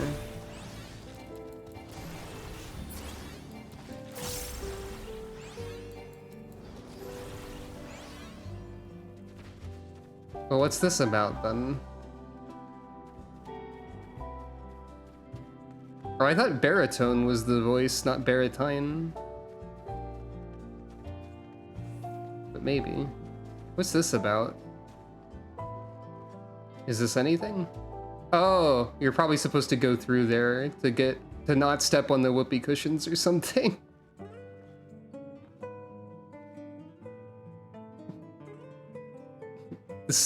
This sticker is killing me. It's very funny.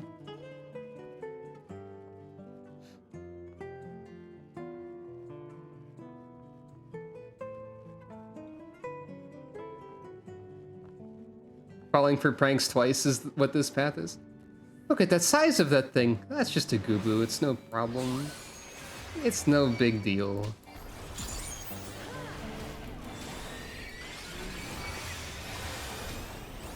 I think it's also very funny that the peaceful island music is continuing into the fairy prank location. Heavy toss. Oh. This gooboo can throw the earth instead of sneeze.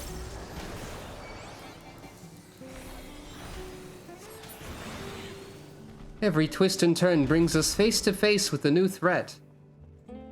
Alright, this looks like a boss arena. Is this anything? Throw the earth. Indeed. Okay, we've got cannons, we've got presents. Are you ready for whatever this is? We've got a target. Status has a gun! By the way!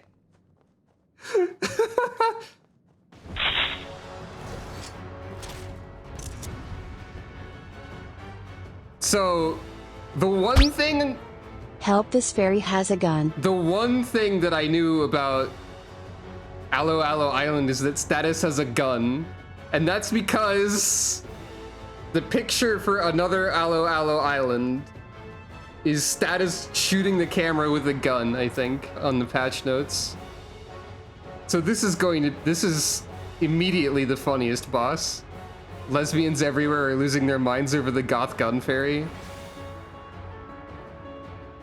Does this game make lesbians lose their minds often? Because that's been brought up at least twice in recent memory. Oh, there was a mine there? I knew you'd walk into my trap. Of course there's mines. More often. What a wicked trap.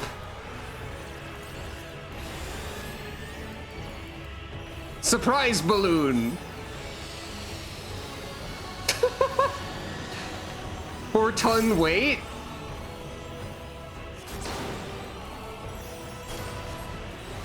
This is the best boss fight in the game. Instantly. I'm graceful in all things, especially reloading. Trick reload. 1, 2, 3, 4, 5. Oh, because 5 and 6 didn't load. That's where the safe spot. They made like a extremely Mario RPG sound effect when they hit her on the head. This is the greatest thing. Okay, so 3 is safe, 4 is safe.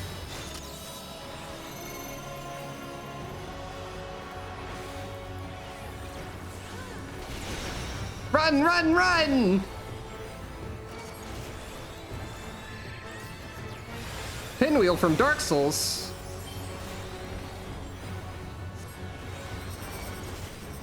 Oh, okay. Sure.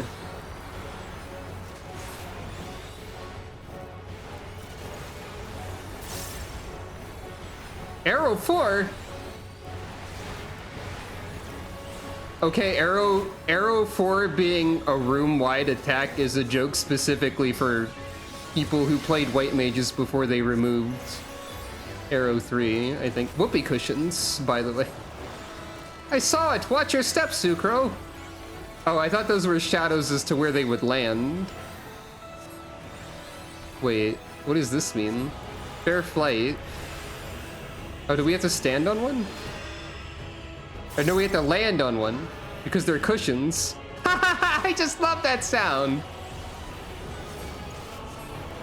Ah, the cushion broke your fall. How oddly considerate of her. Now for the main event, darts. Hope you've been practicing. Oh, goodness. Homing pattern. Sucro, come on up. The grand prize is yours for the taking. Sorry, what? Hope you brought an umbrella. I don't fully understand what's happening at this point. Round and round it goes, but where it stops, nobody knows. Haha! A meteor upon your heads. Is that good? Oh, we aim where the dart hits, and what it lands on is what happens. How do we aim it? By hitting it?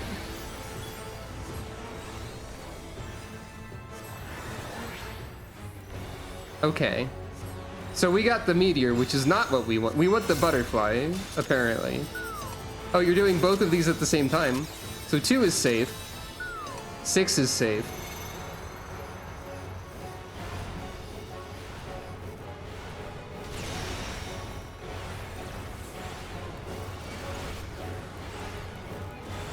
Oh wait, those are still happening. My brain shut off for a second again.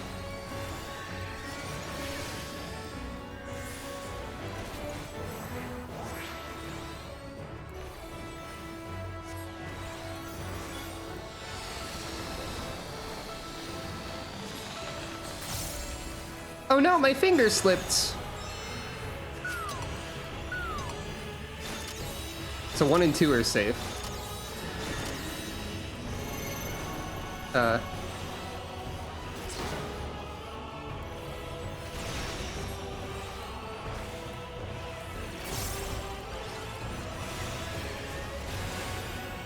You'll never guess what I've got in store. I can tell because you have a cast meter, lady.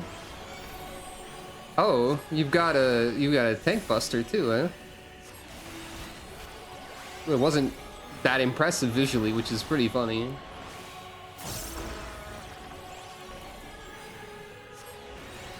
I thought there'd be like a joke where you have to find which ones are actual cushions. Who made that sound? Rude!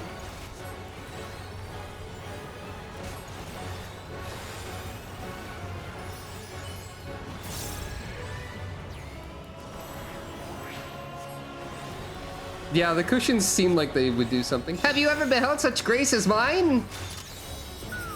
2.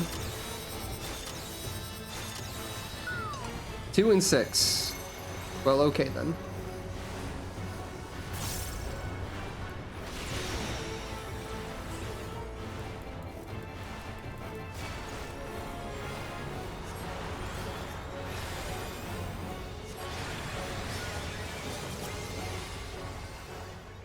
I give up. I'm sorry. I just wanted to have a little fun. Chocobos.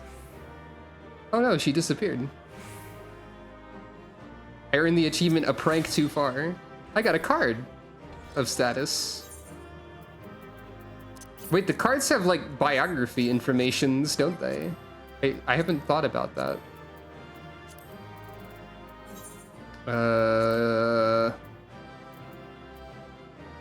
Wait, did I actually use it? I did.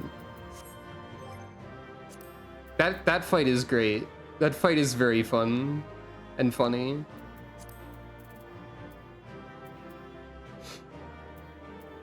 And like relatively more understandable than the other things. Also, the reloading, the bullet hitting her on the head is such a Super Mario RPG sound effect that I love it. Let that be a lesson in proper manners. I can hear water coming from deeper inside. Let's go, Sucro. Just as I'd hoped, a fishing spot. May it yield a catch that will bring a smile to Nidana's face.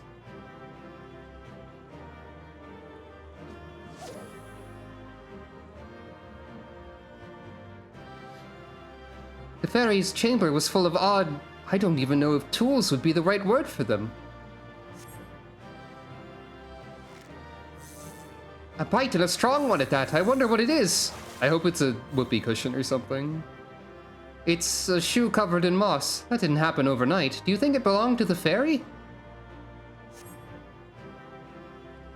Imagine if he fished up status again, like, immediately. Either way, I owe you thanks for accompanying me on this journey, and since I can still see fish in the water, perhaps I ought to try my luck a little more before we depart. Like, status just, like, passed out in that fight, but then she was somehow inexplicably in the water and just grabbed onto the fishing hook.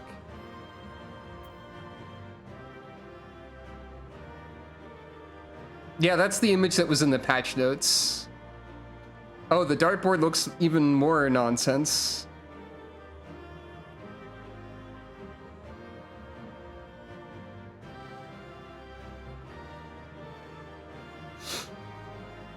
Oh no. I'm guessing if you don't hit all greens, you get blown up.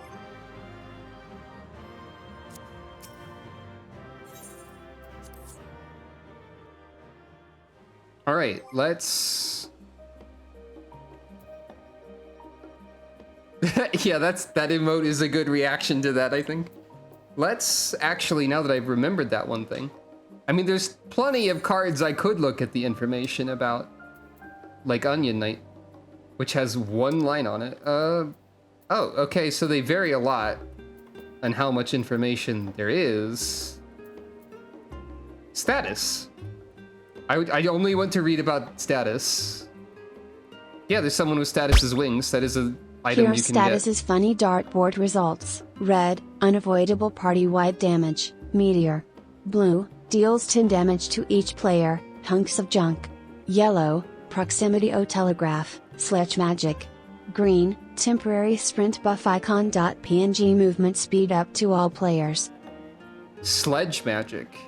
Does that like hit you with a funny cartoon hammer? And yeah, status's wings and the Fall Guys. Status would love Fall Guys. Anyway, this is the only triple triad card description I've thought about wanting to read after well, there's probably others somewhere that are interesting. Like, I don't know, Minfina's.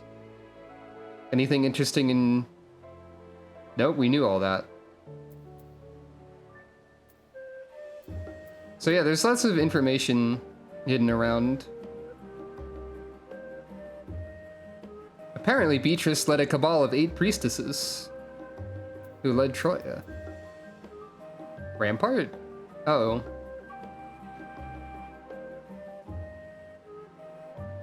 Funny door card. Anyway. Wait, who are you?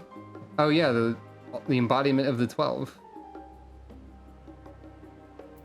Anyway. Miss Dragon has interesting info. I'll see if I have that one. This mischievous fairy was left behind by her masters, but even after their death, her ether did not dissipate. After countless years of solitude, Status's once congenial personality warped into something much more wicked. Perhaps due to a sense of kinship with other lost things, she makes ingenious use of items collected from shipwrecks and other detritus, or detritus, or whatever, that washes ashore. So she's a scholar fairy that is alive. Well, like, is like super alive even though her masters are dead. And also she has a gun. Do I have the Mist Dragon? That would probably be... storage. That would probably be like way back here somewhere. Mist Dragon. Captured by the Allegan Empire and altered by etherochemistry, this ghostly dragon was consigned to living out its unnatural life in the vast wastes of the burn. The glimmer of intelligence faded from its eyes, the creature is driven purely by instinct and brings its mastery over mist to bear against all who dare to set foot in its domain. Status is a really interesting character to just throw out here. Like, here's a scholar fairy who's like her own individual. Like, I get the impression that scholar fairies are that already, but still. Also, I never looked at what you can get from here. Ah, the free spirit stuff, right. There's Status's wings. There's Humble Triumph, which... oh. I might as well get that, I guess. Humble Triumph, which I didn't see Matsu doing at all, but I guess he probably does.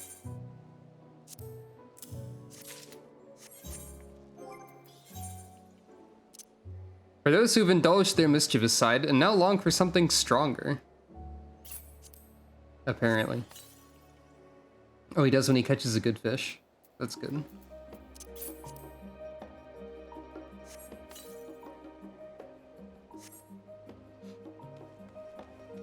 Yeah, I also kind of got the impression that scholar stuff originated in Nim, but they did say that...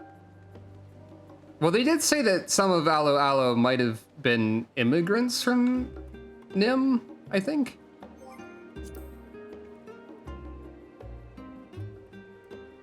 Oh, right, I need to read the... I need to read... Gun!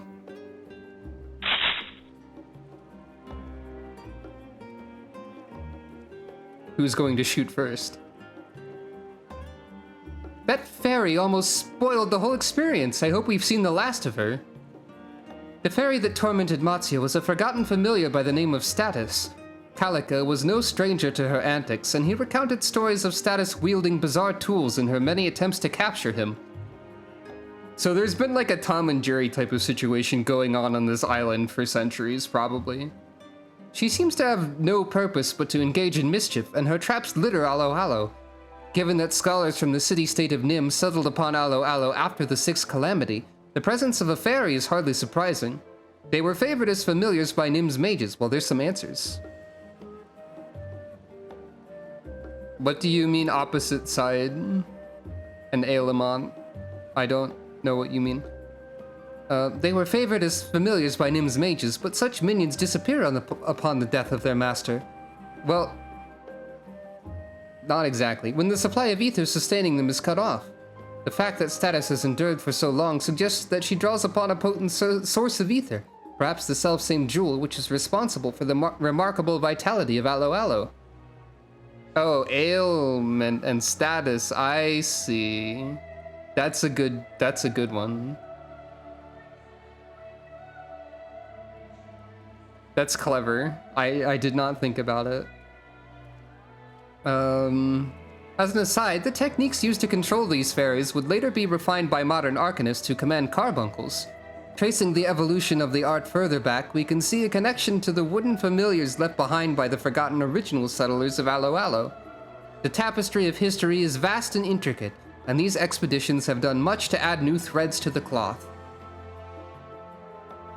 Okay, so we have to do good by the 12, as I said earlier.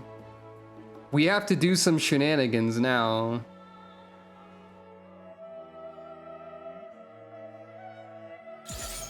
So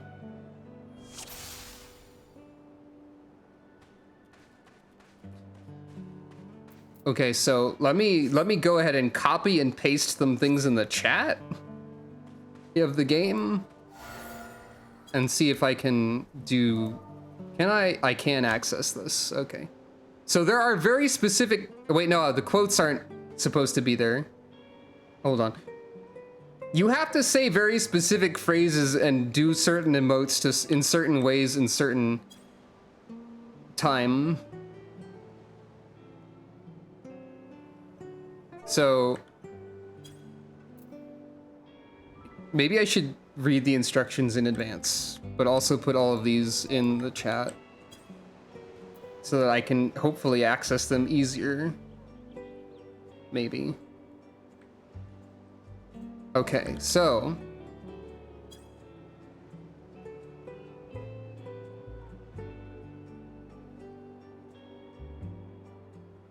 I guess it's kind of unclear when stuff happened to the South Seas Isle.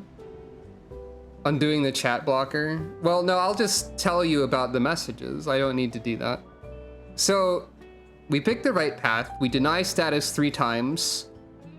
We continue until we reach it, or we ignore the trap. We continue until we find a shrine with some statues, and then we have to do a ritual. You have to say text that's spelled exactly correct with punctuation. You have to go into say mode. I'll go to that now. In front of one statue, you have to say, "Oh, dancer of the skies, hear me." Then you have to do the blow kiss emote. Then you have to circle once clockwise around the statues. Then you have to stop in front of the sparrow and do a dance. And then you have to say in front of the whale, "Oh, messenger from beyond the horizon, hear me." Then you have to circle once clockwise around the statue and circle once counterclockwise, stopping at the whale, and you have to do a dance. And then you have to say in front of the turtle, "Oh, wayfarer of land and sea, hear me." And then circle twice counterclockwise, and then stop in front of the turtle and bow. And there's like a time limit for these actions or something. I'm concerned. Matsuya wants to go into the center path, but that's not right. So it's going around the statue, like the singular statue, right? And not, because in one of these you typed clockwise around the statues, and in other ones you typed like around the statue singular. So I'm not sure if you, around the entire ring, is that for all of them, or does it differ between steps? Because you were inconsistent with pluralizing the noun. Okay, I guess we'll see when we get there.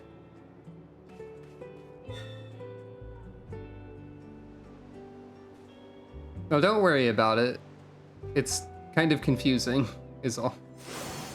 Like, the process in the game is confusing.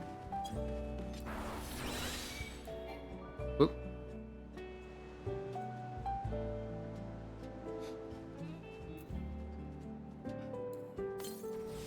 And that's part 1. Right, there's a thing after that.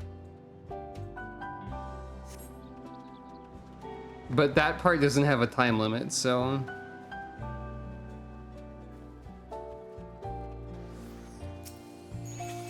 I guess there's a non-zero chance that we'll mess this up, or I'll mess this up rather, somehow.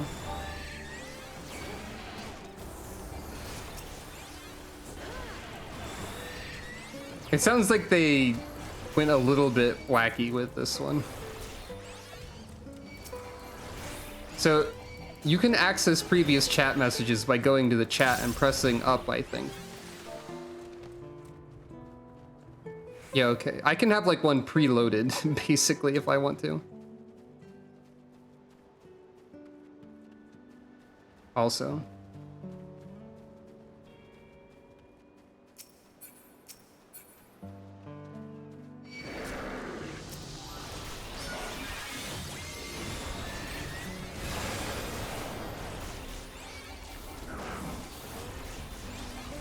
People will complain about everything, so that's possible.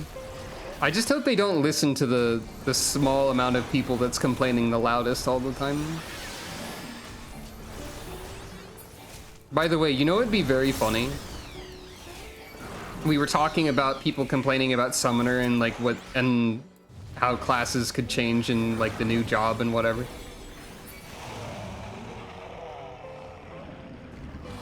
If something is possible, someone will complain it's too easy. Yeah, that's true. But what would be very funny to me personally is if the new caster were like another take on the old summoner concepts. Like, it, not necessarily in complexity, but in being the dot wizard, at least. That would be funny, I think. I forgot to use spirit art. I am personally hoping that at least one of the new jobs will feel accessible and fun to play for me.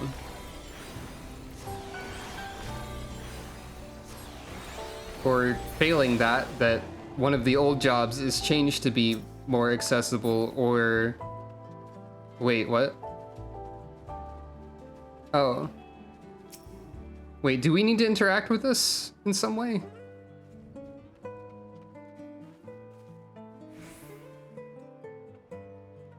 This is probably optional. Yeah, these are the things it changes the boss to be easier. This is what I ran past before.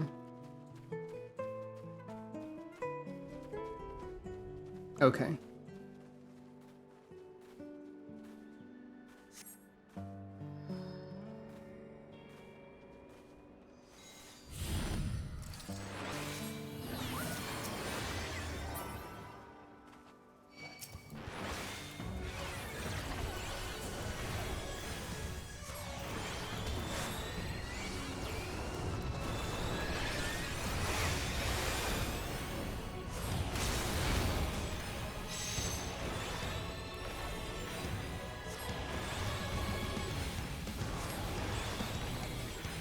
I guess, yeah, like I was saying, I'm hoping that one of the new classes will be fun for me.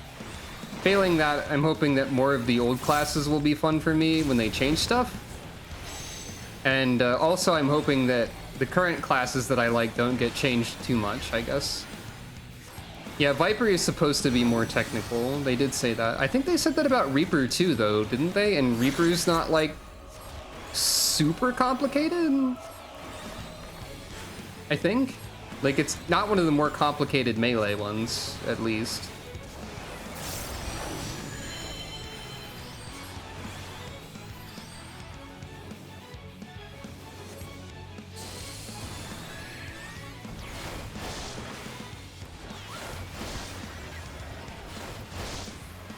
Fair.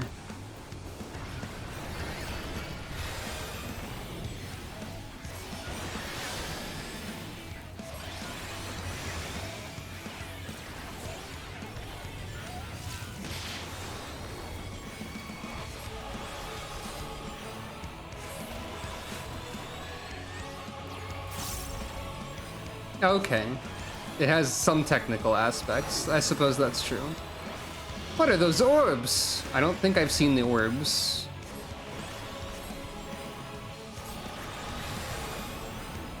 I see. The light swallowed the orbs.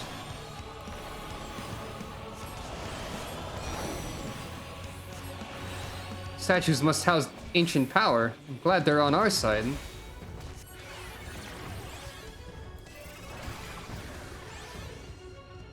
Oh. We wanted to move the orb into the funny blue line? Yes.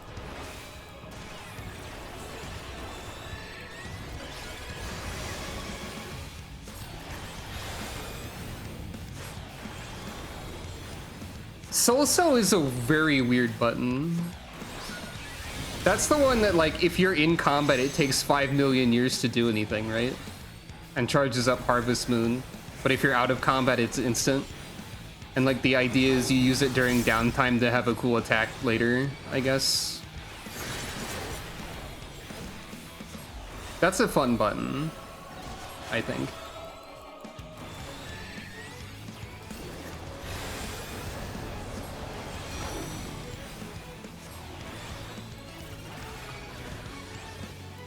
Quackpaw here needs to be careful about using a move like Arcane Pursuit, or they might accidentally trigger the Acid Rain glitch. Oh no, wait, no, it was fine. Oh, I got the whoopee cushion. It's furnishing, huh? A rude surprise awaits those who dare plant their buttocks upon the image of Aloalo Island's most mischievous fairy. It's dyeable. It'd be funny if the dye also dyed the sticker of status's like hair color. Okay, so say no to status 3 times.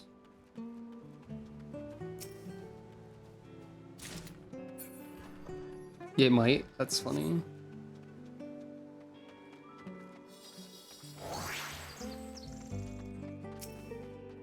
Hello, status. I'm not interested in your secrets. Just look at me. How could you deny such an innocent face? You can trust me, I swear it. I don't know if I can. Lost, are we? It's all right. I know the way. Trust in me and I'll guide you true. I'm the friendliest face you'll see on this island. You just have a... Look, I've seen you prank me before. And now I thought you'd be fun. Fine, may the sun bleach your bones. I think we made her mad. Wait, how do we get out of here? There has to be a path somewhere.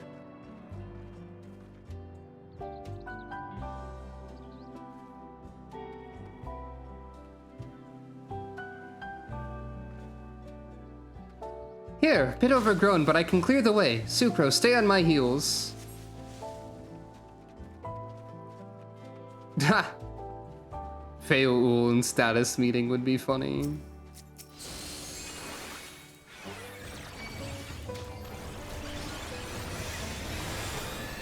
I don't know if Feoul can appear on the source, though.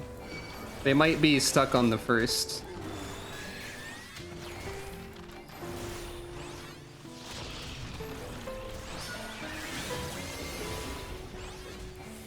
So there's some kind of obvious trap I'll need to avoid, and I don't know if it's the one from last time because this is a different road. How deep does this path go?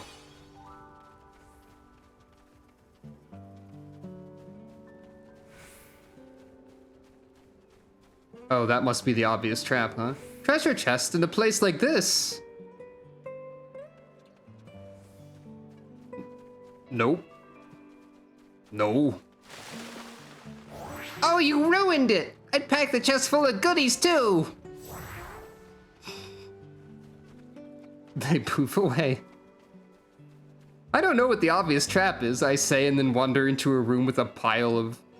Yeah. Look, more statues. It's almost as if they've been waiting for someone. Okay, so you have to run around the entire ring. Is what you mean. We can't go any further. We'll have to find another way. So... Say in front of this... Okay.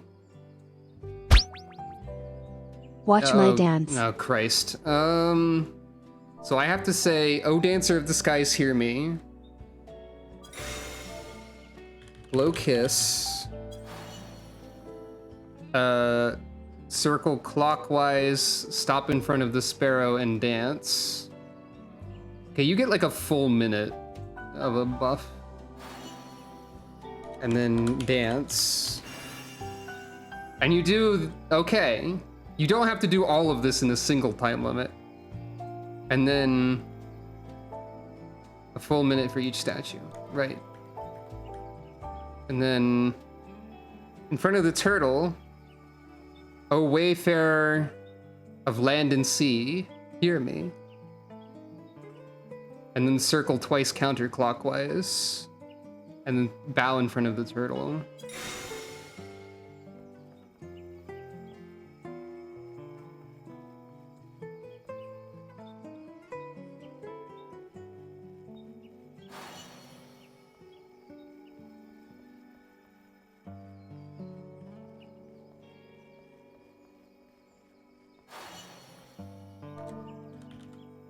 Yeah, this isn't as bad as I expected. It sounds very complicated. And then... Wait. No, I did it in the wrong order. I skipped one, but I guess it doesn't matter.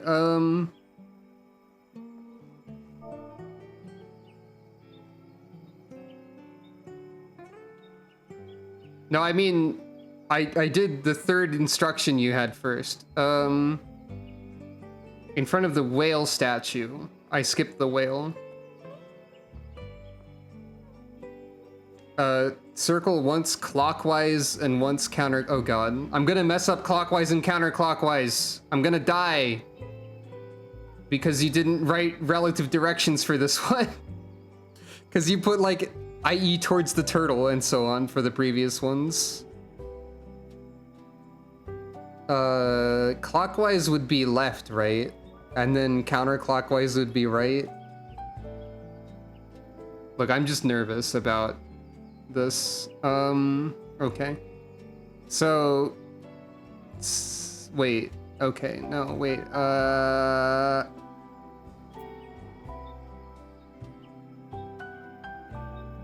Oh, the sun is moving. I never noticed that part of the minimap. I'm gonna highlight the particular thing I'm on.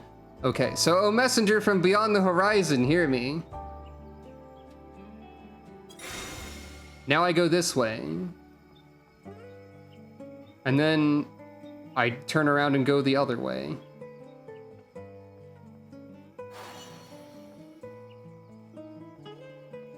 And then I dance at the whale. I think.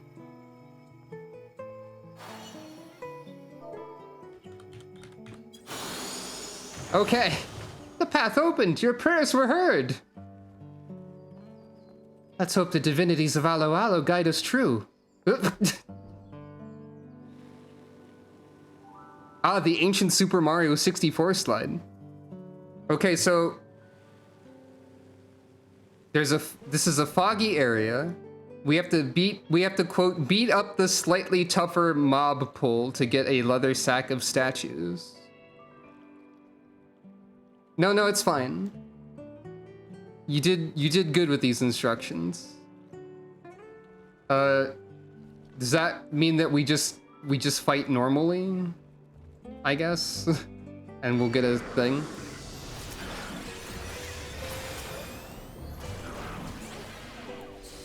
Oh.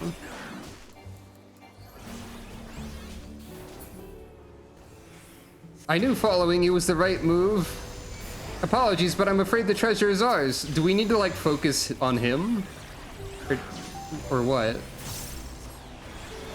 We can probably kill everybody, right?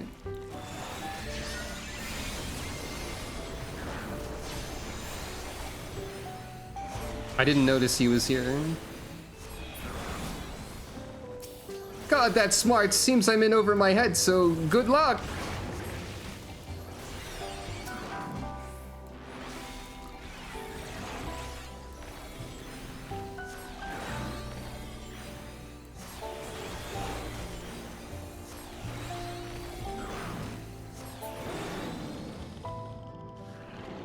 So, oh, there's a leather sack here. You obtain a sparrow statue, turtle statue, and whale statue. We have to place them somewhere in the order of sparrow, whale, turtle. Okay. I can barely make out my own hands. So, sparrow.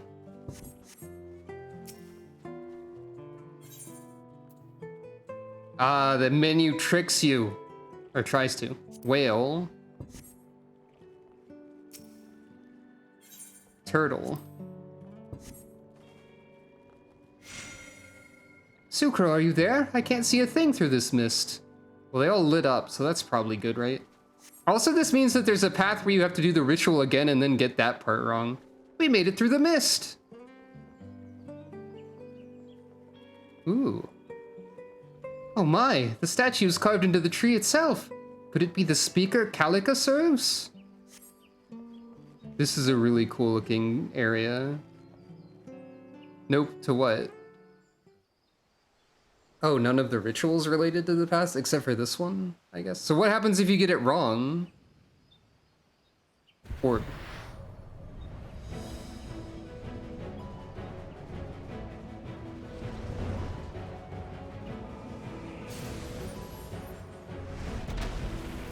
Ah. Forgotten figure. Laculoqui. Laculoqui.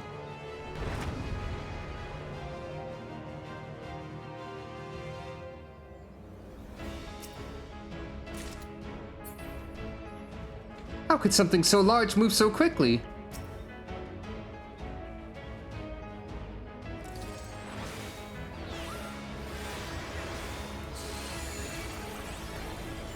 Why would the statue attack us? Perhaps we're not supposed to be here.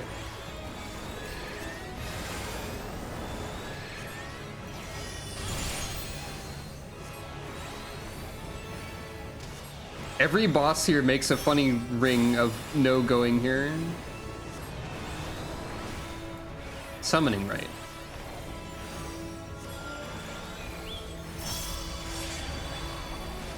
Oh, life flourish. Okay. That's what I figured. The birds are growing bigger and bigger. Is this the jewels doing?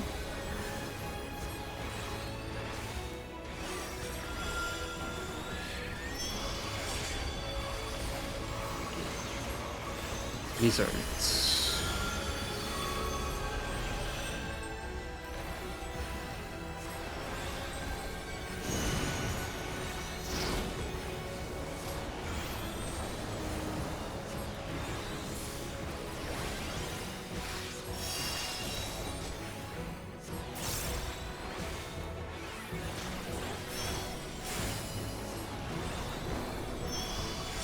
The boss keeps moving out of the Garuda zone, and it's a little bit sad every time.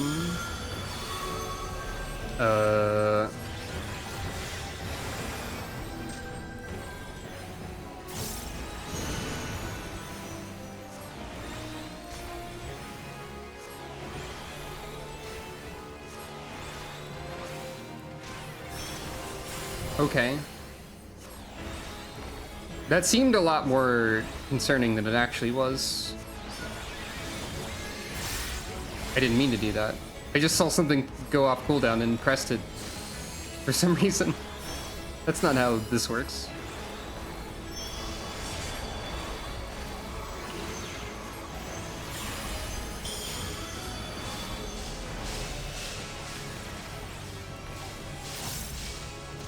Okay.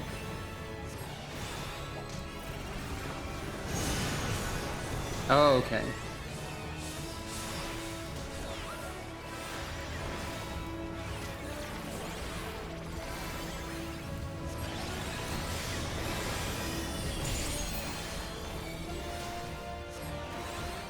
This feels like the easiest boss in this dungeon to me so far, which is odd.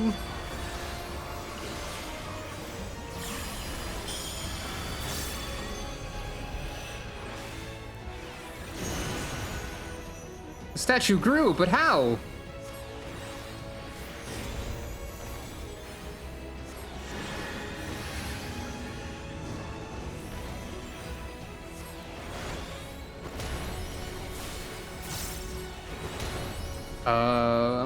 That's funny.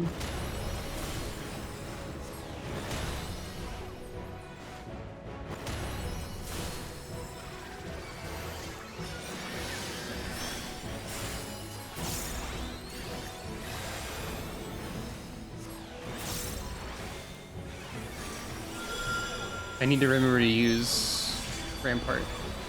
Okay, now we've got Lizard and Bird. So here is fine, I think.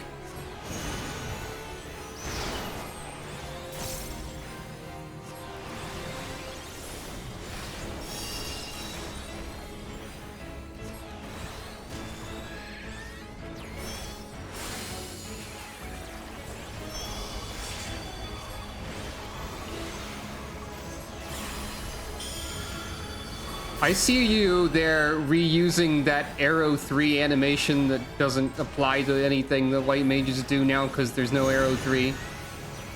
I saw that, I think. What? We've been pranked. I think that was Arrow 3 animation anyway. I think about Arrow 3 apparently more than I expected to.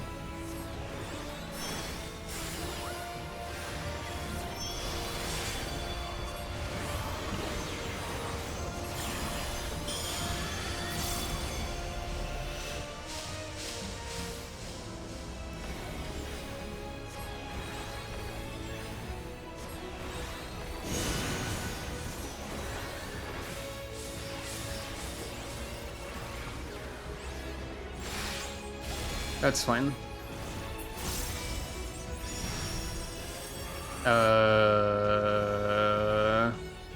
Oh, I thought there was gonna be a phase 2. It's back where it was, like it never tried to murder us.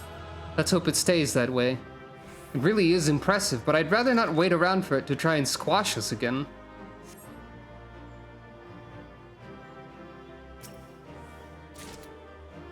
I got a card. Got the whoopee cushion.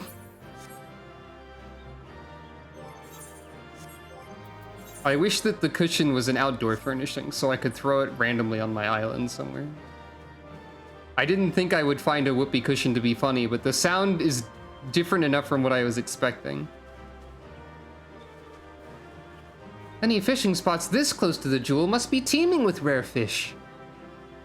This is a exceptionally cool looking location. It's time to fish like I've never fished before. You can put any furniture out there? I don't think that's true. But I'm not sure. After all we've endured, I must claim a catch to remember for moons to come. Yeah, the trees are very, very pretty. They want the bait, but not enough to bite down hard. Oh, this is it. Sisters, give me strength.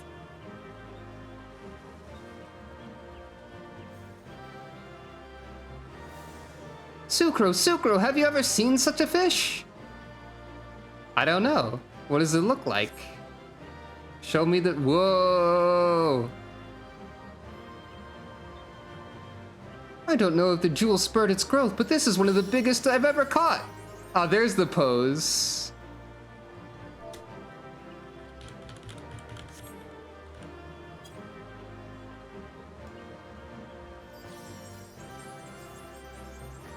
Thank you for looking after me, Sucro. I must ask Pasarun if he knows anything about this amazing specimen. Yeah, it did remind me of a coelacanth.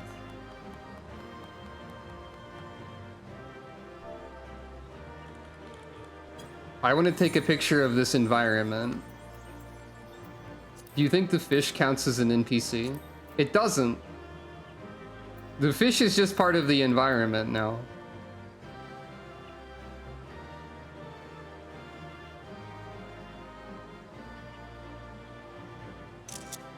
This is the thumbnail, I think. And I'll like Photoshop status with the gun in there somehow. And by Photoshop, I mean I don't have Photoshop. I use other programs, but you get the idea. Photoshop has become a verb.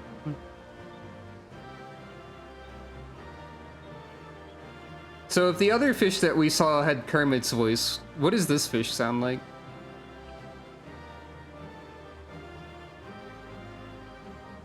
What if this fish just talks like Beaker does?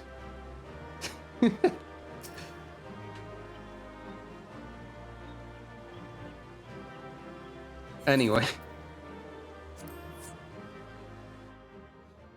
I've decided this fish just sounds like Beaker from Muppets.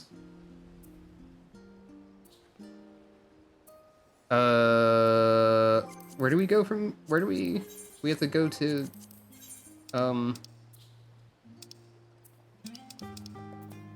Yedlamon, I think. Probably.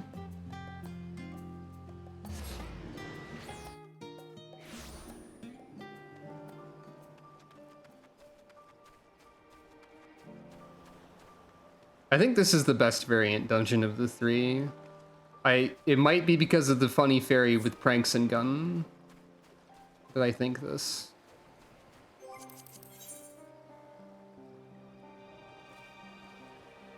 A fish a day. I know about coelacanths entirely because of Animal Crossing. I wouldn't say I have a in-depth knowledge of things about coelacanths, but that's where I learned about them, I think.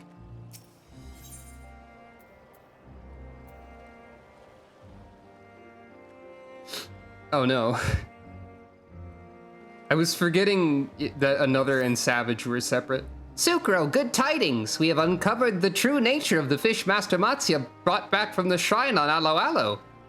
Though, having said we, I must admit that Pasarun deserves the lion's share of the credit, but he would never have been in a position to do so had I not risked life and limb to set these events in motion.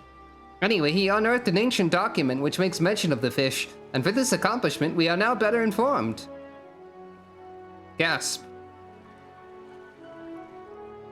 Oh, do my ears deceive me? Praise from the beak of the exalted Calica? I'm surprised you even remembered my name. I give thanks when it's due, but this is all beside the point. Upon learning of the fish's properties, Master Matsuya realized that one other than Mistress Nidana has greater need of it. Moreover, he desires that you be there for the presentation, and since fate has placed you before us, what better time to hand over the fish than this very moment? I shall inform Master Matsuya of your arrival. Await us at Palika Stand, Sucro. Can I can look at this first. I caught a fish with striking gold scales. It's unlike anything I've ever seen in Thavner. This might be the most precious treasure of Aloalo Island. Long ago, a fever raged among Aloalo's infants. In a desperate bid to save their young, the islanders made soup with fish from the waters of the great shrine. The infants' fevers broke, and all who partook of the soup grew into hale and hearty adults who were never again touched by sickness. Wow. Cool soup. Thenceforth it became custom to feed all newborns soup made from the golden coelacanth. Okay, it's directly a coelacanth. They just outright call it that. Whatever inherent nutritional benefits the meat possesses seem to be enhanced by the fish's proximity to the statue of the speaker and the jewel it protects. Needless to say, the golden coelacanth holds high value as an alchemical specimen. Although Matsuya and I have known each other since childhood, the separate paths we took in life have afforded us scant opportunity to work together. Since the day he found Calica washed up on the beach, however, we have never been closer, and the adorable bird has been a welcome addition to our fellowship. What is more, I've been able to advance my study of alchemy thanks to the rare fish Matsuya has brought back. I began this conservation record in the hopes that Matsuya and any who would follow in his footsteps might benefit from it, but it has become a journal of sorts for this most joyous time in my life. I am forever grateful to Matsuya and Calica both for setting these events in motion, and to Sucro for keeping my dear friend safe from harm in his journeys.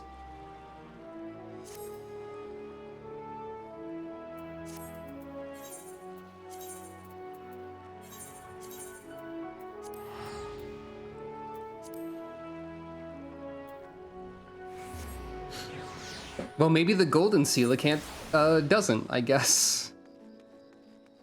Or maybe, well, I mean, a lot of medicine tastes pretty bad. Maybe the medicinal properties of the golden coelacanth make up for it.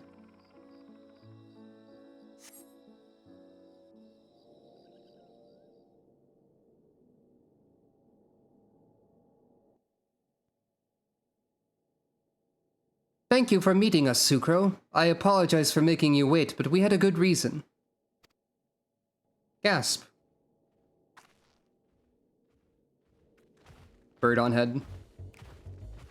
Oh, wait. Clown. It's those clowns.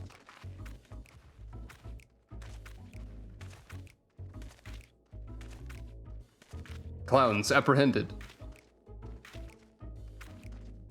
Oh no! Ow!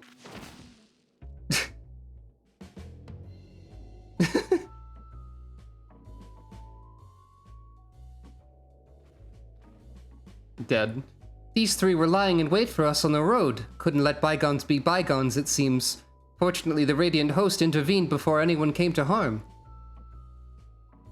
Arms folded. I said ow! Yeah? Oh, wait, you were the one who fought that massive statue! We swooped in to snatch the jewel after you took your leave, but then the bleeding bugger got up and attacked. Oh, 'cause you had finished the job.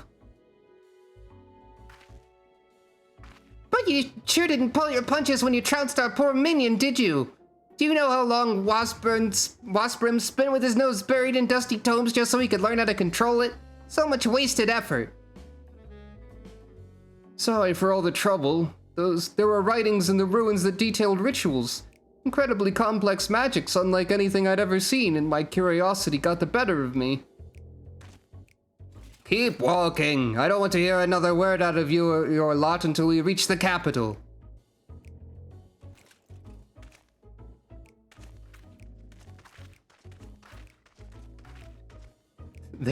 I guess they're disrespecting tomes a little bit.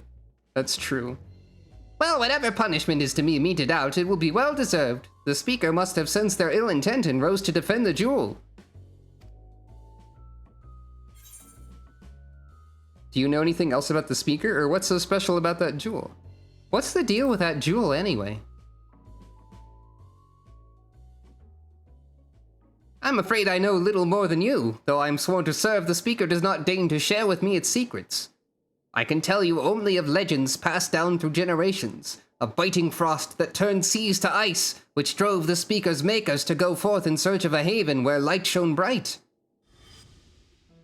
Like that? Like that fade. Those who came long after found Aloalo, where life had weathered the ancient rime. At the island's heart was the speaker, its jewel flawless and radiant. 'Twas a wellspring of vitality, they believed, and all who settled upon Aloalo came to revere the ancient builders and their enduring legacy. Under the speaker's auspices, the people of Aloalo Island lived in peace for thousands of years until the day flame and ash rose from the water and forced them to flee. What is it that cats know about? Just how old are you, Calica? You speak of eras so ancient that they are as myth to us. Your guess is as good as mine, Master Matsya. I remember well when the island was bustling and vibrant, its inhabitants dedicated to esoteric equations and other cultural pursuits. Some even attempted to unravel the mysteries of the speaker and its jewel. The frost that turns seas to ice? Do they? I was born in the Great Shrine, this much I know. When the people found me, I spoke to them in their own tongue. They were besides themselves in disbelief. Thus I was deemed the speaker's servant. Oh, interesting. I didn't know that.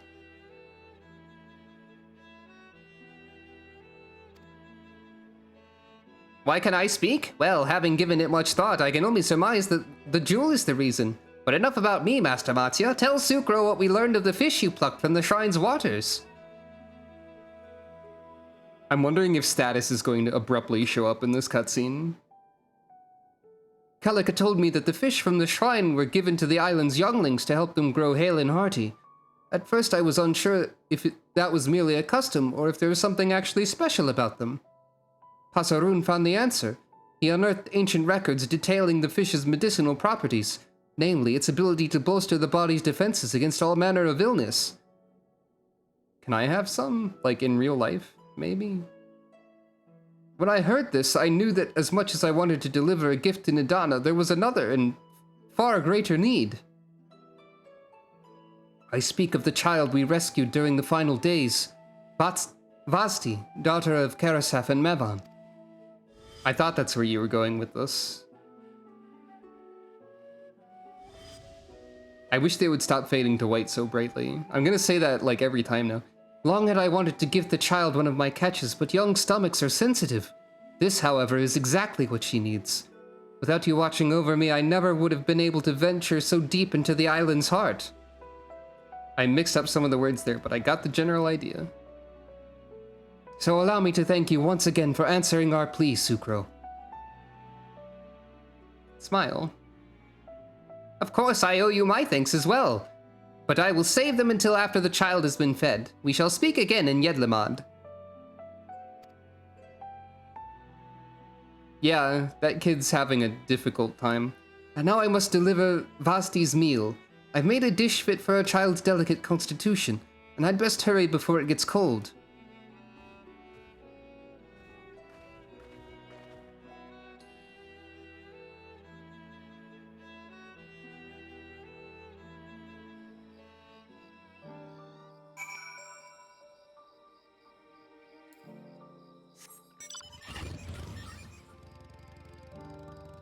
There is still a langur here.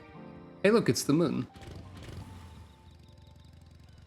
Technically, there's an infinite amount of ominous shots of the moon in this game, if you think about it. Depending on how ominous you think seeing the moon in general is.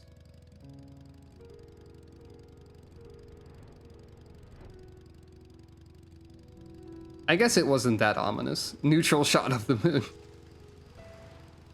Subjective shot of the moon.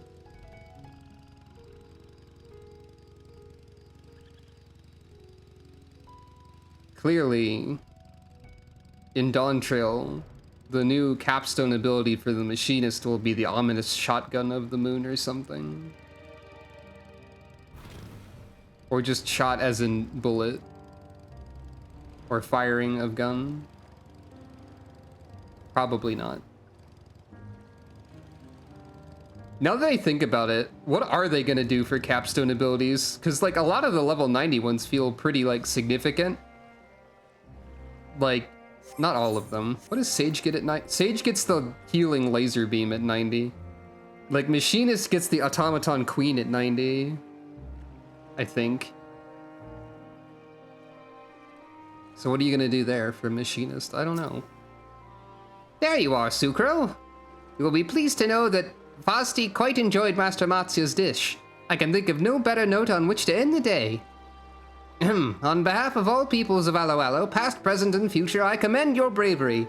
The island's fortunes are bright and Master Matsuya is in high spirits. No matter the era or the culture, I believe it is customary to give gifts to those to whom you are indebted. Rest assured, I do not intend to shirk this custom. There were more than enough fish left over to prepare for another fine meal, and so, with Pasarun to handle the more laborious tasks, together we did just that. 'Tis a local favorite quite similar to a traditional delicacy of Aloalo. May it give you a new appreciation for the island cultures of these fair seas. From our homes to your lips. Nod. Coconut cod chowder. I'm sad Status didn't abruptly show up in that cutscene to be like, I found your boat and I'm gonna prank everyone else now. You've enabled me to prank the world. Sparrow's Harmony. I will say that the mount... Whoops, I didn't mean to use Rizomata for no reason. I accidentally clicked on it. The mount for doing all of the paths of Aloalo is Status carrying you around for some reason. So, you know, she does exist outside of the island in some capacity.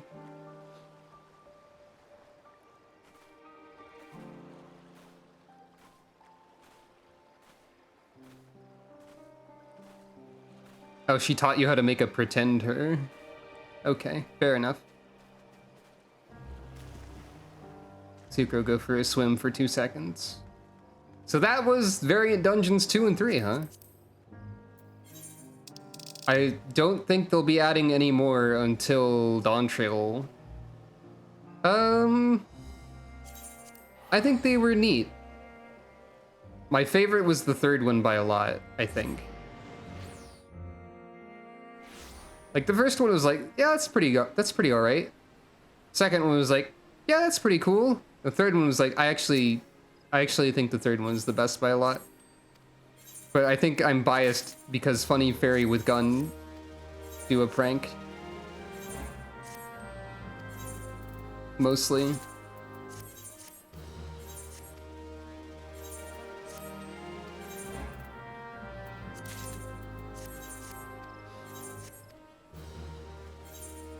I think the third one was the prettiest too. The first one I do have to give credit because it gave me the funny hamster.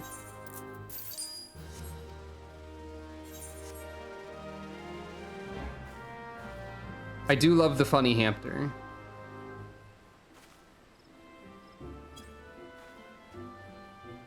So, I don't think you can put any furniture outdoors on the island. But I might as well go check. And also, my island has leveled up again to the point where it's interesting to look at, maybe. Just a little bit. Because the cozy cabin got upgraded again, and so like the general like roads and lamps and structures and stuff are different. I don't have workshops and granaries level 5 yet. But we have invented bricks. I think there's a specific name for this kind of road. And these cool lamps that are like rotating.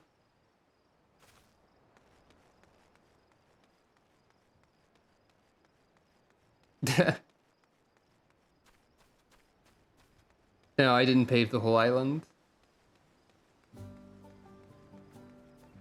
But yeah, we've invented funny bricks or whatever. And this is the Cozy Cabin 5. I think this is a really neat building, truthfully. And I'm assuming that, like, when these upgrade again, they will have a similar architectural style. Hey, how's the workshop going? Thanks.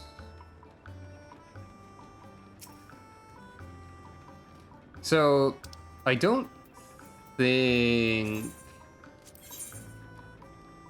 Yeah, only outside. Only outdoor furniture, it looks like.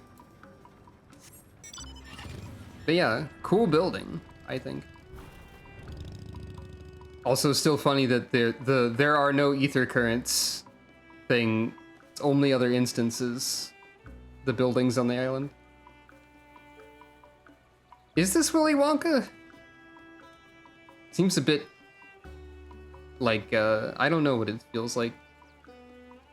They put the bed back down here. It used to be, it was on like the higher floor in the previous version of the cabin. But now if we go up the stairs, we have like this sort of landing area with 2 different places you can go. Table. Gigi wants to know who he is down there somewhere. Ow! I don't like the fall damage sounds, they make me sad. We also have gate. And so on. So yeah.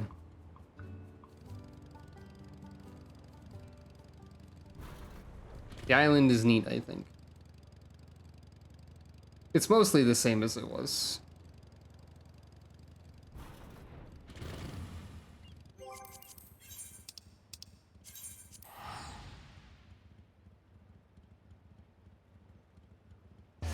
So my apartment has 100 out of 100 things in it, as I've mentioned before. And there's like one part of the apartment that I always remove specifically when I want to try putting something else down for a second.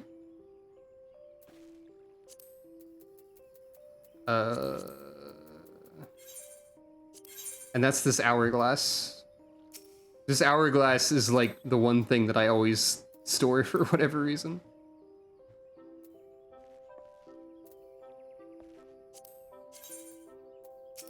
Ah! It's huge. Oh, I mean, yeah, that makes sense.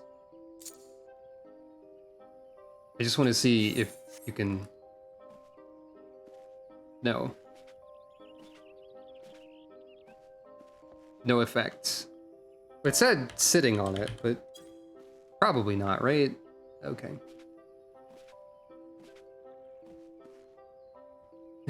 Yeah, authentic mechanic-sized mechanic indicator, that's true.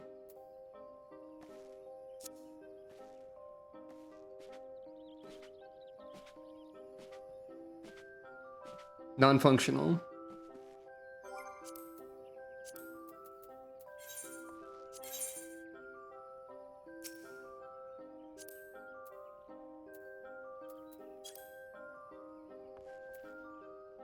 I didn't expect it to be the actual, like, size of the actual cushions. That's pretty funny. Wait, this is... There we go. Wait. There we go.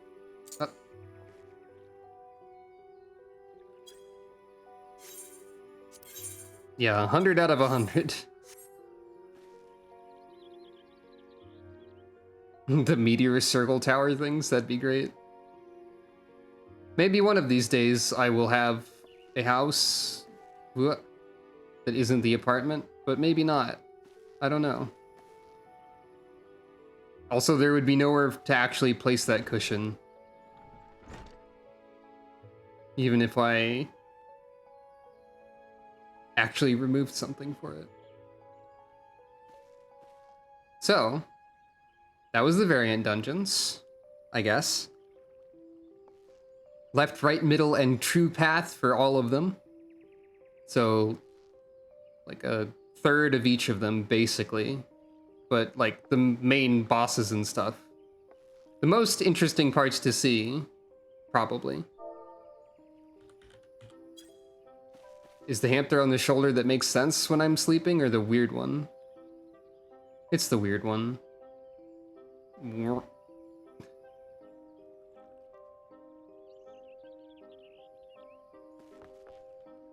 But yeah, that was the, yeah, you know, that was the stuff with, yeah. I don't know why I'm running over here, or what I'm trying to say. That was the variant dungeons. Advanced snuggling maneuver, maybe. And, oh. I don't recall this house. I don't recall those forms of housing, roof and walls. Or these, for that matter. I haven't really looked around the neighborhood too much. What's going on over here? Serenity Sanctuary. Rooftop dancing. Feel free to dance on the roof. Well, this seems like a pleasant enough location.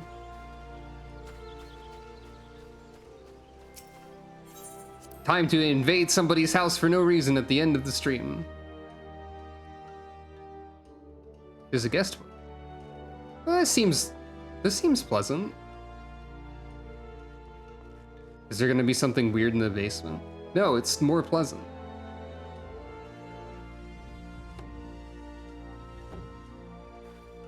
This is overall a very pleasant home. Ah, you've got a fake toilet that you've manufactured. Oh yeah, Sapphire Weapon is here, but that's probably fine, right?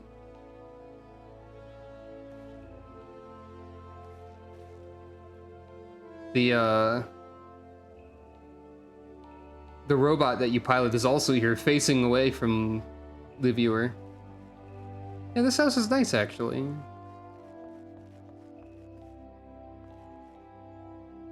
Oh, this is in the Crystarium, or not Crystarium. This furniture item here is in the in-room of Charlian. I am not going to sign the guest book.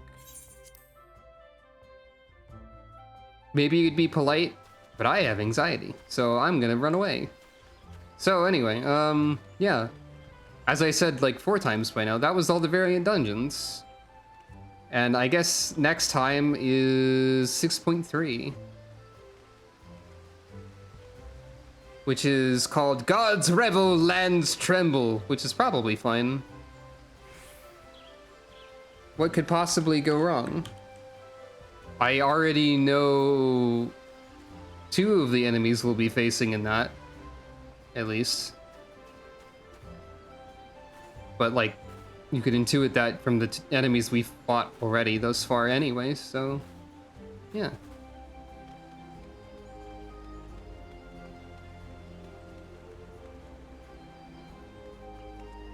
I'm just arbitrarily running around because for some reason I feel like I shouldn't be ending the stream yet, even though it's been 5.5 hours.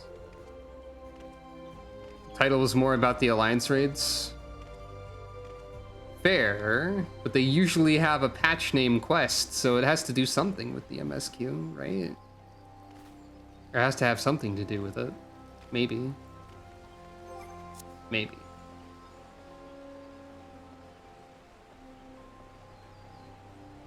What do you think? Serpent Salute? Yeah, okay. I forgot about this location.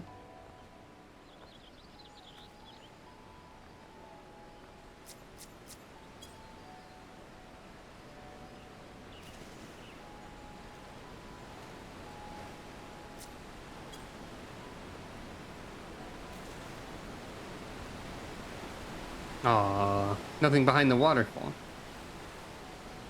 But I can stand here on this rock. Anyway. I know what the armor from the 6.3 dungeon is, and I don't know a lot about what the dungeon itself is. But I know some of the stuff that I fight in that place. Well, I know that the other 4 fiends are in this one. Yeah, I don't know if I've looked around the lavender beds that much either, even though I live in them.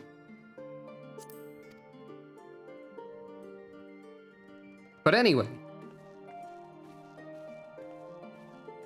That was the variant dungeons. I'm gonna say that a million times. Next time, 6.3 main story quest. This has been Final Fantasy XIV, and Sucro is going to take a nap now. Because she deserves some rest. So thank you all for watching. This has been, as I said, Final Fantasy XIV.